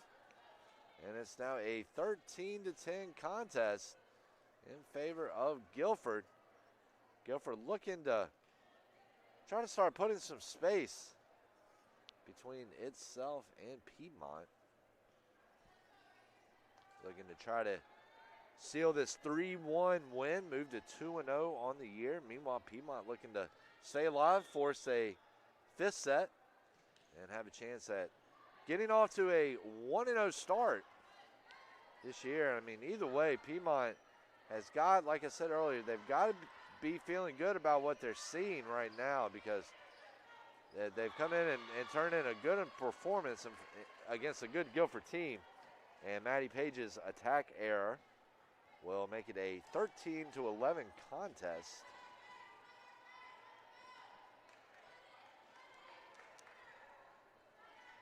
And also Guilford definitely had the advantage of only being an hour away, while meanwhile Piedmont at least a good 6 from Danville. And so number 3, Bree King, is going to make it a 1-point set. 13-12 is your score, with Beal going back to the line. And ladies and gentlemen, this is by far why volleyball is one of my favorite sports, because it can change so quickly. And Bree's service ace is going to do just that. Or excuse me, Beal's service ace is going to do just that. 13-13 is now the score. And if we have learned anything about this Lions team here today, it is that there is no quitting them, as Bree lines up for it. There's the set by Page. There's the attack, kept alive. Page pushes it over. Number 9, McDonald. Number 4, Page. Over to Stout, trying to keep it alive here. They are doing a good job at it. And that is going to be number 5, Norman. And number 4, Page, is going to force the error there. And it is now 14-13. Piedmont not too happy about the call. We're going to see if we're not going to get a challenge per se, but see if coaches want to go have a talk. They will not play on. Page with the serve. And that is going to be number 8, Chadwell. Or no, excuse me, number 7, Gunn. No, that was number 8, Chadwell. I apologize. So Chadwell, been calling her name quite a bit tonight, or this afternoon. And that's going to bring DeCarlo back. So it's going to be Sydney Scott Scott once again with the dig over to Stout. And that's going to be Page. There's the attack by Piedmont, kept alive by Guilford. And that's going to be a point for the Quakers as the attack error will make it 15-14. And been an exciting game. So far we are 4 hours and 18 minutes into this tournament. Moving about halfway through the first day of it. 15-14, William Peace. And that's going to be a return error by number 19, Caitlin Kelly, an attack error. And it is now 15, all 15 even. And it's going to be number 7, Brooklyn Gunn. And Gunn with the service ace, and it is now 16-15. So Piedmont trying to come back late here and steal some of this momentum and possibly set up a 5th set, which would be a thrilling finish here. 14, Addison Needham with the attack. It is now 16-16 as Devin Norman gets that one over. And it's going to be an attack error there by the Lions. And that's going to make it a 17-16 game in favor of the Quakers. As it's going to be Devin Norman back on the line. There's the attack from Ash. Ash just attacked a little bit too much on it. 18-16 is now your score. And it's going to be number 5, Norman, on the serve. And Norman lays out, and a great defensive effort by Stout to keep the rally alive. Beal's ready for it, though. She's going to send it over to McDonald. Number 14, Needham. And Needham will finish it off despite the best efforts from Beal. And 19-6. And ladies and gentlemen, that is what you call a hustle rally right there. I've never officially heard it called that, of course, by anybody, but I'm gonna go ahead and coin the phrase and call it, because that's exactly what it was. It was a hustle rally as both teams were fighting hard to get those points and trying to move things around, trying to make things happen, and in the end, it's Guilford coming out on top of it. So 19-16 is your score so far. We are here in the 4th set. Guilford 6 points away from going 2-0 on this young season. As I mentioned earlier, Piedmont playing its first game of the season. The Lions, though, definitely have got to be feeling pretty good about where they're at, as they are a team of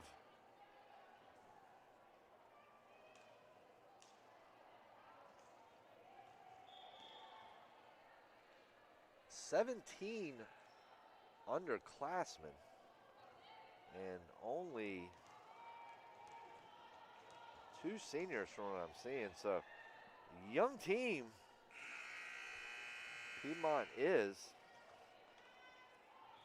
coached by Jamie McCormick and assisted by Rachel Selmore. But I'll tell you one thing, it's a lot to feel good about if you're Piedmont right now, coming in against this very talented Guilford team.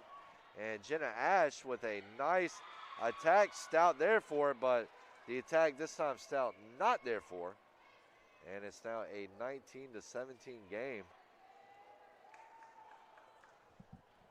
And it's going to be number 22, Skunners, back in the game for the Lions.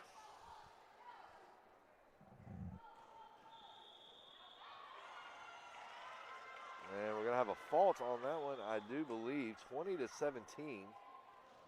is now the score. So you can see the youth in moments in the Lions, as a few unforced mistakes have led to some Guilford points here, especially as this set has gotten longer and you start getting a little bit more tired. Mind and body starts shutting down a little bit on you, and Beal's attack barely misses. 21-7, or 17, excuse me. Avery Lemons. And Lemons is served into the net. The 21-18 is now the score.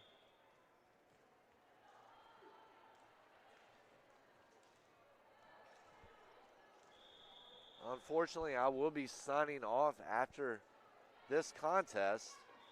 And number 3, Bree King, brings home the service ace, and Piedmont is not done yet by a long shot.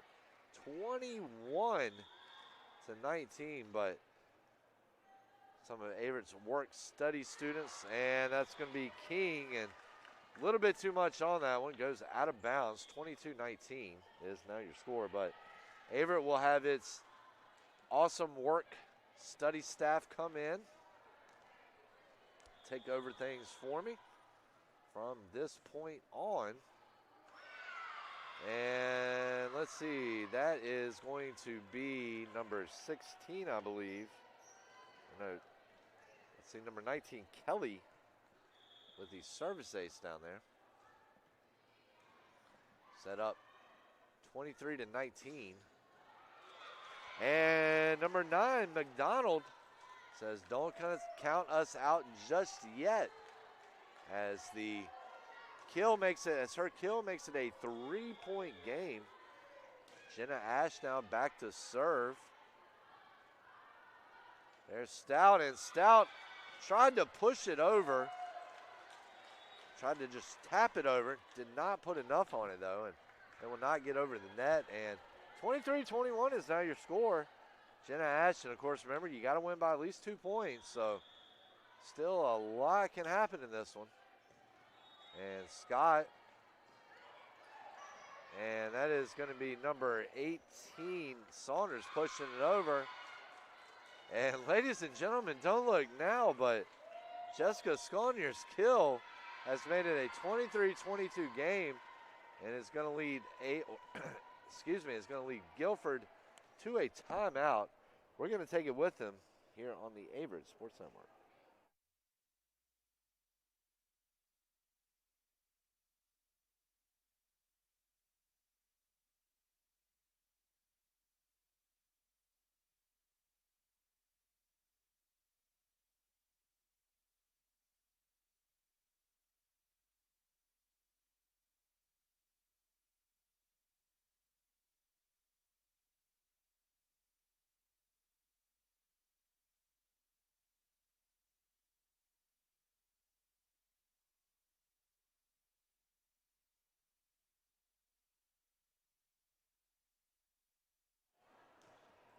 And ladies and gentlemen, welcome back, as we are in the middle of a timeout. Coming to the close of that timeout, though. Timeout called by Guilford. Try to help the Quakers regroup a little bit, as Piedmont has made this a ball game, 23-22. It's really been a ball game all along, but looked like Guilford had started to pull away a little bit, and Piedmont answering back. And almost a lack of communication there by the Maroons. Almost cost them a point, and that's going to be number 20, Taylor Herman, coming down with the kill. And ladies and gentlemen, we got a 23-23 ball game.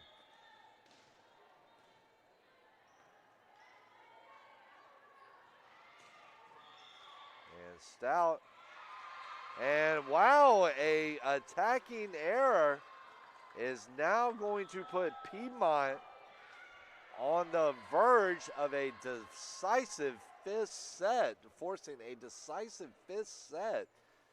Guilford once again wants a timeout. At one point, Guilford led by as many as 10. And so Piedmont, I've been saying it all game, the Lions have so much to look forward to this year, as they have really taken a talented Guilford team down to the wire.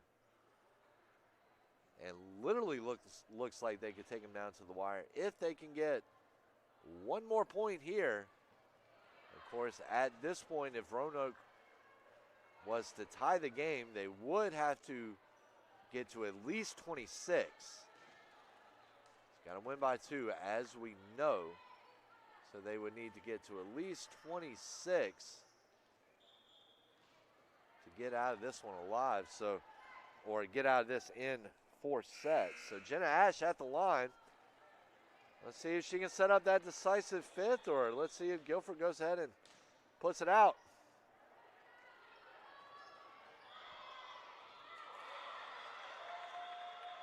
And so Guilford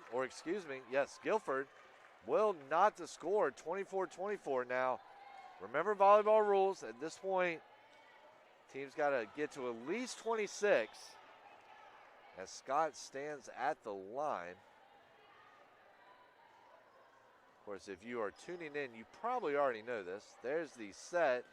Stout with the attack. Nice dig there by number 20, Herman. Rally still going. Neither team wanting to bend. That ball goes traveling around the net. Will not get back over. And now Guilford is sitting at match point here at 25-24. That's going to be number 23, Scott. Ball is pushed over. Scott with the dig. Number 4, Page. Sets it up to Stout. Stout acts like she's going big. Puts a little touch on it and finishes it off. Roanoke will fight off a pesky Piedmont team 26-24 in the 4th set to steal the 3-1 victory. Move to 2-0 on the season, but I tell you one thing, take your hats off. Guilford needs to really take its hat off, tip Piedmont, tip them towards the Lions. Because I tell you one thing, this young Piedmont team just turned in one heck of a performance. So, well, ladies and gentlemen, that's going to do it for me for the day. In about 39 minutes, we will have Averett versus Washington Lee here on the main court. I hope you will tune in to all of you fans from Roanoke, William Peace, Piedmont, Guilford. I truly hope you enjoyed the broadcast, and I wish your teams the best of luck the rest of the tournament and the rest of this season. For the Averett Sports Network, I'm Davin Wilson, signing off.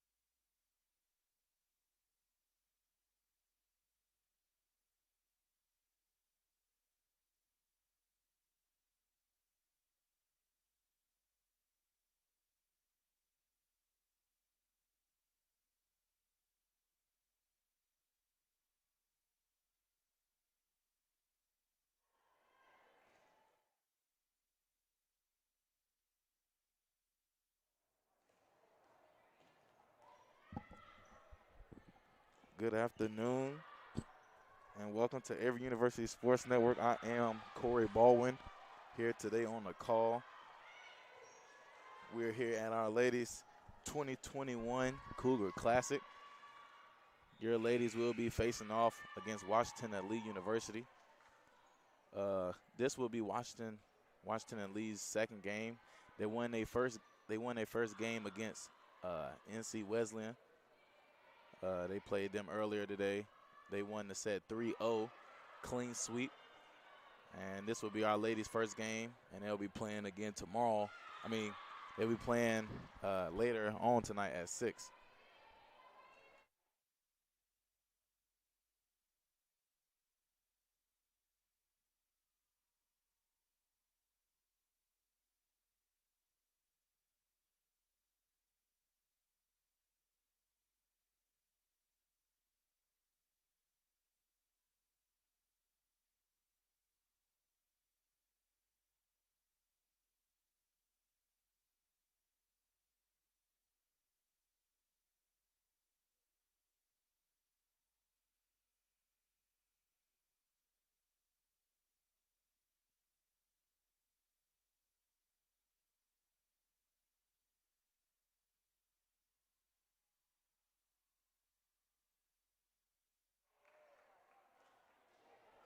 All right, I am back. Once again, I am Corey Baldwin here with Averett University Sports Network for this game, your Averett Cougars versus Washington and Lee University.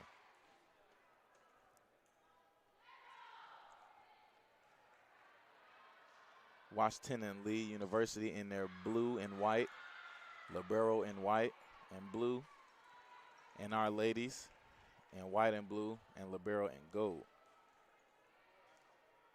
The starters for Washington and Lee University, number 11, Ashley Webb, number 9, Sydney Heifner, number 14, Maggie McSwain, number 7, Carson Allsteed,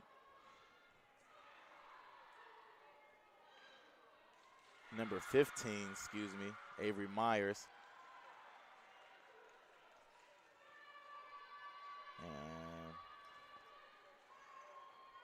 at libero, number 3, Caroline Gard.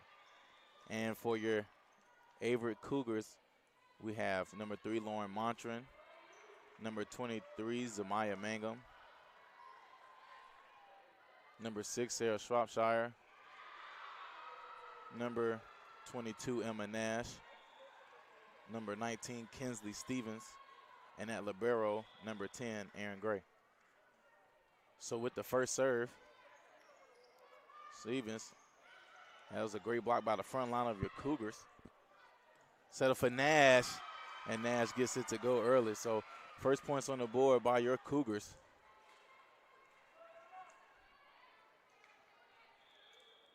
And Stevens with the serve again. And that one just a little too long as that one goes out of bounds. So all knotted up at 1 apiece here. And Washington and Lee coming off a sweep 3-0 against NC Wesleyan, so they have the momentum here. Great dig there from Gray. Set up for Shropshire. Shropshire gets it over. Great block there by that front line. Shropshire and Nash with the great block there. I believe that was over McSwain. Montran with the serve.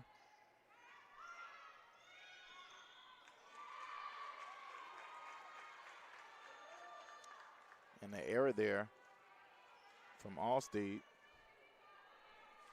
So point to your Cougars. Strong serve there from Montran. Set up for Weller. Weller gets it over a block by that front line of your Cougars. Another block there from your Cougars as Shropshire sends it over, and I believe they're called, Washington and Lee called for being in the net. So 4-1 early lead here for the Cougars.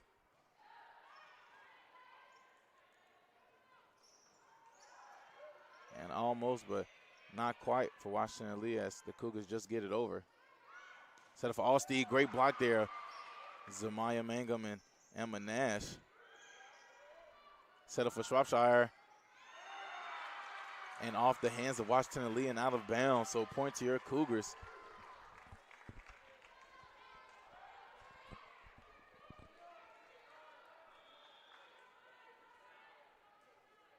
Serve is up.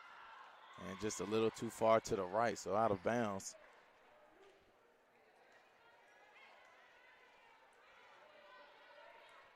Now back to serve for Washington and Lee. Number 14, Maggie McSwain. And the setup for Nash. Nash hits it over. Dug up from Webb. Now on the setup for nobody, actually. As that point goes to Washington and Lee, we have a little miscommunication from the line judge and the umpire. So they're going to talk it out. As that point does go to Washington and Lee.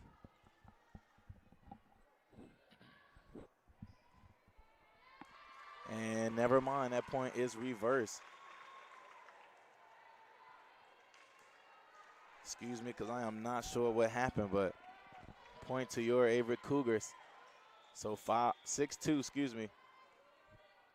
As Gray is back to serve. Dug up by Galbraith. Set up for Myers. Myers gets it over. And that point goes to Washington and Lee.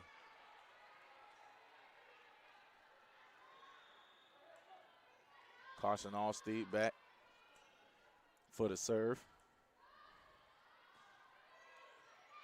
Mangum underneath it.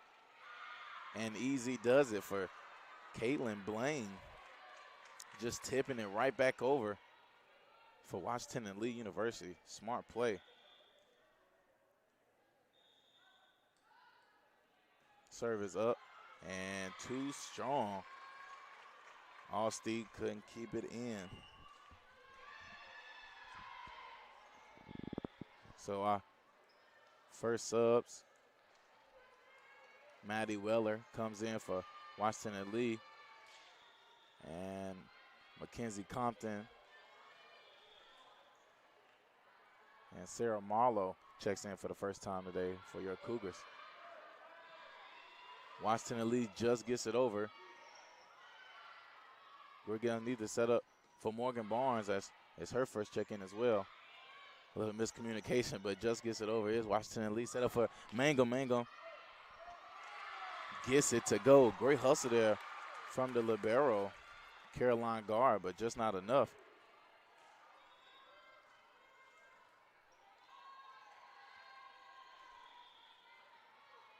Compton back to serve once again.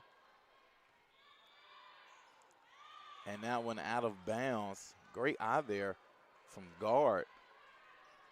I know if I was out there, I would have tried to keep it in play, but great eye there to see that it was going out of bounds. So Avery Myers now back to serve for Washington and Lee. Barnes gets underneath it. And they get it over, but great job there. Believe that was number 9, Sydney Heifner, with the smart play to just hit it right back over. As the Cougars were a little discombobulated. Montran gets underneath it. Set up for Mangum. Mangum gets it over. And Gray gets underneath that one. Great dig. Set up for Barnes. Barnes, oh my goodness, great dig there from Weller of Washington and Lee. Great block there from the front line of your Cougars. And they get the point on the board. That's Jessica Beam, excuse me. Number 9, Jessica Beam. And number 15, Morgan Barnes. Tall front line there for your Cougars. Soft serve there from Mangum. And set up with a great hit on it, but phenomenal dig from Gray. And they tip it over. Cougars corral and get it over. Beam sends it. Heifner gets it over. Mangum gets underneath it. Barnes tips it over. Blaine sends it over. Set up for Montran. Montran with the tip. As she gets it to go. Great adjustment there from Montran. Not being able to get her hard swing on it, but able to still get a tip on it and finding hardwood. Mangum with the soft serve once again. And that's what we call a serving ace. First one of the day. Well, of the game, excuse me. It's Amaya Mangum, the senior. Mangum with a strong one. Trying to catch the defense off guard, but that one just too strong and out of bounds. So subbing in Maggie McSwain for Washington and Lee. As Caroline Grad with the serve. Short serve, but great job from Gray to get underneath it, but not able to keep it going was the rest of the team. So point to Washington and Lee, 11-8 here in this first set. Montran gets underneath it. Set up for Barnes. Barnes. Just a little too strong there.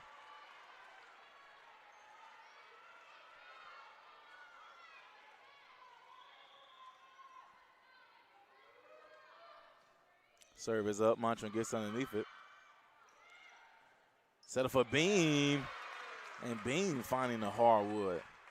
Great job there from Beam.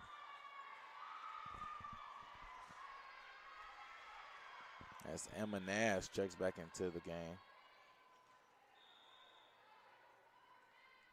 Barnes with the serve. And that serve too strong as well. So a couple strong serves in a row here for the Cougars. Washington and Lee just tacking on the easy points.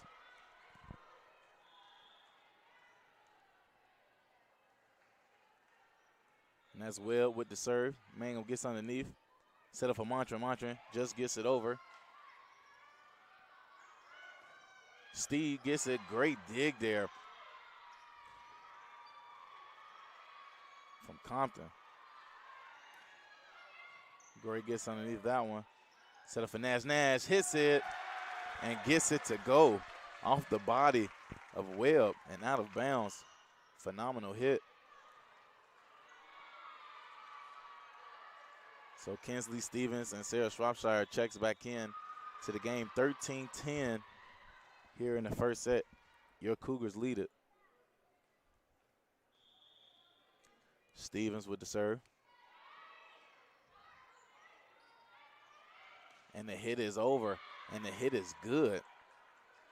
Sydney Heifner with the nice hit on that one. Mangum tried to get underneath it, but couldn't quite get there. Heifner with the serve. Set up for Montran. Montran blocked there by that front line of Washington Lee, but Cougars corral it back and get it over. A tip there. Stevens gets underneath it, set up. And that's a great job by Washington and Lee. I believe that was number 14, Maggie McSwain. And number 15, Avery Myers getting hands on that one as Montran tried to tip it over.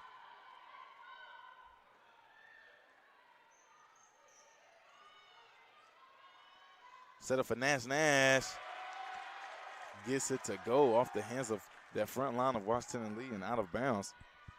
That was that duo again. McSwain and Myers. This time not able to capitalize. Great serve there from Montran. And a great block there from the front line of your Cougars. Washington Lee get it back and get it over. Mangum with the hit. Picked up. Steve gets it over. Gray gets underneath it. Set up for Shropshire. Shropshire, great dig there from Washington and Lee. Heifner. Set up for Shropshire again. And that one too strong, but they're looking for contact. Cougar saying there was contact on the ball, but umpires say otherwise, so point to Washington and Lee.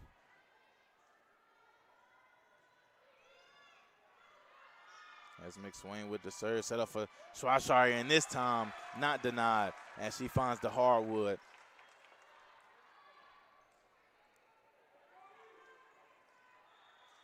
Barnes checking back in for the Cougars, as well as Caroline Guard for Washington and Lee. So Aaron Gray back for the serve. Soft tap there from Sydney Heifer. Great job by her. Because the build-up looked like she was coming with some heat, but soft touch on it, right in the middle. Attacking points on 15-14, Cougars on top. Schwarzschild just tips it over and gets it to go. Off the hands of Myers, trying to get a block on it, but not able to. As Beam and Compton checks back in, as well as Maddie Weller for Washington and Lee. And so far, a great first set here. Back and forth action. Gray gets her hands on the setup for Mangum. Mangum gets it over. Washington and Lee gets on top of it. Great dig there from Gray. Barnes. You know how she does. Great job finding the hardwood. A great middle player she is.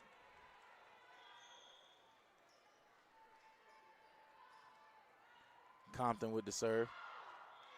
And that one too far and out of bounds. Still a 2-point game. Cougars lead 17-15. Back to serve, Sydney Lee. Washington and Lee. That was too strong there. I believe that was number 15, and it was Avery Myers. Sorry for the delay on the names. I'm at a new angle here for the tournament. Not able to get the numbers as I usually do. Great dig there from Compton. Montran gets it over. Great block there from that front line of the Cougars. As Heifner tried to get a swing on us, and set up again is Heifner. And this time not denied as she finds the hardwood. Phenomenal swing on it.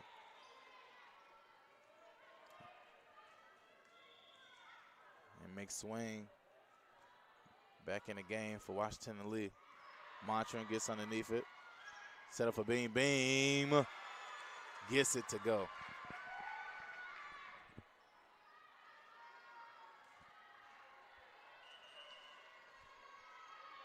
And we have our first timeout of the match, of the first set by Washington and Lee. We'll be right back after this.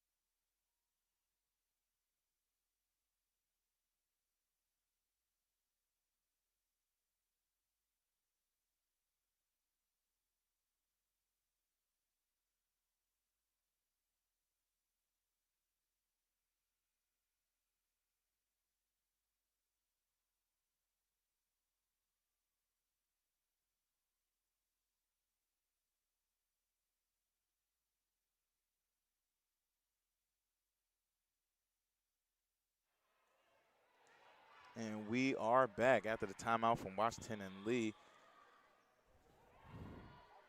19-16, Cougars lead. Serve from Barnes. Washington and Lee gets it over.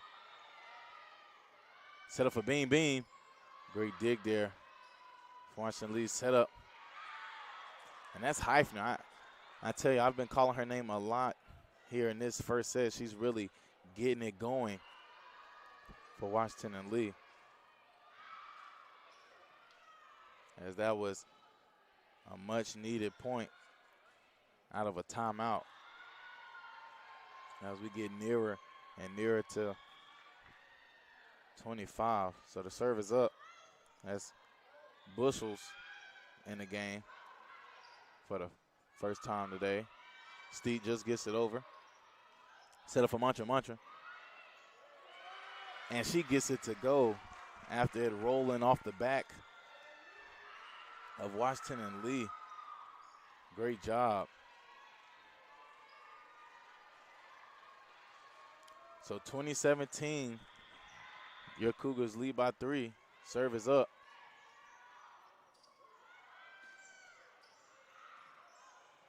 And no communication, but able to get it over is Mantra.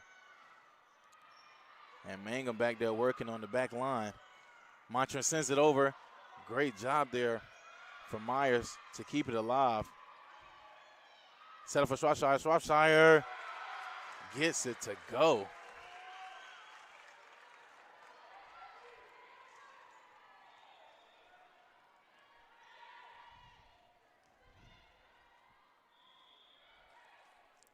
Stevens with the serve, and that is good. Service ace for Stevens, her first of the matchup today. And we'll have that second timeout from Washington and Lee. We'll be right back.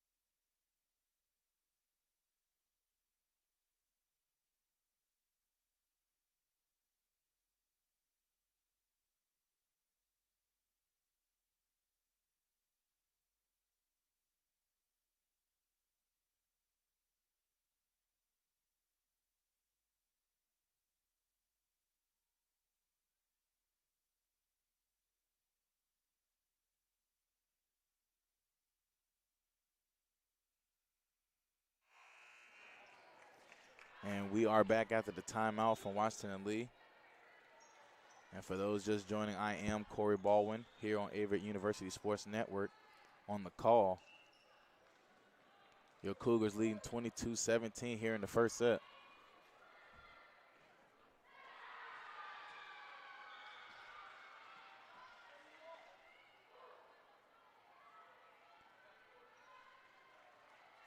So back to service. Stevens once again. Washington and Lee set up. Great job from Mangum to get underneath it. Cougars send it over. And that's Steve. Carson Allsteed, excuse me, with the phenomenal hit. Finding the hardwood. So back to serve is Sydney Heifer.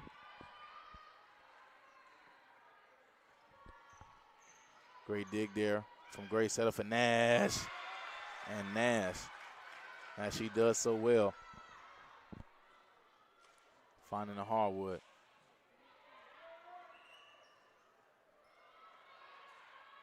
So coming in for Washington Lee, Val Sokolow.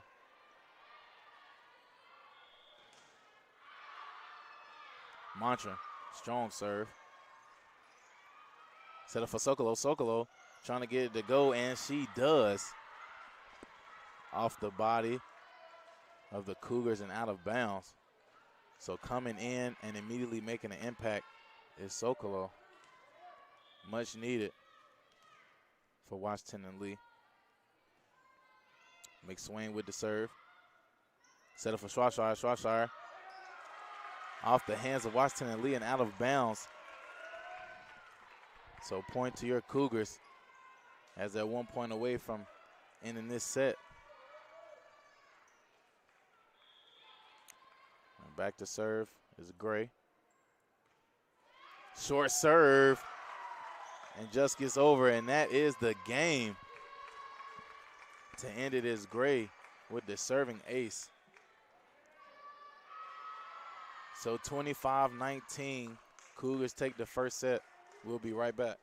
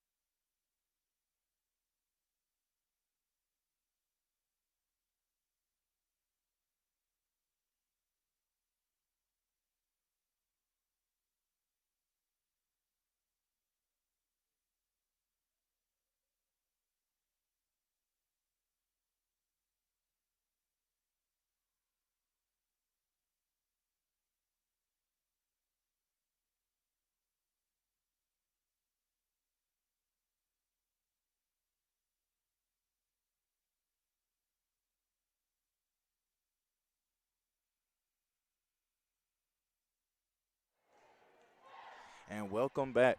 I am Corey Baldwin here on Averett University Sports Network. As we are here in the second set. First set, your Lady Cougars took it 25-19 off the serving ace from Aaron Gray. So here we are, second set. Washington and Lee to start us off with the serve. That is Ashley Webb.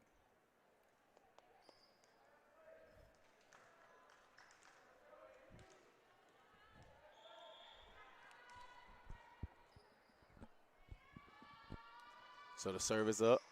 Gray gets underneath it. Set up for Nash and blocked, but out of bounds. So point to your Cougars.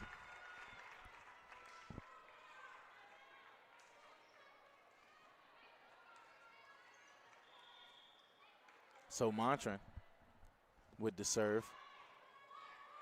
Dug up by Allsteed. Set up for Allsteed. Great job there. Mangum and Nash getting hands on it on that front line. Phenomenal block. And way to keep it in bounds.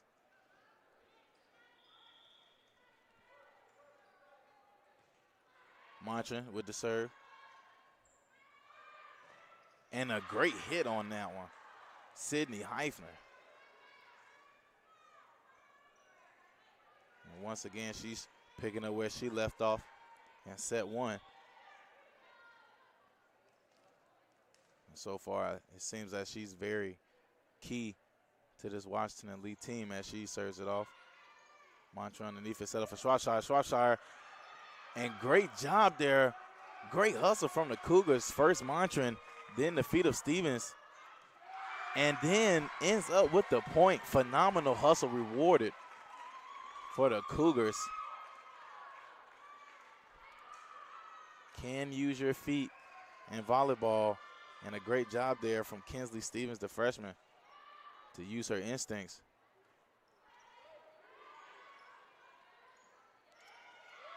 Tried to tap it over was Maggie McSwain, but failed to do so. So 4-1.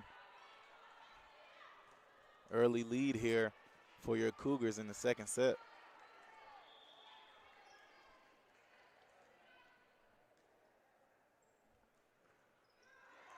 And a short serve that time. And Allsteed gets it to go. A little bit of lack in the communication there from Stevens and Montra. Not on the same page. Washington Lee comes up with the point. Mango gets underneath it. And just a little too far there for Stevens to get her hand on it. So a point to Washington Lee. And back serving is guard. Set up for Barnes. And that is Barnes finding the hardwood. Phenomenal hit on the ball there. Excuse me, as now we have Compton and Beam checking in. Compton with the serve. Picked up by guard. And too strong that time was Val Sokolow. Great rise, but not able to keep it in bounds. Serve is up. Dug up by guard. Mangum blocked by the front line, but keeping it alive is Gray. Set up for Beam. Dug up from Webb. Set up for Sokolow. Sokolow tried to tip it over, but Mangum gets there. Sokolow again. Montra gets underneath it. Mangum gets it to go off the hands of Washington and Lee and out of bounds. And a great start here for the Cougars here in the second set. Forcing a timeout by Washington and Lee. 7-3 your Cougars lead. We'll be right back.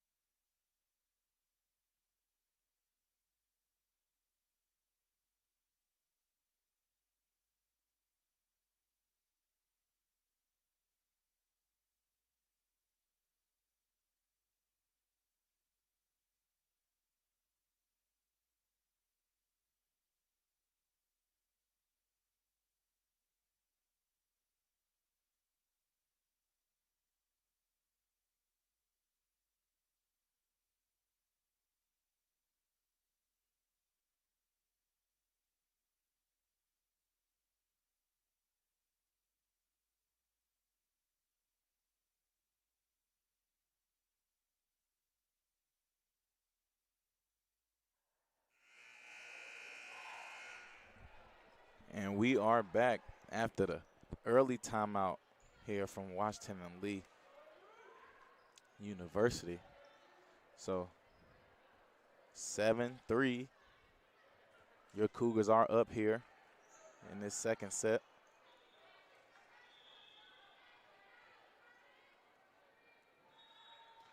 Serve is up. Compton.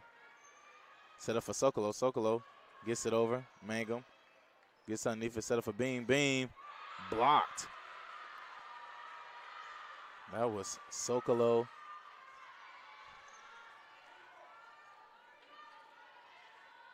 And Katie Blaine on that front line for Washington and Lee. Great job from that front line.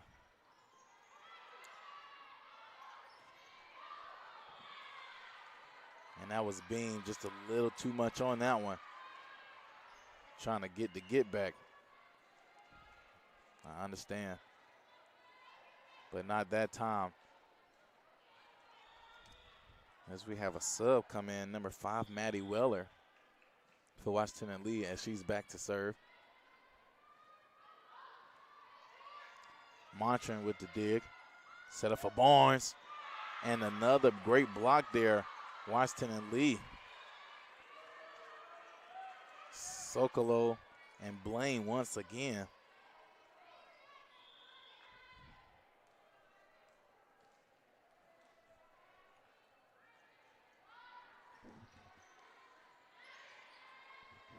Set up for Mangum. Mangum tried to tap it over, but not able to do so. And that'll force Miller to call a timeout here for the Cougars. So tied at 7 apiece here in the second set. We'll be right back.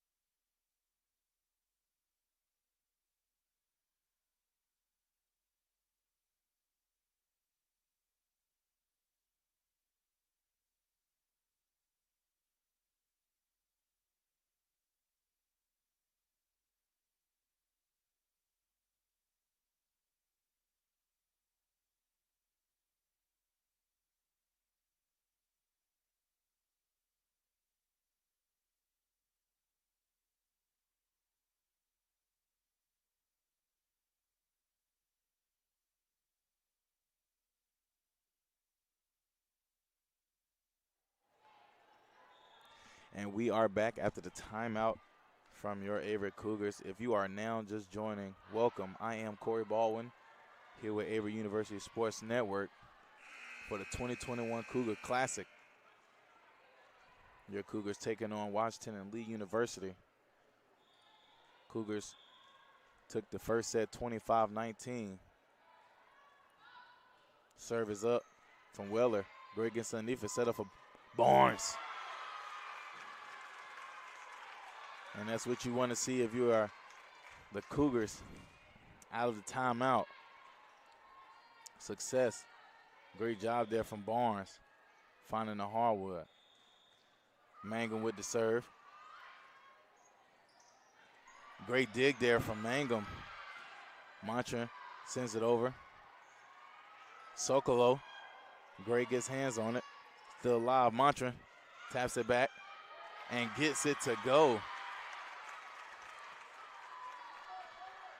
Last off the hands of Washington and Lee and out of bounds.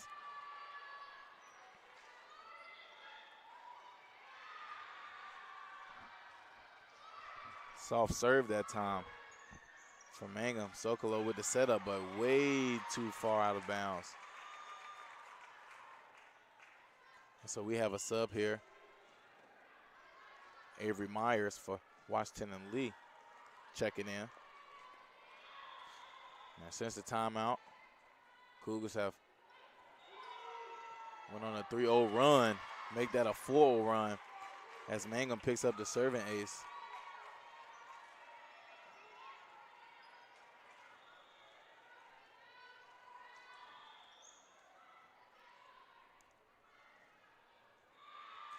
Serve is up. And another serving ace is Mangum. Off the hands of Heifner, not able to keep it in bounds. Off the dig, so 12-7. Cougars on top. Soft serve that time. And that's is back in action here. Gray tried to keep it in, but out of bounds it goes. So Washington and Lee stops the bleeding.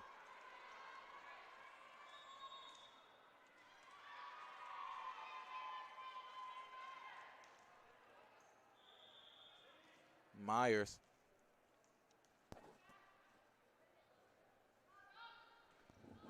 With the serve, Gray underneath it. Set up a beam.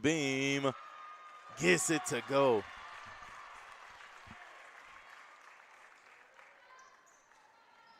It was a great dig from Heifner.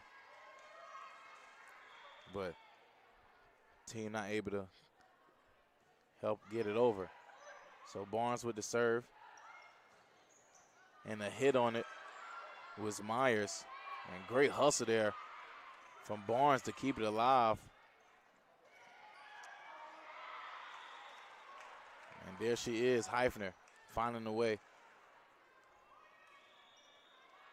to get points on the board for the team.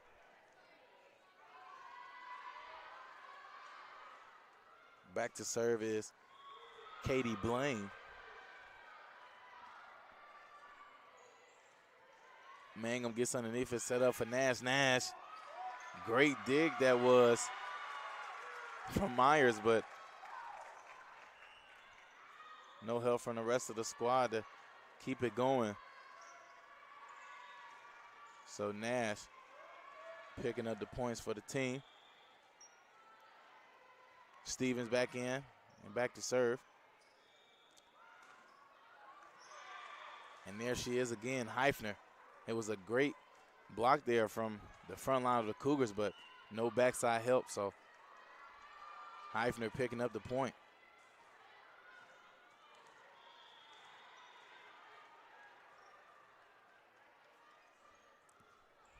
Will with the serve. Set up for Nash again. Nash making it happen once again.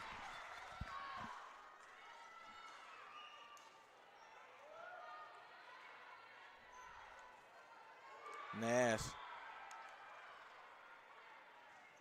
the sophomore out of Monroe. Dug up there from Gray. Set up for Mangum. And blocked there from Allsteed and Mick Swain. Front line of Washington and Lee. Great hands on that one.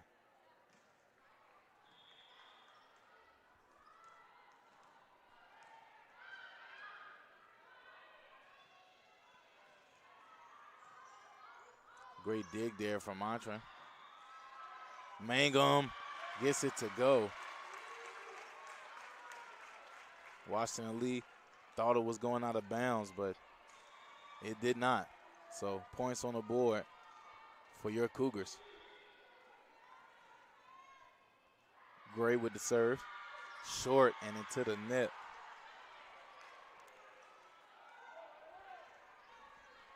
So attacking on that one is Washington Lee as Caroline Guard is back to serve. Mangum gets underneath it. Stevens set up Barnes. Barnes just sends it over. Set up for Allsteed. Great dig there from Stevens. Montrand just sends it over. Set up for Allsteed again. This time Shropshire. Set up from Stevens, and Shropshire gets it to go off the hands of Washington and Lee and out of bounds. So 17-12, 5-point lead here for your Cougars in the second set as Compton is back to serve. And a great hit on that one. You know who, Sydney Heifner. She's really keeping Washington and Lee alive here And she's having a great game so far.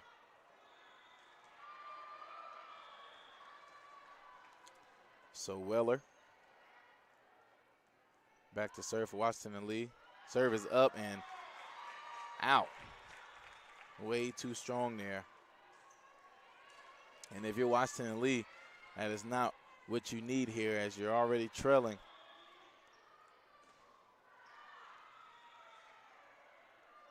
So Mangum with the error on that one.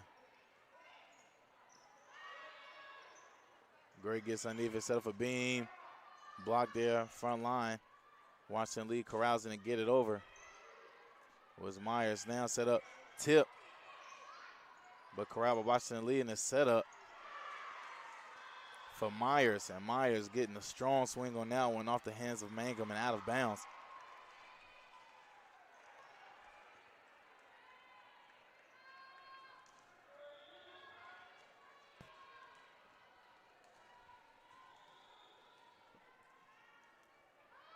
Serve is up. Gray underneath it. Set up for Montran. Montran blocked there by the front line, but Cougars get it back, and Montran sends it over. Set up for Heifner, and Heifner gets it to go. Off the hands last of the Cougars.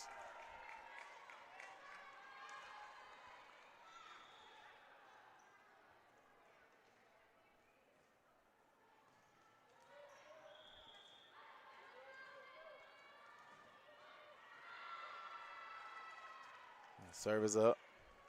Gray gets underneath it. And Compton just sends it over. Heifner with the tip. Set up for Beam. Beam. Great dig there from Weller. Myers sends it over. And that is Barnes with a smart play.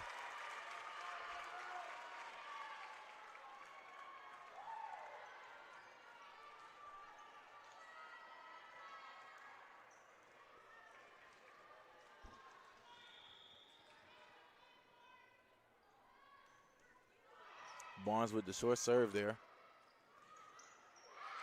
And set up for Blaine. Blaine with a nice hit on that one.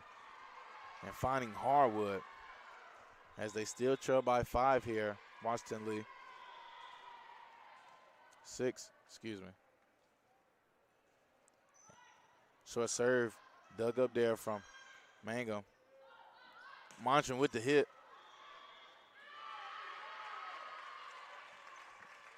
And the point goes to the Cougars.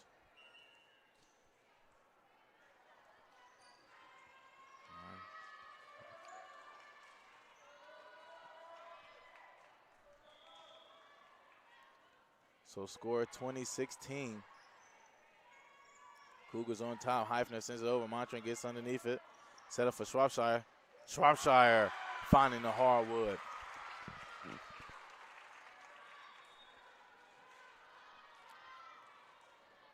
So Cougars inching closer and closer to that match point, set point here in the second. And try to get the roundhouse was McSwain, but into the net it goes. So Cougar tacks on the point. Timeout here from Washington and Lee. 22-16, your Cougars lead here in the second set. We'll be right back.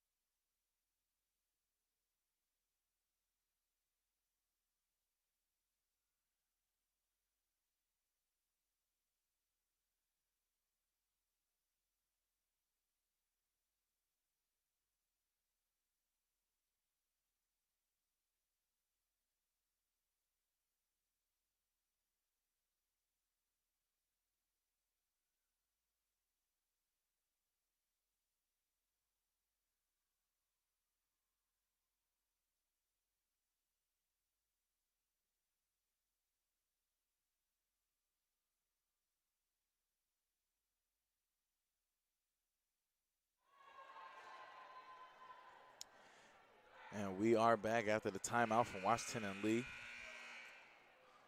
Cougars 22-16 up, 3 points away from set point here in the second. As Stevens is back to serve. Ooh, great block there from the front line of the Cougars. They set her up again, and too strong is Heifner. Try to get the get back. Trust me, I understand.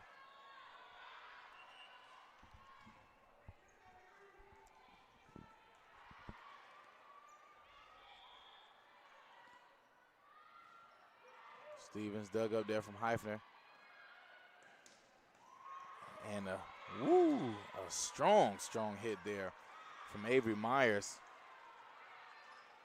Right in the face of the Cougars. So Myers picking up the point here for Washington and Lee.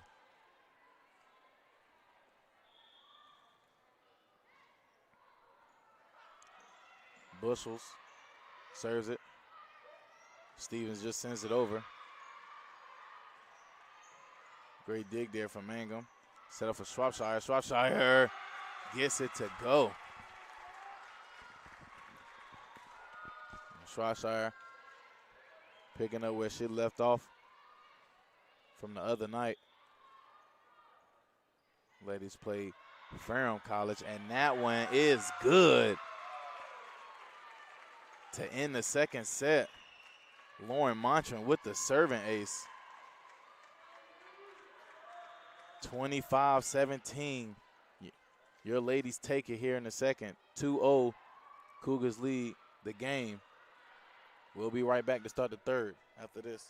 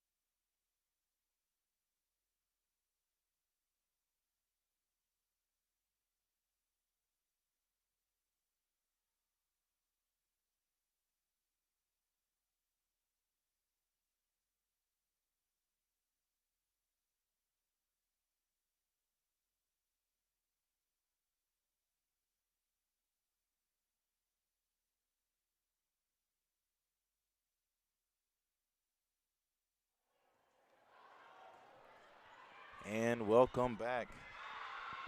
If you are now just joining, I am Corey Baldwin here on Averett University Sports Network. Your ladies are up 2-0 here in this matchup against Washington and Lee. First set, the ladies took it 25-19, and the second set, they took it 25-17. So, third set here, I'm sure Washington Lee is looking to, get one, not trying to get swept. This is their second matchup of the day. They did beat NC Wesleyan 3-0 earlier. So I'm sure they're capable of it, but looking to see them make it happen. See if they can make it happen, excuse me. So here to start off the third set is Stevens with the serve. And a great dig there from Mangum. Keeping it alive as they get it over. And what a doozy. Sydney Heifner tacking on the first points here for Washington and Lee. And Heifner, just a sophomore out of Nashville, Tennessee. Dug up there from Mangum, but over the net it goes, and smart play there from Myers as she just taps it right back and finds the hardwood.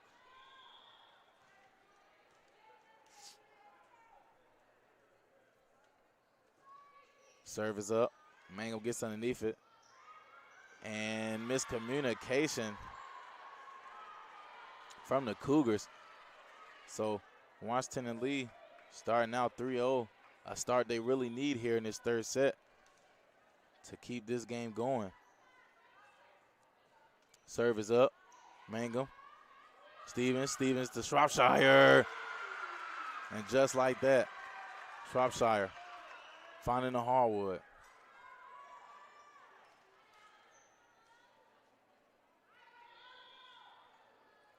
So Montre with the serve.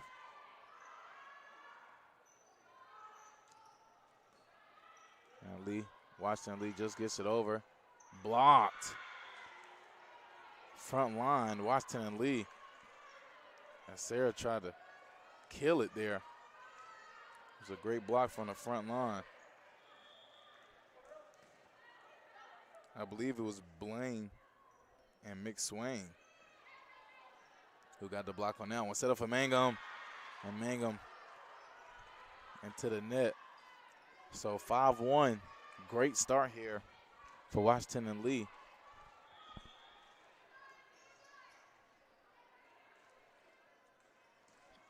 Guard with the serve.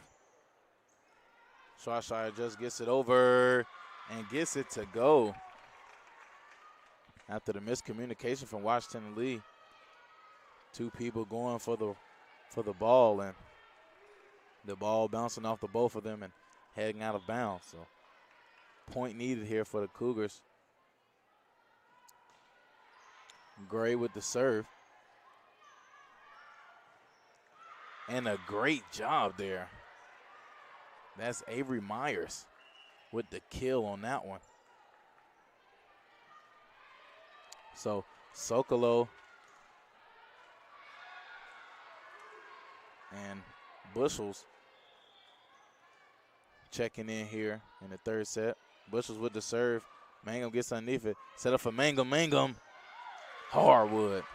Back of the line. Nobody there. Great job there from Mangum to find the soft spot in the defense. So that's Beam and Compton also checking in here in the third set for the Cougars. Compton with the serve. Hit over it. Oh, that point goes to the Cougars, and we have a double hit. Umpire's call on Washington and Lee.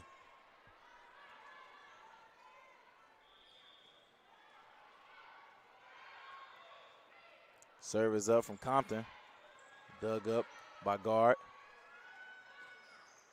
And now went to the net. Great block there from Mangum. And Mangum with the setup. And Mangum finding the hardwood.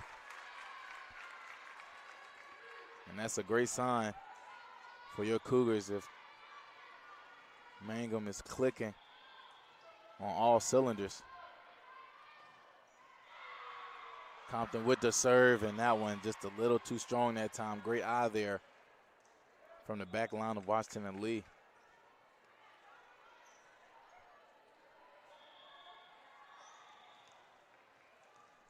And to serve is Myers. Serve is up. And the serving ace she gets. Off the hands of Montran and out of bounds it goes. So first serving ace of the third set here. Myers with the serve again, and that one out of bounds. And so from an ace to an error that fast.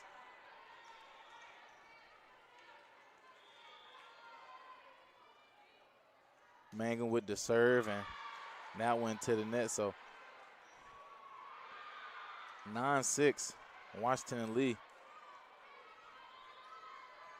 on top here early in the third set. Your Cougars do lead the match 2-0. Dug up.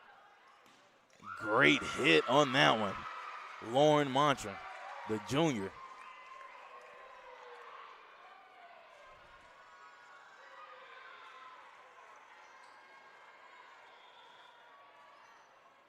Now back to serve. Barnes. Set up for Heifner. Great dig there from Barnes. Montran sends it over. Dug up by guard. Set up Heifner again. And great job there by Mangum to dig it up. And that is Beam making it happen. Off the hands of Washington and Lee and out of bounds.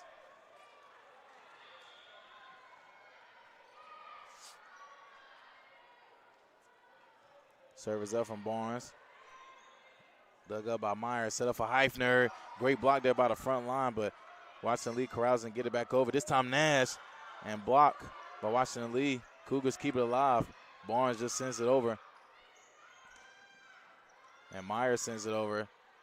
Here, Montran blocked by that front line of Washington Lee, but out of bounds. So points to your Cougars. And just like that, we're all knotted up at 9.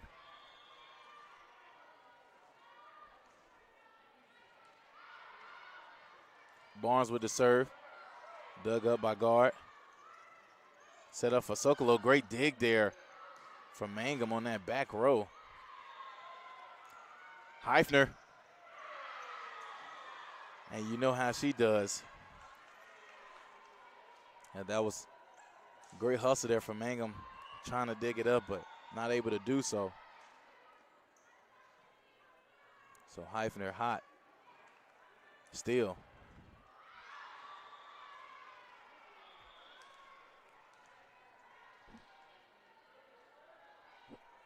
Serve is up from Will. Mangum gets underneath it, set up for Montran. And great dig there from guard. As Myers just gets it over. Beam with the hit. Blocked by the front line. Washington Lee corrals it, set up for Myers. Myers gets a hand swing on it. Nash gets a hands on it, set it up. Nash set up. Block. But set up for Beam. And Beam finding the hardwood. And the sub for the Cougars, Shropshire and Stevens enters back in. Stevens with the serve. Dug up by Heifner. Now setting up Heifner. And out of bounds it goes.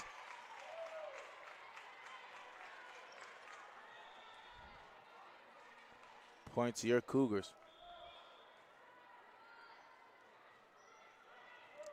Great dig there from Myers, but no help there from the team. So serving ace it is for Stevens, the freshman.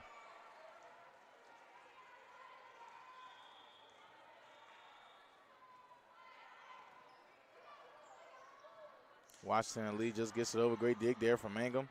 Set up for Shropshire. Shropshire hits it over. Dug up from Myers.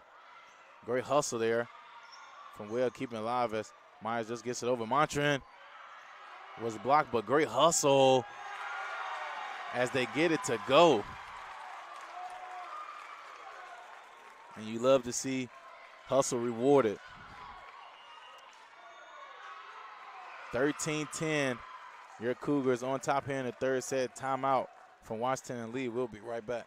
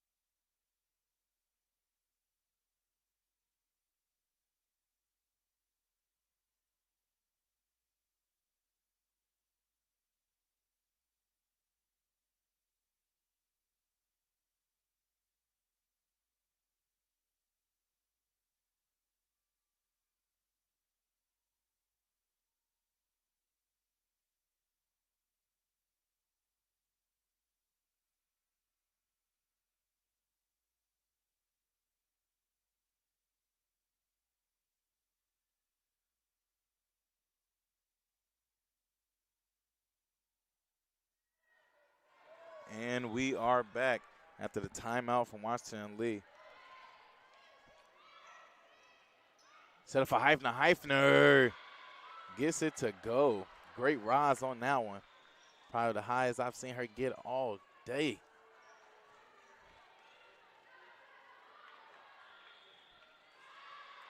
And Heifner really carrying the team right now for Washington and Lee. And she serves it up. And a great job there from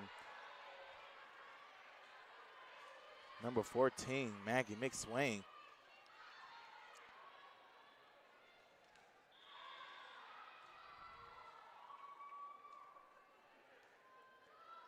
Serve is up from Heifner.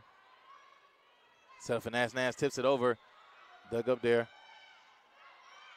from Lee. Shropshire finding the hardwood.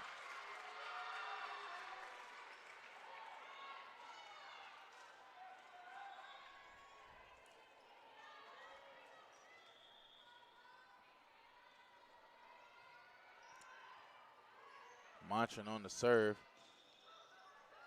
And that was Allstate getting it to go.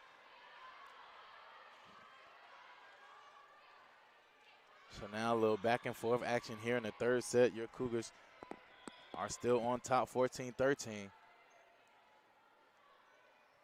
Guard with the serve. Mangum digs it up. Set up for Shropshire. And Shropshire blocked, but able to keep it alive is Montran as Gray sends it over. And a great job again. Great hustle from Montran. And almost, but not quite for the Cougars.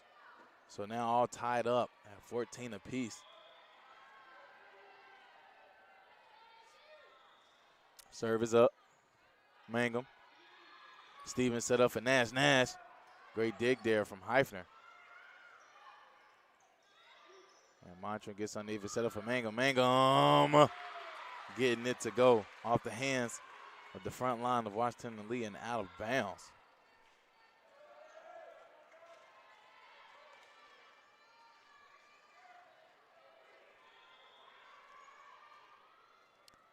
Gray back for the serve. Myers set up, and it is good, finding the hardwood.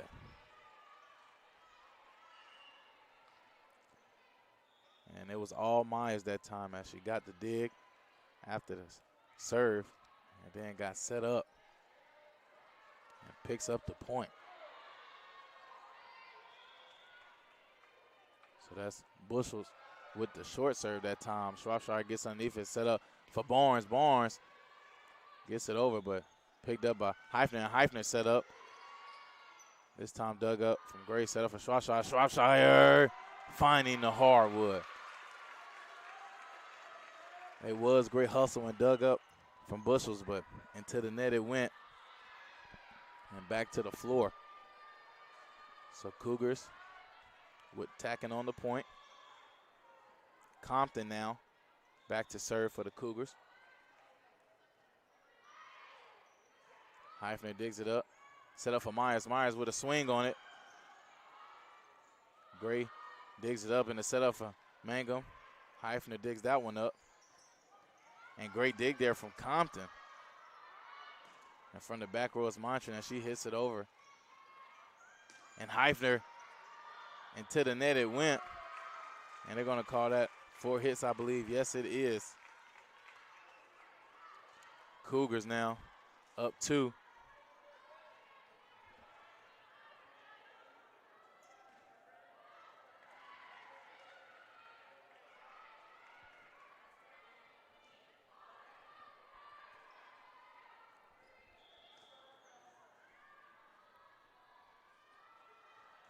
Compton with the serve.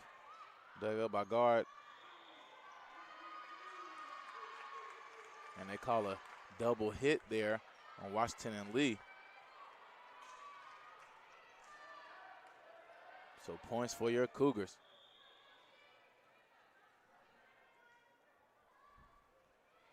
Compton serves it. Myers digs it up. Set up for Myers. Myers gets a hit on a great dig there from Gray. Beam with the hit. Finding the hardwood is Beam.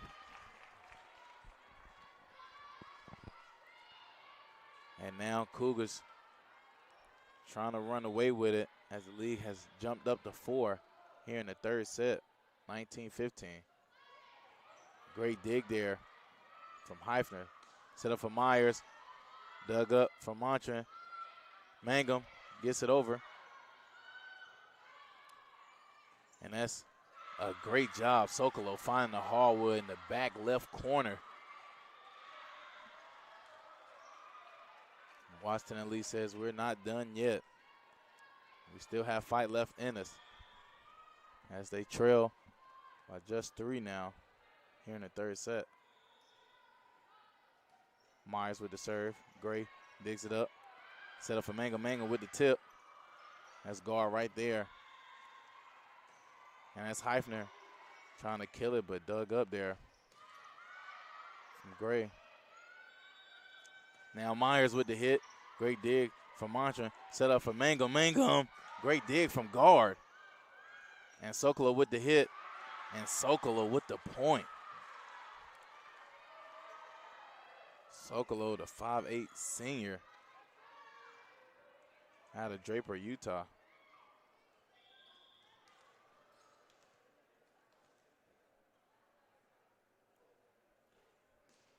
Serve short, but gets over. As Mangum just gets it over. Set up for Myers. Great dig from Montre.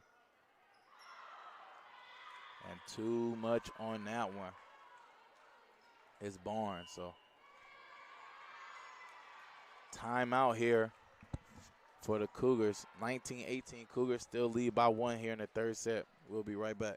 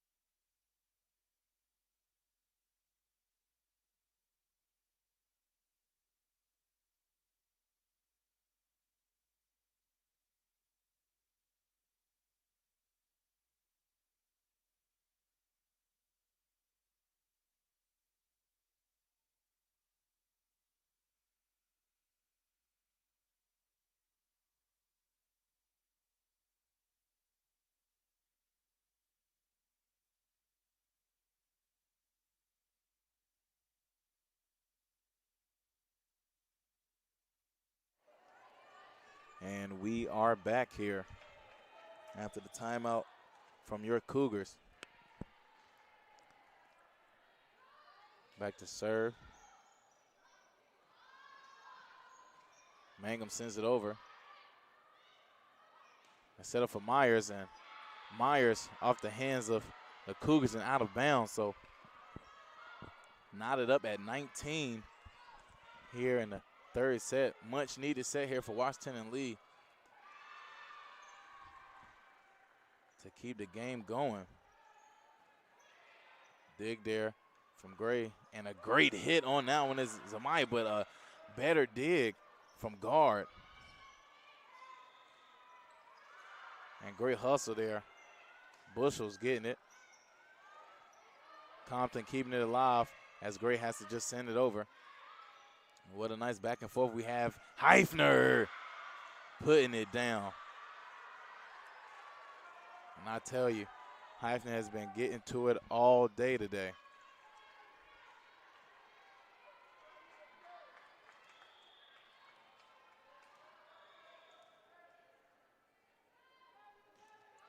Serve is up.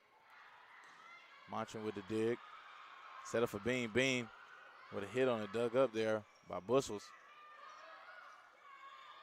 And not able to do anything with that one. So point to the Cougars. All tied at 20 now.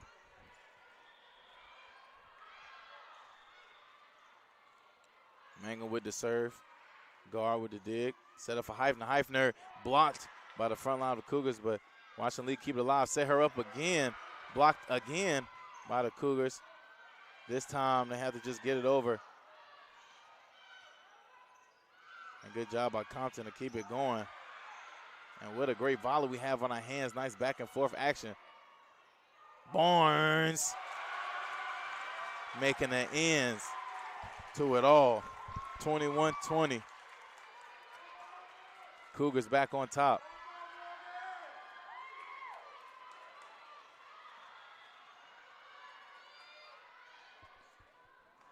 Mangum with the soft serve there. And a great job. Great job there. Montran. Smart play. Seeing Washington Lee a little discombobulated there after the dig.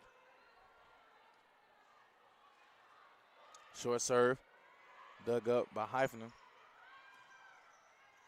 And great dig there from Gray. Now Montran gets a hit on it. Blocked. But no help side for Washington Lee. So now Cougars up 23-20. And we'll have a timeout from Washington Lee. We'll be right back after this.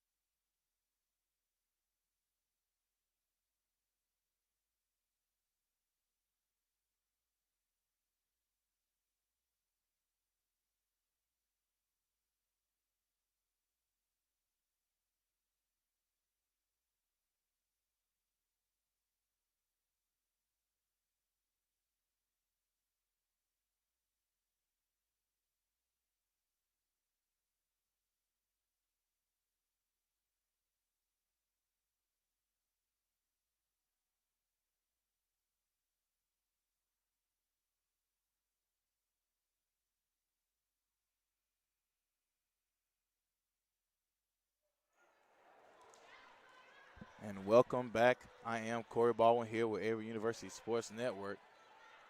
If you are just joining, the ladies, your Lady Cougars, have the lead 2-0 in the whole matchup. And now lead 23-20 here in the third set. Short serve there from Mangum. Heifner, great block there by the front line of the Cougars. Set up Heifner again.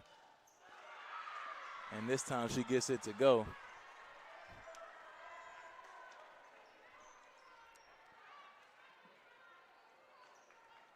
And still a game here for Washington and Lee as they only trail by 2 here late. And we have a fresh body in now for Washington and Lee, number 13, Ariel Jaquez. As she's back to serve. Gray gets underneath it. Set up for Barnes. Barnes with the nice tip. Montrand sends it over. And a great hand is Jaquez. And Barnes again and blocked. And that was blocked by no one other than Sydney Heifner. Now Washington Lee just trailing by 1 here. Trying to keep their hopes alive. Gray. Barnes. And Barnes getting it to go. And now 1 point away from ending it all right here. Barnes back to serve for the Cougars, 24-22. Cougars lead. Barnes with the serve. Set up for Heifner. Great dig there from Mangum. Another great dig from Mantra, and that one just a little too strong there from Beam.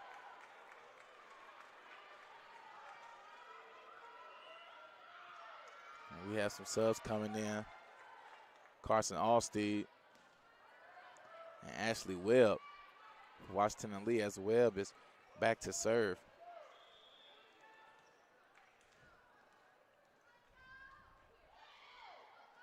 Serve is up.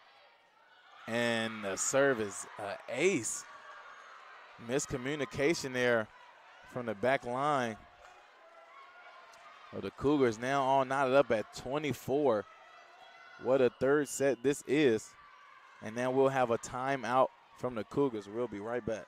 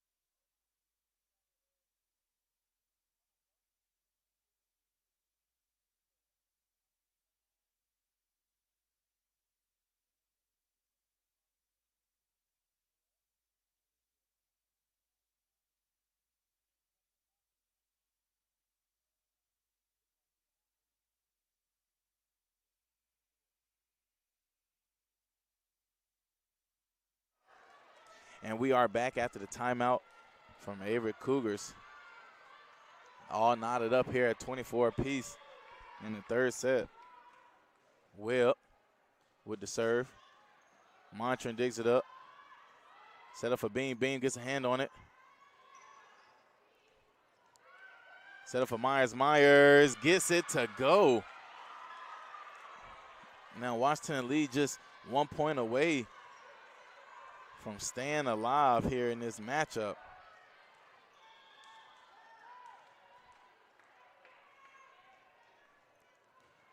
Serve is up. Hands on it. Nash. Block, but great dig from Montrand, and woo! That's Beam there. Excuse me. All this excitement. 25-25. It's a clutch play there from Beam to tie this game up. Stevens, great dig there from Myers. And that's a serving ace there from Stevens, the freshman. So now the Cougars back in the lead, 1 point away from ending it. Stevens with the serve. Great dig from guard. And Mangum gets underneath it. Set up. And that is the game.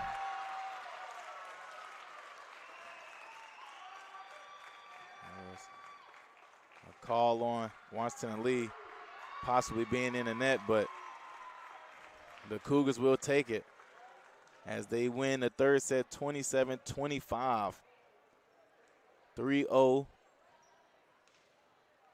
Next, the ladies will be playing against Shenandoah in about 40 minutes. So, we'll be right back.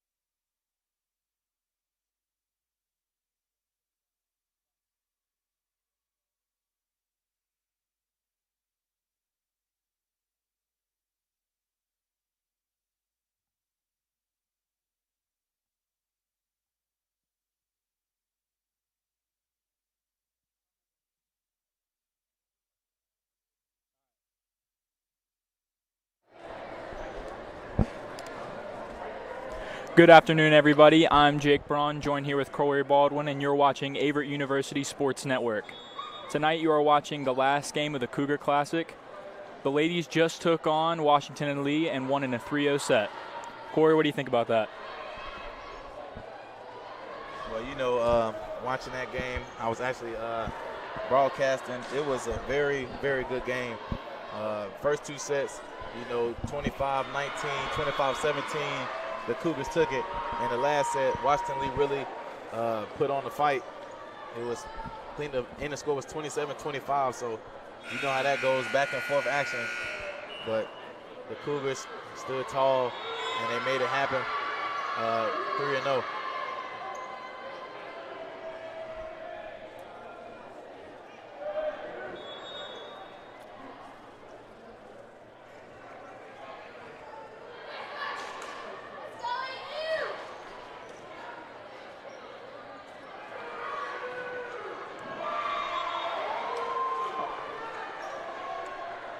Alrighty, here are the starters for Shenandoah University. We got number 4, Aaliyah Kunn. We have number 5, Jillian Walters. We have number 13, Abby LaFinchels. We also have number 3, Natalie Reeder. Number 15,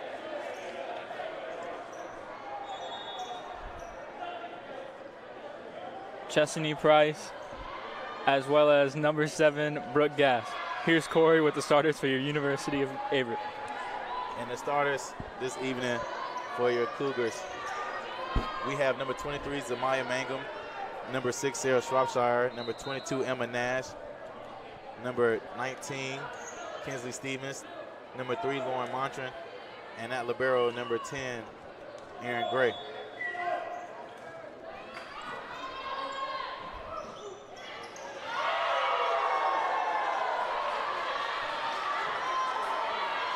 And Shenandoah with the first points of the night as they get it to go.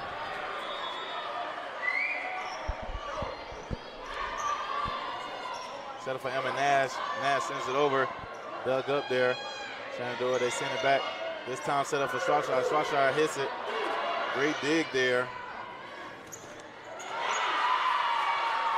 The kill by number 5, Walters, gives Shenandoah a 2-0 lead. Serving for Shenandoah, number 7, Gass.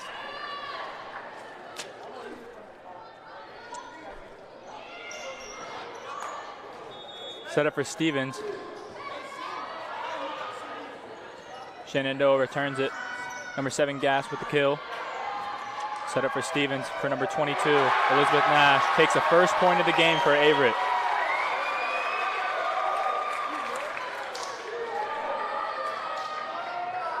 For this last game, you all on the broadcast can't see it, but we have our blue crew here tonight on the far right side of me cheering on your Averett Cougars. What a dig there by Gray as Amaya sends it over. Picked up by Stevens. Excuse me, Jay, talk to me about the blue crew as Amaya picks up the point for the Cougars. So Blue Crew just started again this year. It's run by Dom Lopez he's assistant coach for the baseball team. We held a meeting last week, and 150 kids came and they signed up for Blue Crew, and we all got T-shirts and got together, and it's just a great thing that they're trying to do and just trying to support our Cougars. Good to hear, Jake, as Shropshire finds the hardwood there for your Cougars.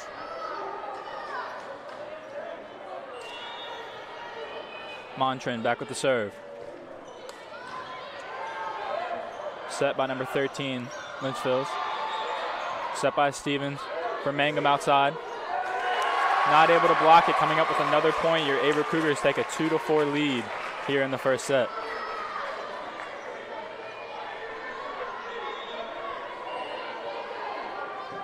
Montran back to serve again. Tap over by number 5, Walters. Saved by your Cougars. Number 5 again with the kill. Just able to stay in as they take another point.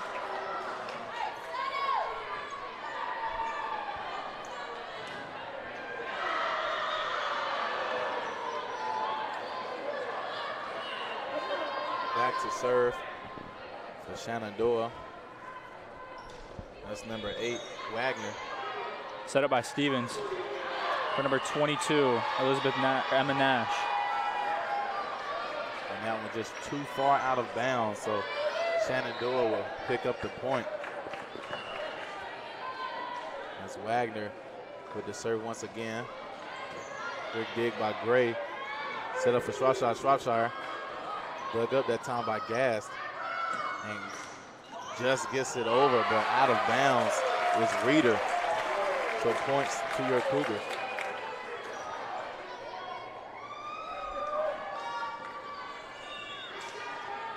Gray back to serve for your Averett Cougars. Great dig there from Gas.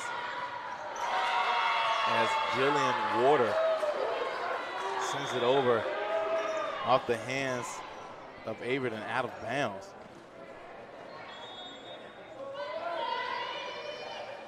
And early here in this first set, all knotted up at 5. Nice back and forth action we have going on here, Jake. Stevens sets up kill for Mangum. Mangum back again. Gets the kill for another point for Averett.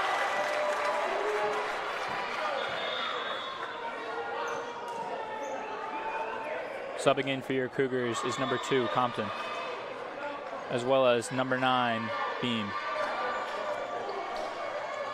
And that was a great job by Mangum to try again. After she was blocked the first time, but the second time able to get it to go.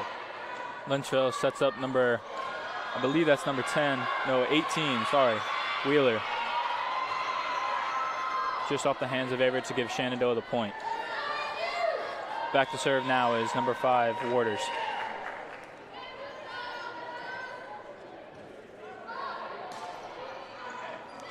Just goes a little too far, and that one gives it a little bit too much power as Averett will take the point.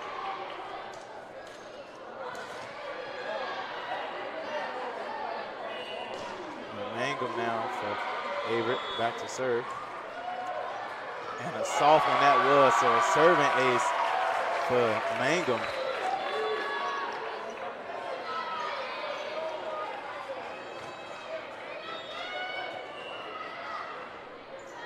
Mangum back to serve again.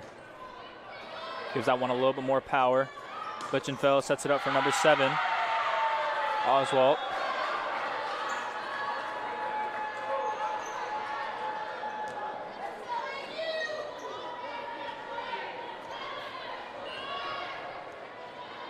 Back to serve for Shenandoah, number 15, Price. Good up there by Mangum. Set up for Barnes. Barnes finding the hardwood that time. And a great middle hitter she is, Barnes. Since freshman year, now in her junior season.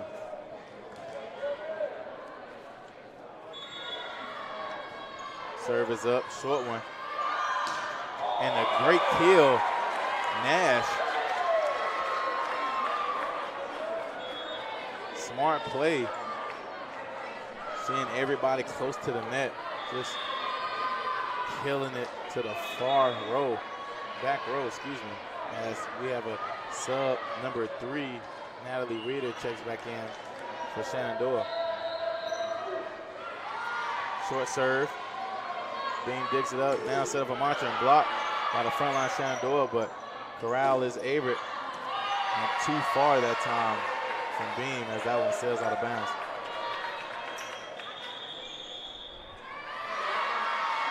As there's a timeout taken by Averett, we'll get back to you after the break.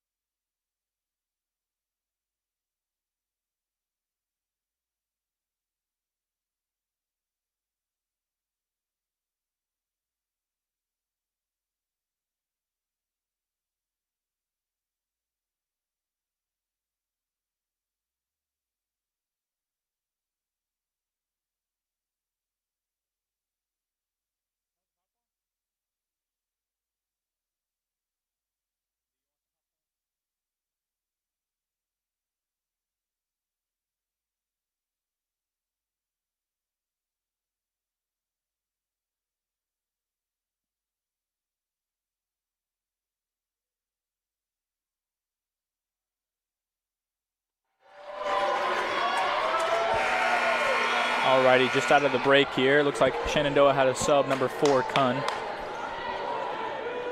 as Reeder is back to serve. Short serve there. Will not make it over the net, and will give Averett the point.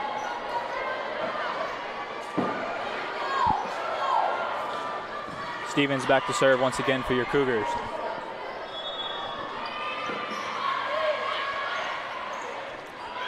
Kill by number 4, Kun. Phenomenal dig there from Gillian Water. And too far out of bounds is it from Shenandoah. So point goes to your Cougars and have a timeout. That's what you want to see. Stevens back with the serve again. Set up for number 7, Gast. Stevens sets. Montren. Gast again. Picked up by Magnum. Shropshire with a kill for the points to give your Cougars a 9-11 lead. 9-12, I'm sorry.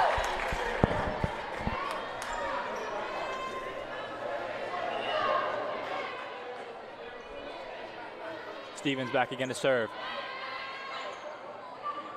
Little miscommunication there, picked up by Mangum. Stevens to the set. Set up for Shropshire. Shropshire just has to tip it over. Great dig there from Water. And too far out of bounds is it.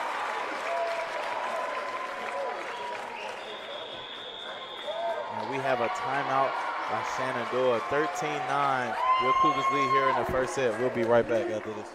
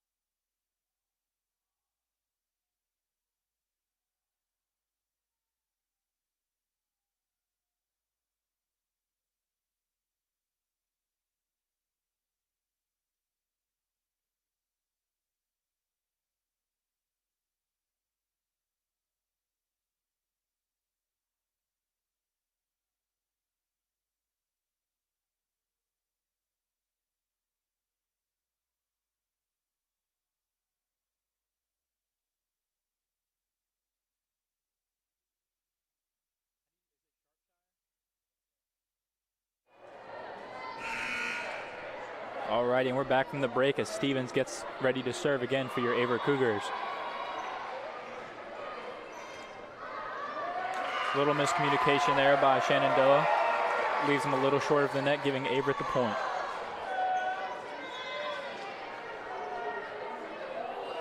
Stevens back to serve again for your Cougars. Set up by number 13, Lynchfeld. As number 4, Kun, is unable to come up with the point, hitting it too far out of bounds.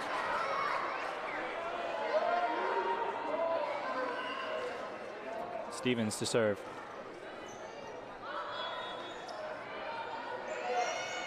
Number 4, Kun barely able to get it back over. As number 22, Nash, goes for the kill. Blocked by Nash and Shropshire to give Averett another point and take the lead of 9-16.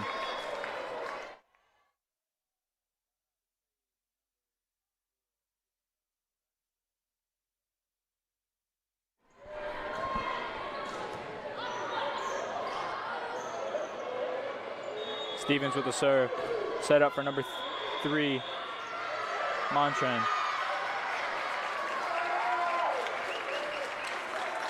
Giving Averett the point.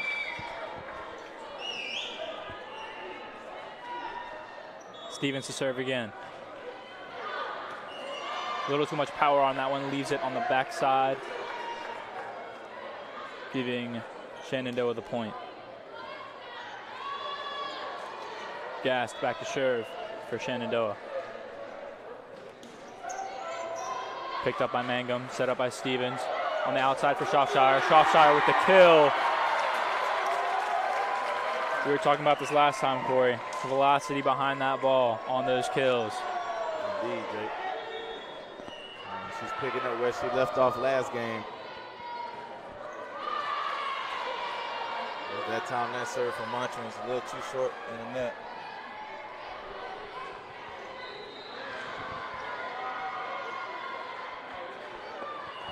Back to serve for Shenandoah is Wagner. Serve picked up by Mangum. Little miscommunication picked up by Gray. Kill by Shropshire. Set up for Waters. As Montran makes a great attempt to try to save that point back from Averett.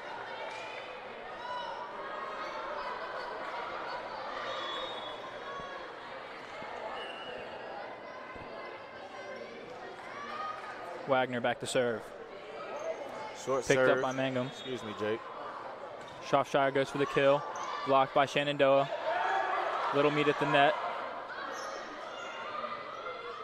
Stevens sets up Nash. Nash goes for the kill. Stevens sets up Mangum. Mangum, Shenandoah miscommunication on the block leads to an out-of-bounds hit and gives your Averett University a point. You can hear the background, the Blue Crew just bringing all the energy and excitement here for this Cougars team as we have another timeout from Shenandoah. 19-12, your Cougars lead. We'll be right back.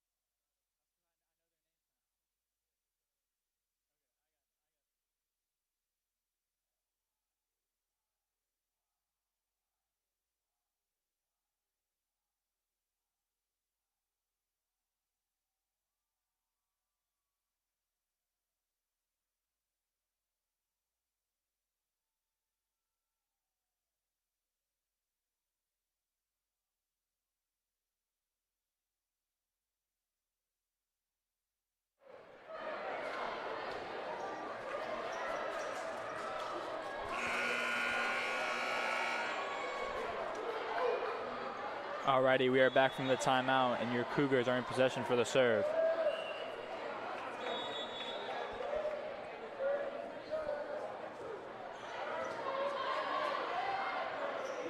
Kill from number 5, Waters,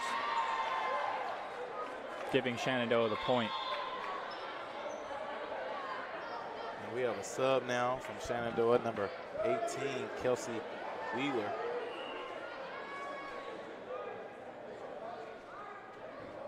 Back to service, Lichtenfels.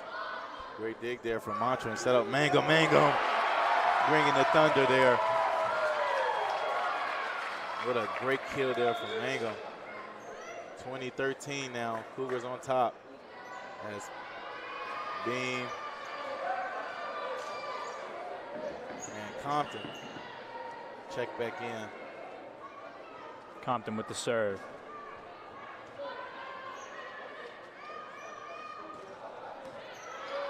Great dig there from Aaron. Set up for Mangum. Mangum off the hands of Gas and out of bounds. Zamaya Mangum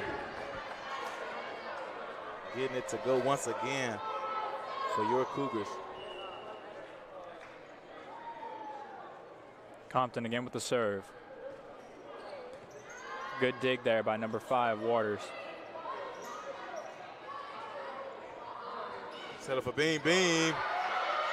Great hustle there from Lichtenfels, trying to keep it alive off the dig, but not able to corral it and send it back over is Shenandoah. So points to your Cougars.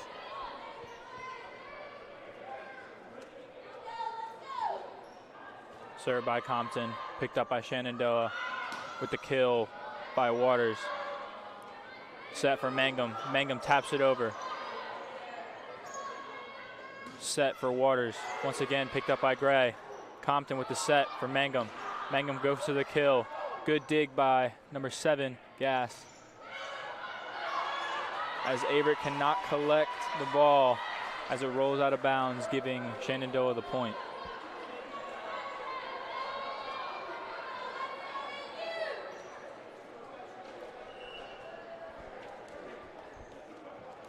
Back to serve for Shenandoah. Waters. Picked up by Gray, set by Compton. Kill by Nash. Sent back over, kill by Nash again, giving Averett the point.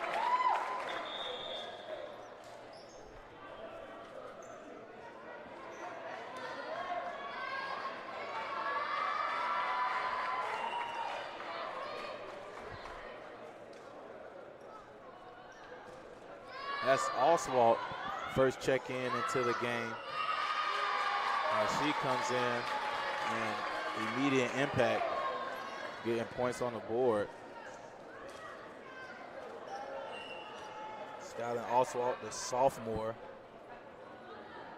out of Charlton, North Carolina. Shenandoah gets it over his Gas. Blocked at the front line, but now it's set up for Mantra. Mantra with a hit. Great job there from Wagner to get hands on it. And Shenandoah just sends it over. And now we have a double hit call on the Cougars. So points go to Shenandoah. The Cougars just 1 point away from set point here in this first one. As you can hit a let's go Averett chance by the Blue Crew. Picked up by Oswald, set by Compton.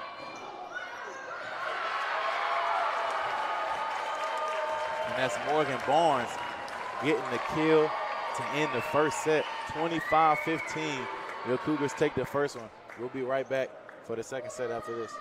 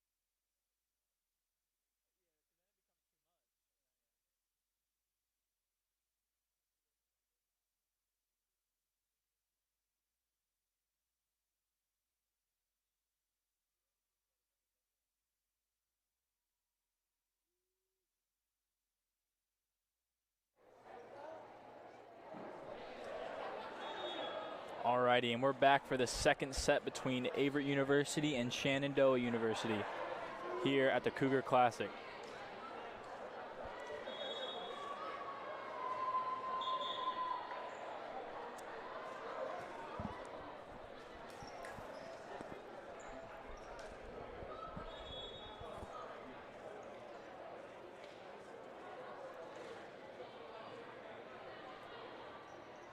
So Corey, how do you feel about our new Blue Crew student section over there? Man, I'm excited about it, because, this is volleyball. It's multiple sports that can use the same energy from the new Blue Crew. And, coming from last year to this year, having no fans to fans and then adding the Blue Crew is just phenomenal, and it's an extra energy that can be used 24/7. So you're exactly right. As that's a setup for Kun. The Shropshire goes for the kill. Unable to come up with the block from Shenandoah, gives Averett the first point of the set.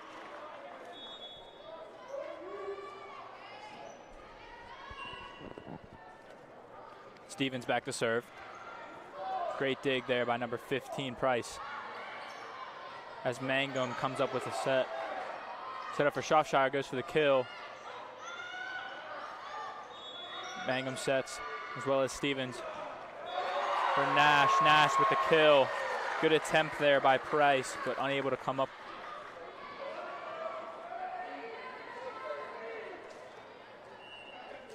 Stevens with the serve once again. Lichtenfeld sets up Waters.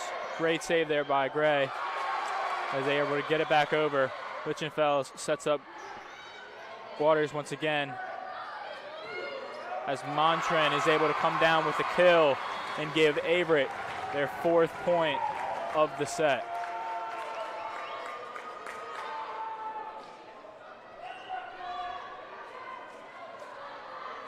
Stevens with the serve once again. Picked up by Lichtenfeld. Set by Waters as Mangum is unable to come up with it, giving Shenandoah their first point of the set. Subbing in is the libero, number 8, Wagner, for Shenandoah, as she is now back to serve.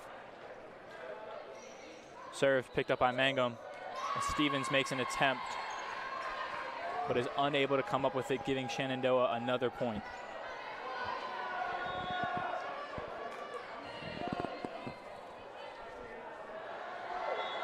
Wagner back to serve.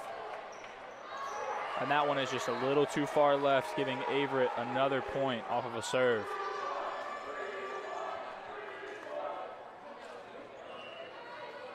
Montren back to serve. Picked up by Lichtenfeld. For Price. Price just hits it a little too far out of bounds. Unable to come up with a point.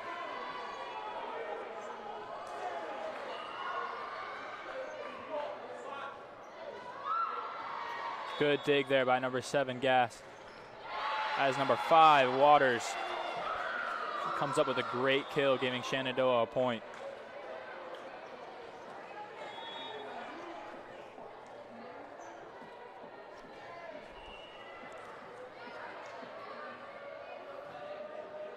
Back to serve, Lichtenfeld. Little short, Mangum with a great dig. Tapped back over by, I believe, number 15, Price.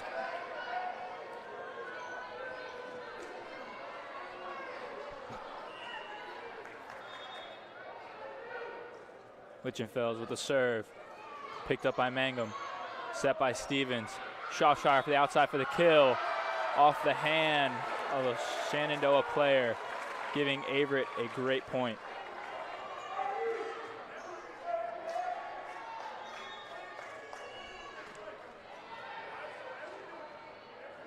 Gray to serve. Unable to come up with that one as it is a little bit short, giving Shenandoah another point. So now, Water back to serve for Shenandoah as Mangum just gets it over. And that's Gass who sends it. Great dig.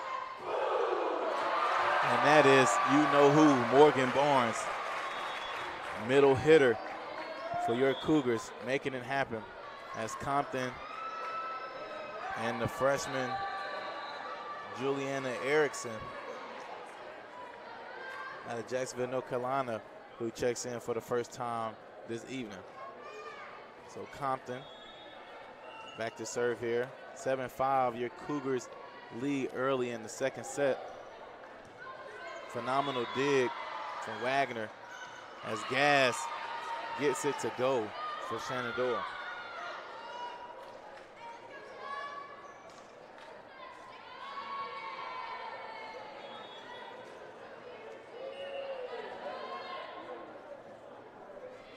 Number 15, Price, back to serve. Picked up by Gray. Great play by Mangum to come up with the ball. Set for Gas, off the hands of your Cougar. Just out of bounds, giving Shenandoah the point.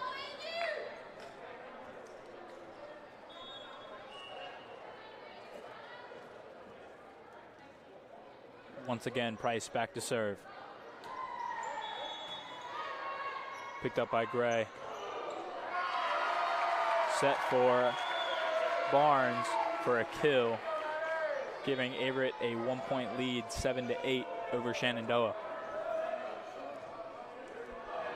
And Jake Barnes right now on fire, as that is a too short serve that time from Mangum in the net.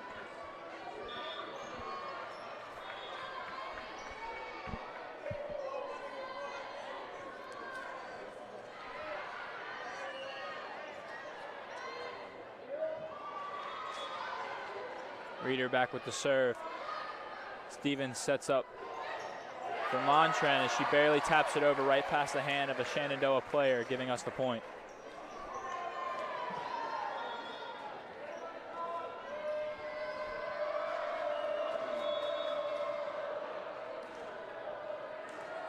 Barnes back to serve for your Cougars. Lichtenfeld sets for number 4. Picked up by Compton.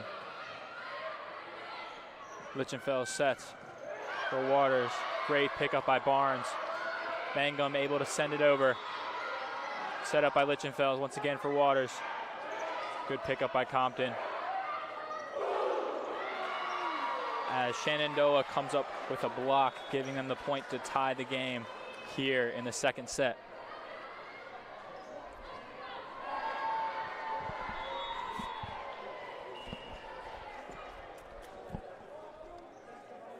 Gas back to serve.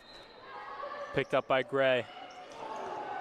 Set up for Nash as a great dig by Reeder. And number 20, Juliana Erickson with the kill, giving Averett the lead.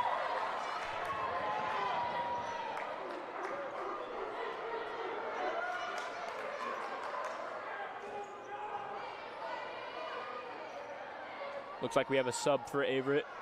Looks like it'll be Stevens and Shropshire.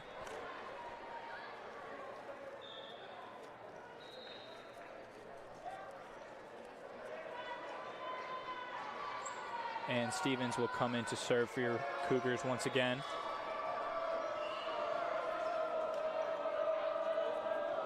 Sends it over. Picked up by Reeder. Set up for Kun. As Gray sets it up for Shropshire. Shropshire with the kill. Great pickup by number 3, Reeder. Sent over by number 7, Gast. Gray making a great play as Shropshire with the kill. Got a block by Shenandoah. Another kill by Montren. Good block by Averett. Stevens setting up number 22. Again, Emma Nash with a kill, giving Averett a 2-point lead here in set 2.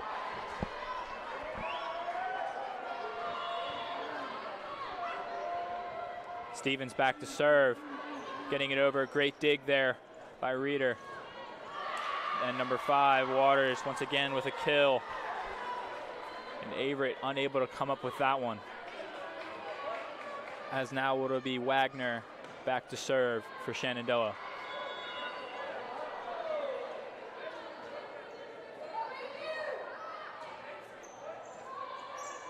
Stevens sets up Nash once again. Great dig there by number 8, Wagner on Shenandoah, but they are unable to come up and send it back over the net, giving Averett another point.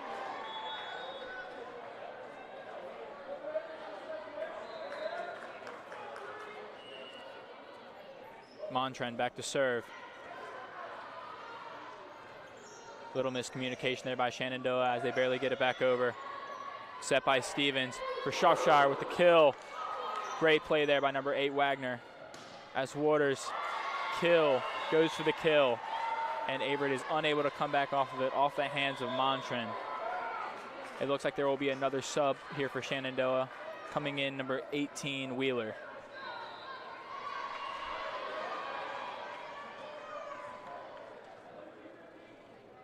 Lichenfels back to serve. Little short one, Mangum making a great play. There's a really good dig there by number 13, Lichenfels. Shropshire with the kill. Lichenfels with a tap over by Shropshire, giving Averett another point. What a great play by Shropshire there to just send it right back over. As number 15, Barnes, checks back in for number 22, Emma Nash. It'll be Gray with the serve. Picked up by Gass. Set for Wheeler, picked up by Gray. Stevens with the set for Mangum. Mangum with the kill, picked up by number 7, Gass. Gray. And Stevens with the amazing play, fake set, sends it right over the net, giving Averett now a 3-point lead here in that second set. And now there will be a timeout by Shenandoah here in the second set. Averett leads 14-11. We'll be right back.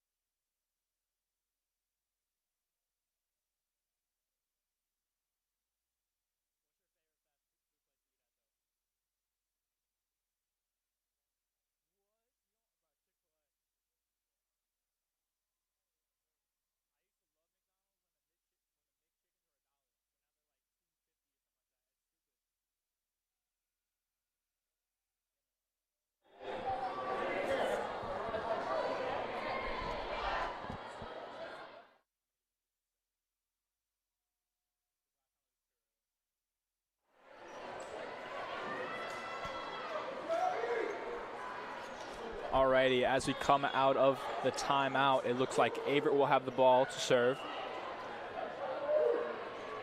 And that will be Gray sending it over. Miscommunication there by Shenandoah, able to pick it back up. Stevens with the set. Shropshire goes for the kill. Great dig there by number 13, Lichenfels, but is unable to come up, as gives Averett another point here in the second set.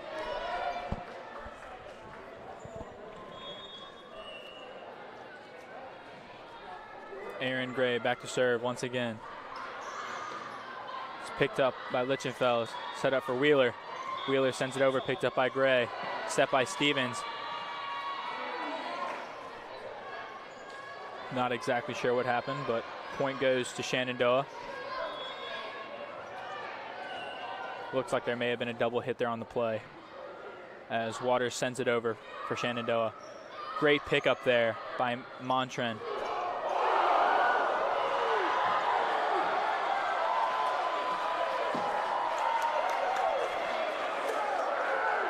As Barnes hits one off one of the opposing player's face just back over the net to give Shenandoah another point.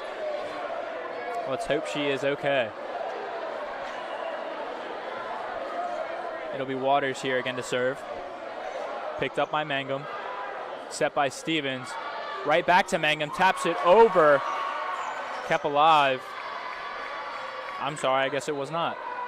Giving Averett the point there by Mangum, making another one of those really smart plays, just tapping it over right past the Shenandoah defense. As number 20, the freshman, Erickson, checks in the game.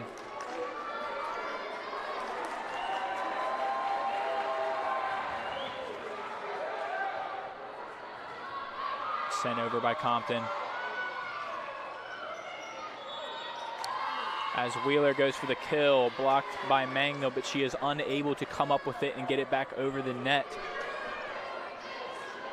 The score now remains 14-16 in favor of your Averett Cougars. Price is now back with the serve. Sent over, Mangum picks it up. Stevens. As Gray with the bump. The kill by number 20, Erickson. Shenandoah sets it up. Number 7, Gass, unable to come up with the kill.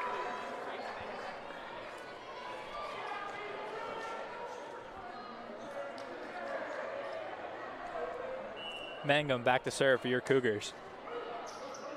Good dig there by number 5, Waters. She sends it over.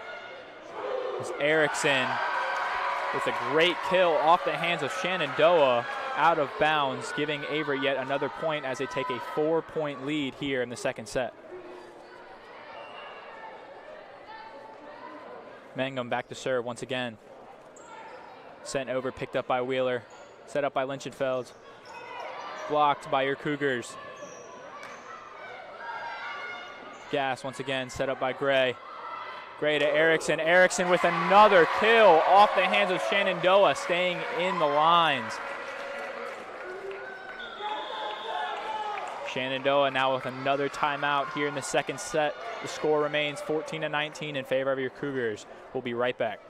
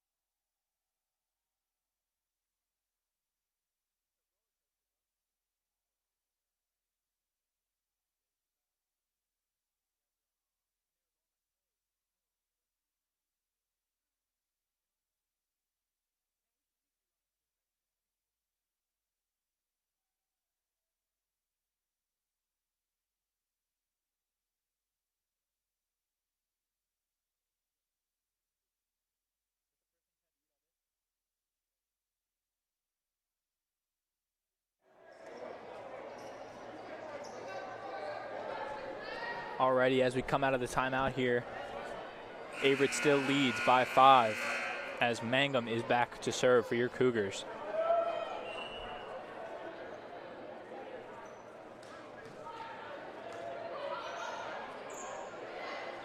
Just sent over there by Kunn. Believe she made contact with the net, giving Averett a point. They now have a 6-point lead here in the second set, as Mangum yet again is back to serve for your Cougars. It looks like Shenandoah misjudged that one, as Mangum is just able to put it on that back line, giving Averett another point, 4 points away from winning the set. Mangum gets it over. Set up for Lichtenfels. Wheeler hits it over. Mangum with the bump. Compton with the set. As Montrin tries to kill it. Come up by Shenandoah. Again, Montrin with the kill. Picked up by Waters. Set by Lichtenfels. Back to Waters, as she is unable to come up with that one into the net, giving Averett another point as they are pulling away here in this second set. Hopefully Shenandoah can try to figure something out to catch our Cougars. Mangum once again with the serve. Picked up by Wheeler. Set by Lichtenfels. As number 4, Kahn, unable to come up with it. Sent back over by the Cougars. As Gass barely taps it over and is unable to come up. And the Cougars are unable to come up with a play there, giving Shenandoah another point.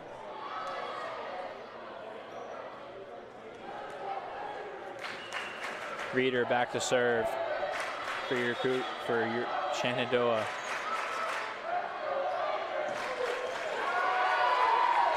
As Morgan Barnes with a great kill there, right past the defense of Shenandoah. It looks like there'll be a check-in now. Number 12, the freshman, Charlie Deason from Monroe County in North Carolina with the serve. Deason picks it up. Moncham with the kill, picked up by Wagner. Gass with the kill. Erickson. Kun goes for the kill and barely hits the top of the net, rolling the ball over, and the Cougars are unable to come up with that one.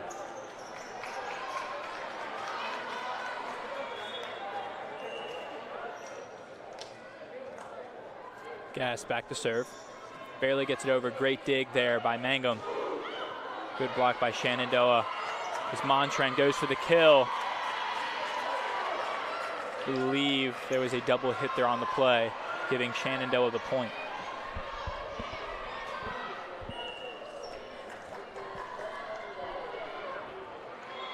Gass back again with the serve. Great dig by Dietzen. Erickson with the kill. Great pickup by Gass. As another double hit on Shenandoah will give Averett 24 points for match point here. Looks like we have Stevens checking back into the game as well as Shropshire. Stevens for match point. Picked up by Reeder.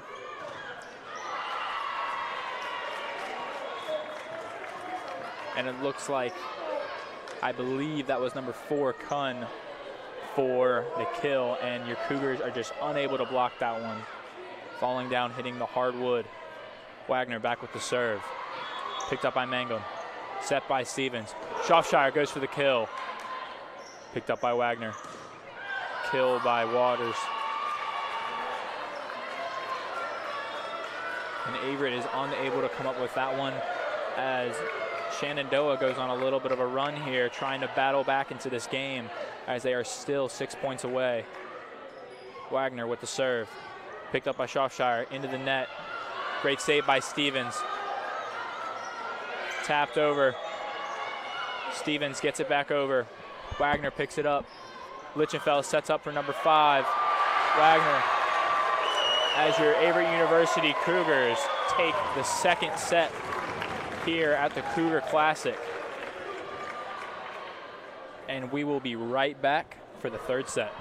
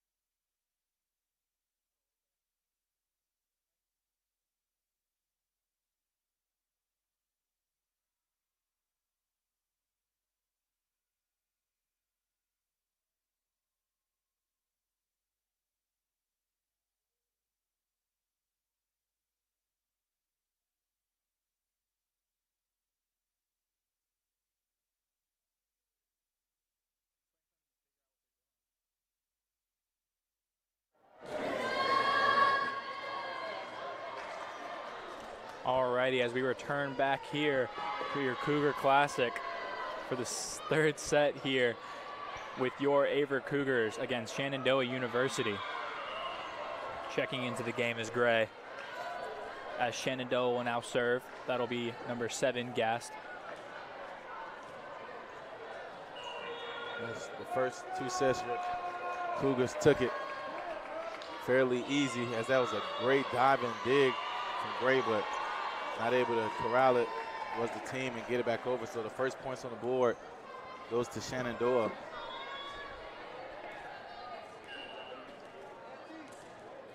Gast back again with the serve. And that one just hits the top of the net and climbs over, finding that hard wood on the Cougar side, giving Shenandoah yet another point here in this third set.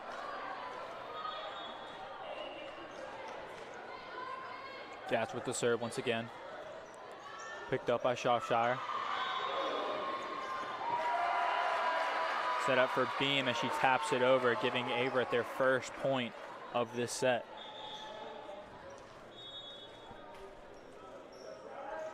Looks like we have another check-in.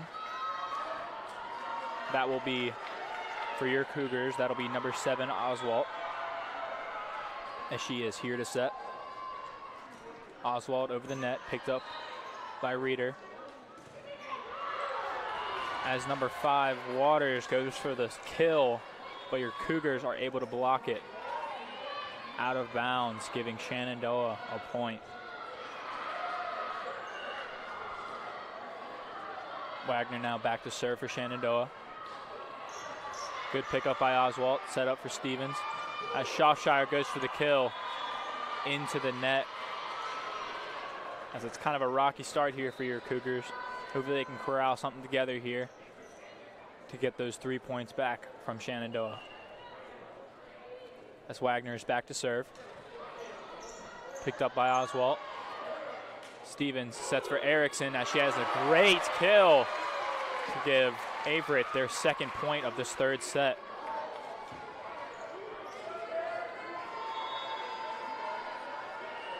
As Barnes checks into the game. Gray back to serve. Picked up by Reeder as they corral it together. Barely able to get it over the net once again, finding that hard wood on Averett's side, giving them another point as the score now stands 5-2 in favor of Shenandoah. Lichtenfeld is back to serve for Shenandoah. Picked up by Oswald, set up by Stevens for Shropshire. Shropshire goes for the kill, picked up by Lichtenfeld. Wheeler hits it over. Stevens picks it up with the set. Gray sets for Erickson for the kill. Tipped by out of the hands of Shenandoah, giving Averett their third point of the set. Looks like there'll be 2 subs here for Averett. Compton as well as number 14. Excuse me. Number 14, Capozzoli.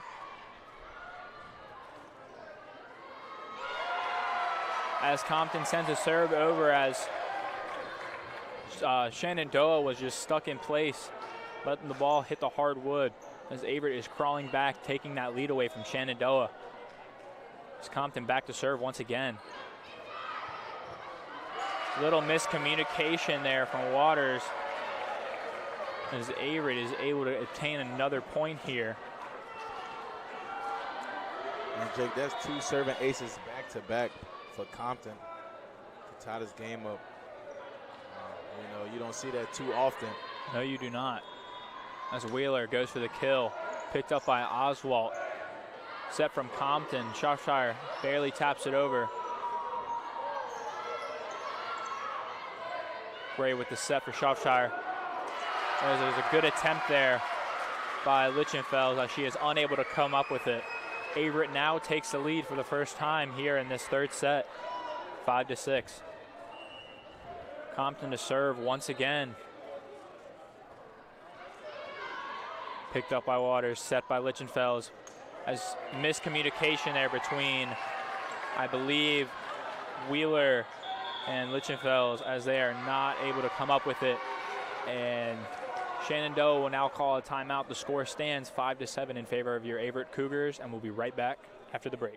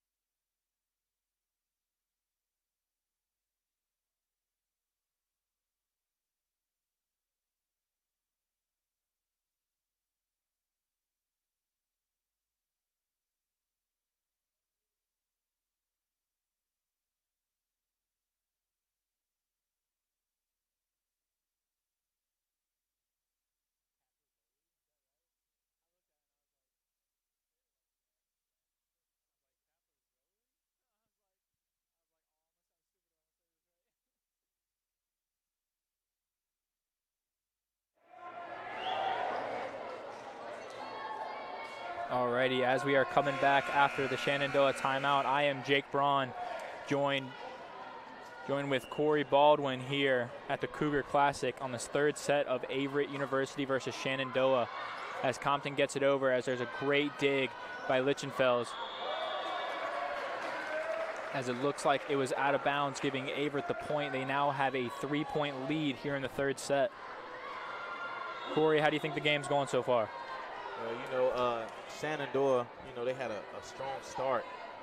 They got the five, it was like 5-2 in the beginning, and now Cougars getting back into it as Capozzoli almost gets it to go, but far out of bounds. This is the first point in a long time for Shenandoah, and it wasn't on their turn. So Cougars doing a great job of getting it going after the slow start. Thanks, Corey. As number 5, Waters sends it back over. Shropshire goes for the kill. Great save there by Lichtenfels. As number 7, Gass sends it over. Set up for Barnes. Barnes gets the kill. And the point for your Cougars. Now checking in for your Averett University Cougars is Beam. And back to serve for the Cougars. Shropshire. Great dig from Wagner. As that is Brooke Gast on the kill. Shropshire tried to get underneath it, but not enough. As now Cheyenne Price back to serve for Shenandoah. Great gets underneath it. Set up for Barnes, and Barnes blocked by the front line of Shenandoah. I believe that was number 4, Aaliyah Chun. Back to serve now for Shenandoah is Price. Price sends it over. Short ball picked up by Gray. Great dig. Set up for Beam. Beam just got on top of it, hits it into the net, as it'll now be a tie set, as Averett will now call their first timeout of the set. The score stands 9-9, and we will be back after the break.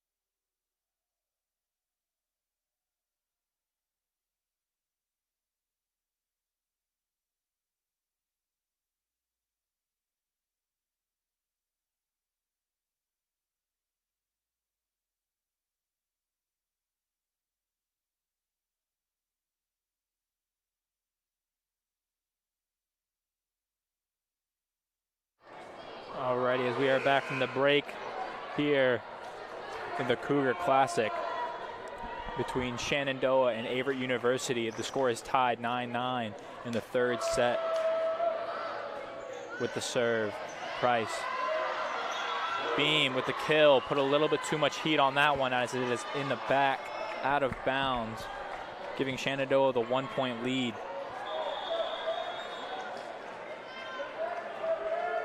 Checking in, Montren for Beam.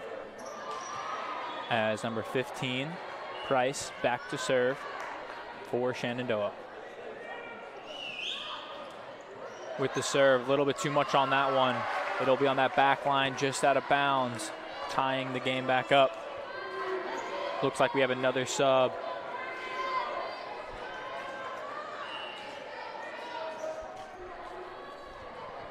And the sub, Destiny McIntosh, checks in for, I believe, the second time tonight. Shropshire hits it, save.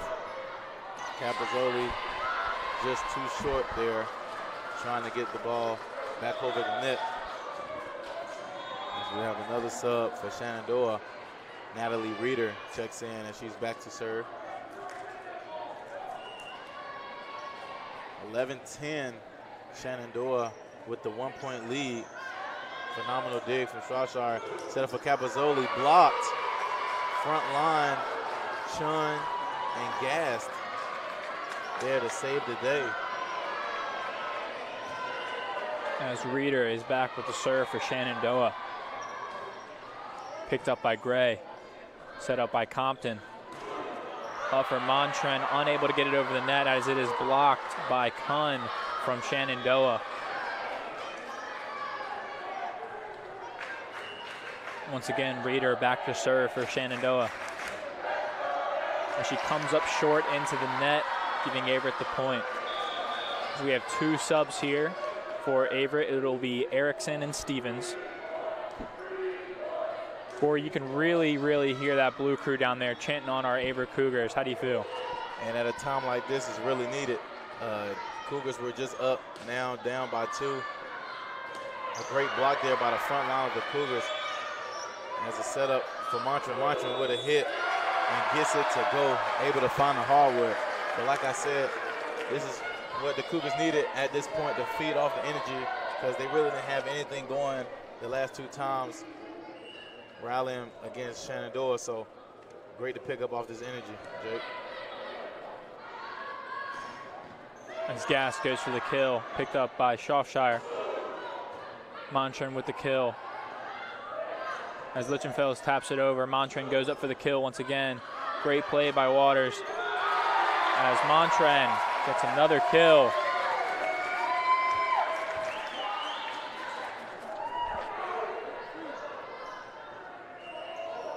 Stevens back with the serve for your Cougars. Picked up by Wagner, set by Lichtenfels. Kun, great play by Gray. Shropshire sends it back over. Lichtenfels sets up Gas once again. As Shropshire is unable to come up with that one. It looks like there was a little bit of miscommunication between Shropshire and Gray, giving Shenandoah the 1-point lead here in the 3rd set of the Cougar Classic. Gas back to serve once again. Picked up by Gray. Stevens with the set for McIntosh as she gets a kill. And Shenandoah is unable to come up with the point. As we have another sub for your Cougars, Oswald is now in the game. Back to serve.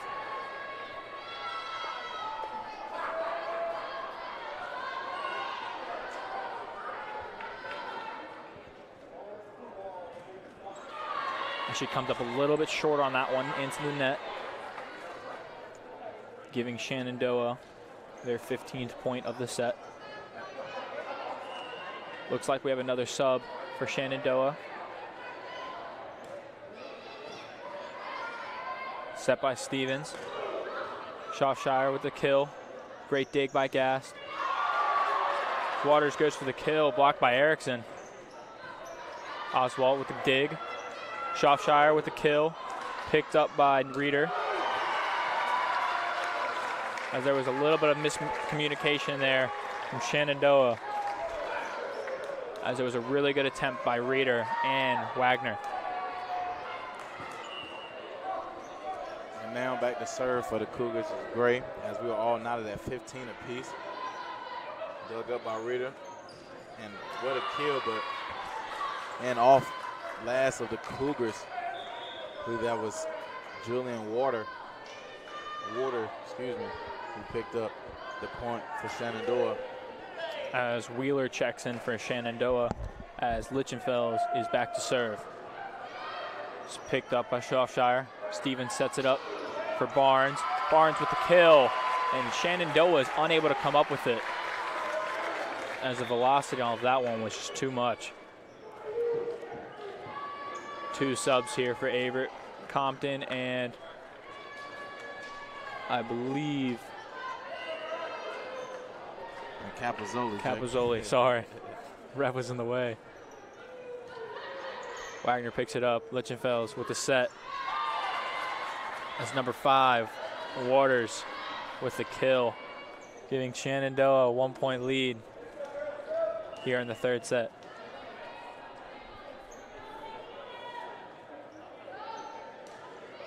Warder with the set. Phenomenal dig from Shropshire as they just get it over. Lichtenfels with a tap over. Set up for Barnes, block, but Cougars get it back now. Set up for Shropshire. Shropshire dug up there from Warder, and that went too far out of bounds from Gast. So now all knotted up at 17, and now we have a sub, Montran, coming back in as we're near the back end of the 3rd set. Cougars looking to take the lead here as Shropshire had to serve.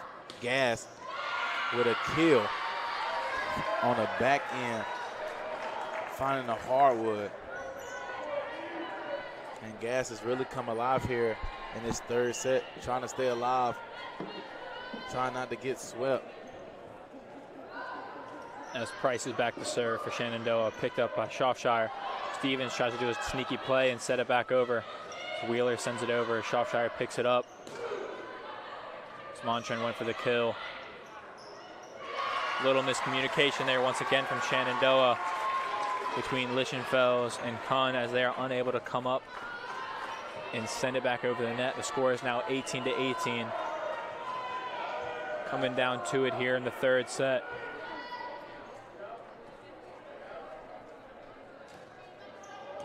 As Barnes back to serve. Lichtenfels sets it up for Gast. Good block by Averett. Compton setting up Capozzoli. Lichtenfels. Great dig there by Shropshire. As Montran with the kill, just able to stay in bounds in the back left corner.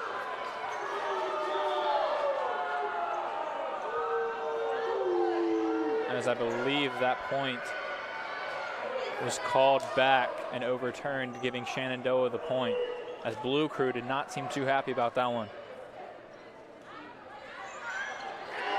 That was a very short serve there, excuse me, Jake, from Natalie Reeder. And you know what they say, ball don't lie. Ball does not lie there, Corey. I was just about to say the same exact thing. As Stevens is now back to serve for your Cougars. It's picked up by Wagner. Set by Lichtenfels. Warder just able to get it back over. Set by Stevenson for Erickson. Went for the kill. Blocked by number 7, Gass. The score is now 20-19 in favor of Shenandoah.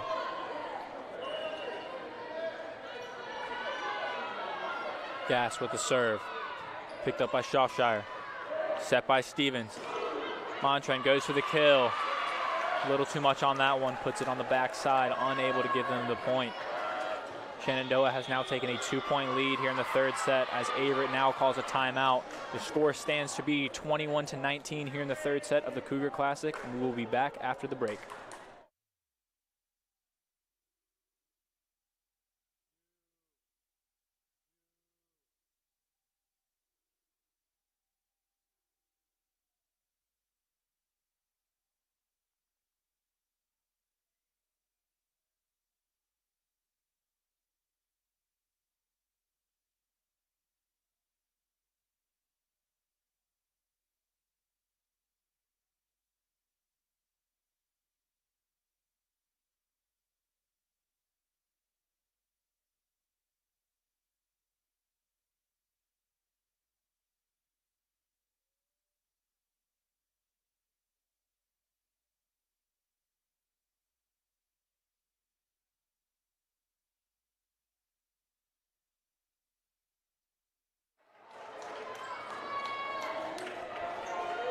Alrighty, as we come out of the break here, hopefully Averett came up with something during the timeout to pull through here and sweep here in the third set, as they are down by 2 points now. That is coming down to a nail-biter here in the third set of the Cougar Classic between Shenandoah and Averett University. Gast now with the set. Gray picked it up, set by Stevens. A great try there from McIntosh, but just too much on it that time as that ball travels out of bounds. Serve is up. Set by Stevens. Erickson gets it over. Picked up by Wagner. Lichtenfels to Waters. As that ball is called on the line. And Blue Crew once again not liking the call, as the score now stands 23-19 in favor of Shenandoah as Gast sends it over. Good bump there by Shropshire, as Stevens barely taps it over with another smart play, giving Averett another point. Blue Crew now standing up on their feet, rallying together, seeing if Averett can come back here, as Montran with the serve. Picked up by Reeder. Set by Lichtenfeld. Little miscommunication there, as they now hit it out of bounds, and Averett is crawling their way back, trying to take that lead here in the third set. And it's that energy I was talking about, Jake, feeding off the Blue Crew. You know what I mean? It's exactly what they need, as Mangum checks in the game for Erickson. I don't know if you can hear them or not. They're pretty loud, but that Blue Crew is getting loud. More miscommunication there, as Reeder is unable to come up with it, giving Averett another point. They are 1 point away from tying this game, as Shenandoah calls a timeout to see if they can come up with a solution to this Blue Crew, and the volleyball girls coming together, rallying together, trying to tie this game up. And we'll be right back after the timeout.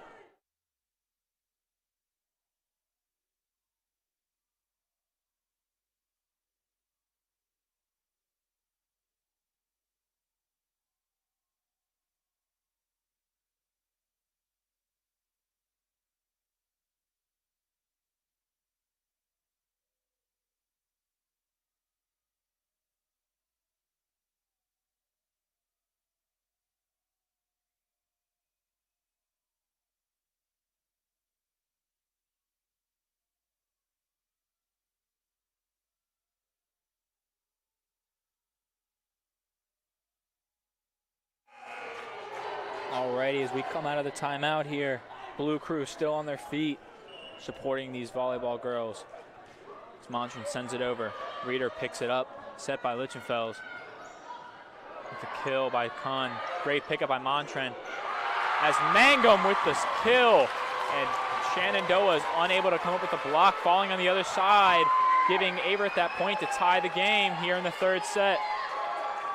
It is getting loud in here. As Montran with the serve, as Shenandoah does not react, as Montran gets an ace here to take the lead in the third set of the Cougar Classic. And, you know, Jake, the crowd, it kind of affects the other team sometimes as well, as that one just too strong for Montran. But, you know, hearing the crowd kind of sometimes affect the other team, so, you know, as we all now at 24 apiece here, Jake. Gotta love the energy we're hearing from the Blue Crew. That's correct, Corey. Stevens sets up for Mangum. Mangum with the great kill. Blocked by Shenandoah. Montran unable to come up with the kill by Warder. As Shenandoah retakes the lead, 25-24 here. Cougars really need to rally together here to get this sweep, as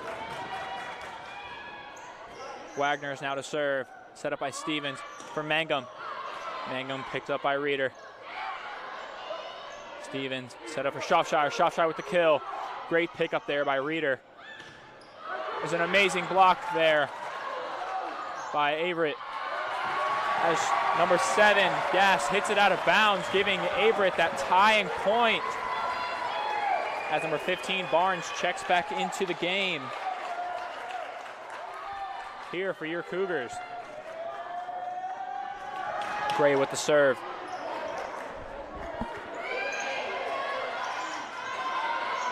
They did there.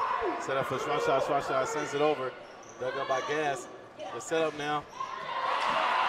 That's Water who gets it to go for Shenandoah. And this is just clutch play after clutch play for both teams here in this third set. As 26-25, Shenandoah leads. As 18 checks in for Shenandoah, that is Wheeler. Shropshire with a great dig, set up for Stevens. As I believe Shropshire with the kill. More than Barnes, Jake, but sorry about that. You're all right. The ref, I understand, all in the way. I can't see that well with that ref in the way, man. But great job there for Barnes. It's Mangum. Short serve. Mangum with a great bump there. He's keeping it in play as Shropshire returns it in. And Montrin gets it over. Great play there by Montrin, saving the kill as Shropshire goes for the kill. Saved by Wagner. Great block there by Shropshire as Averett now takes the lead, 26-27 here in this third set of the Cougar Classic. Let's see if they can rally together here. Blue Coup rolling crazy over there. You hear the keys rattling. Yeah, you can. It's time to go home is what they're trying to say. Start up the van. Let's see if the Cougars can rally something together here.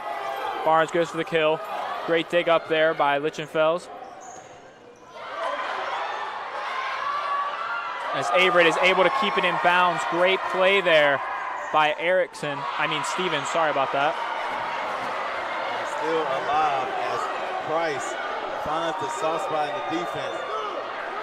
And Shenandoah is letting us know they're not backing down.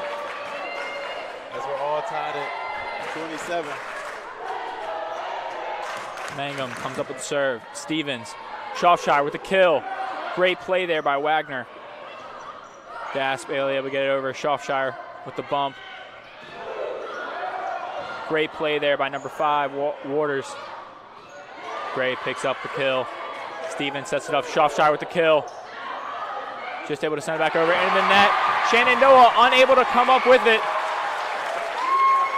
As Averett will take the point. And they now lead 28-27. And that is Shropshire back for the serve. Serve is up. Dug up there. Now to set up for Water. Now Barnes to end the game. Send him home. Send him home, Corey. Send him home, As Jake. Blue Crew is going crazy, storming onto the court. As you see Brooms out showing the sweep. This was a great, hard fought out game there by Shenandoah and the Averett University Cougars. Here in the Cougar Classic, Averett is now undefeated today against Washington and Lee and now Shenandoah. The series will continue tomorrow. And here are the game times for Saturday, 9 a.m. You have Oglethorpe versus Roanoke. 11 a.m. you have William Peace versus Shenandoah. 1 p.m. you have Averett versus Oglethorpe. 3 p.m. you have Washington and Lee versus William and Peace. And 5 p.m. you have Averett versus Guilford. I am Corey Baldwin, joined with Jake Braun. Thank you for attending Averett University Sports Network. We'll see you tomorrow. Have a good night.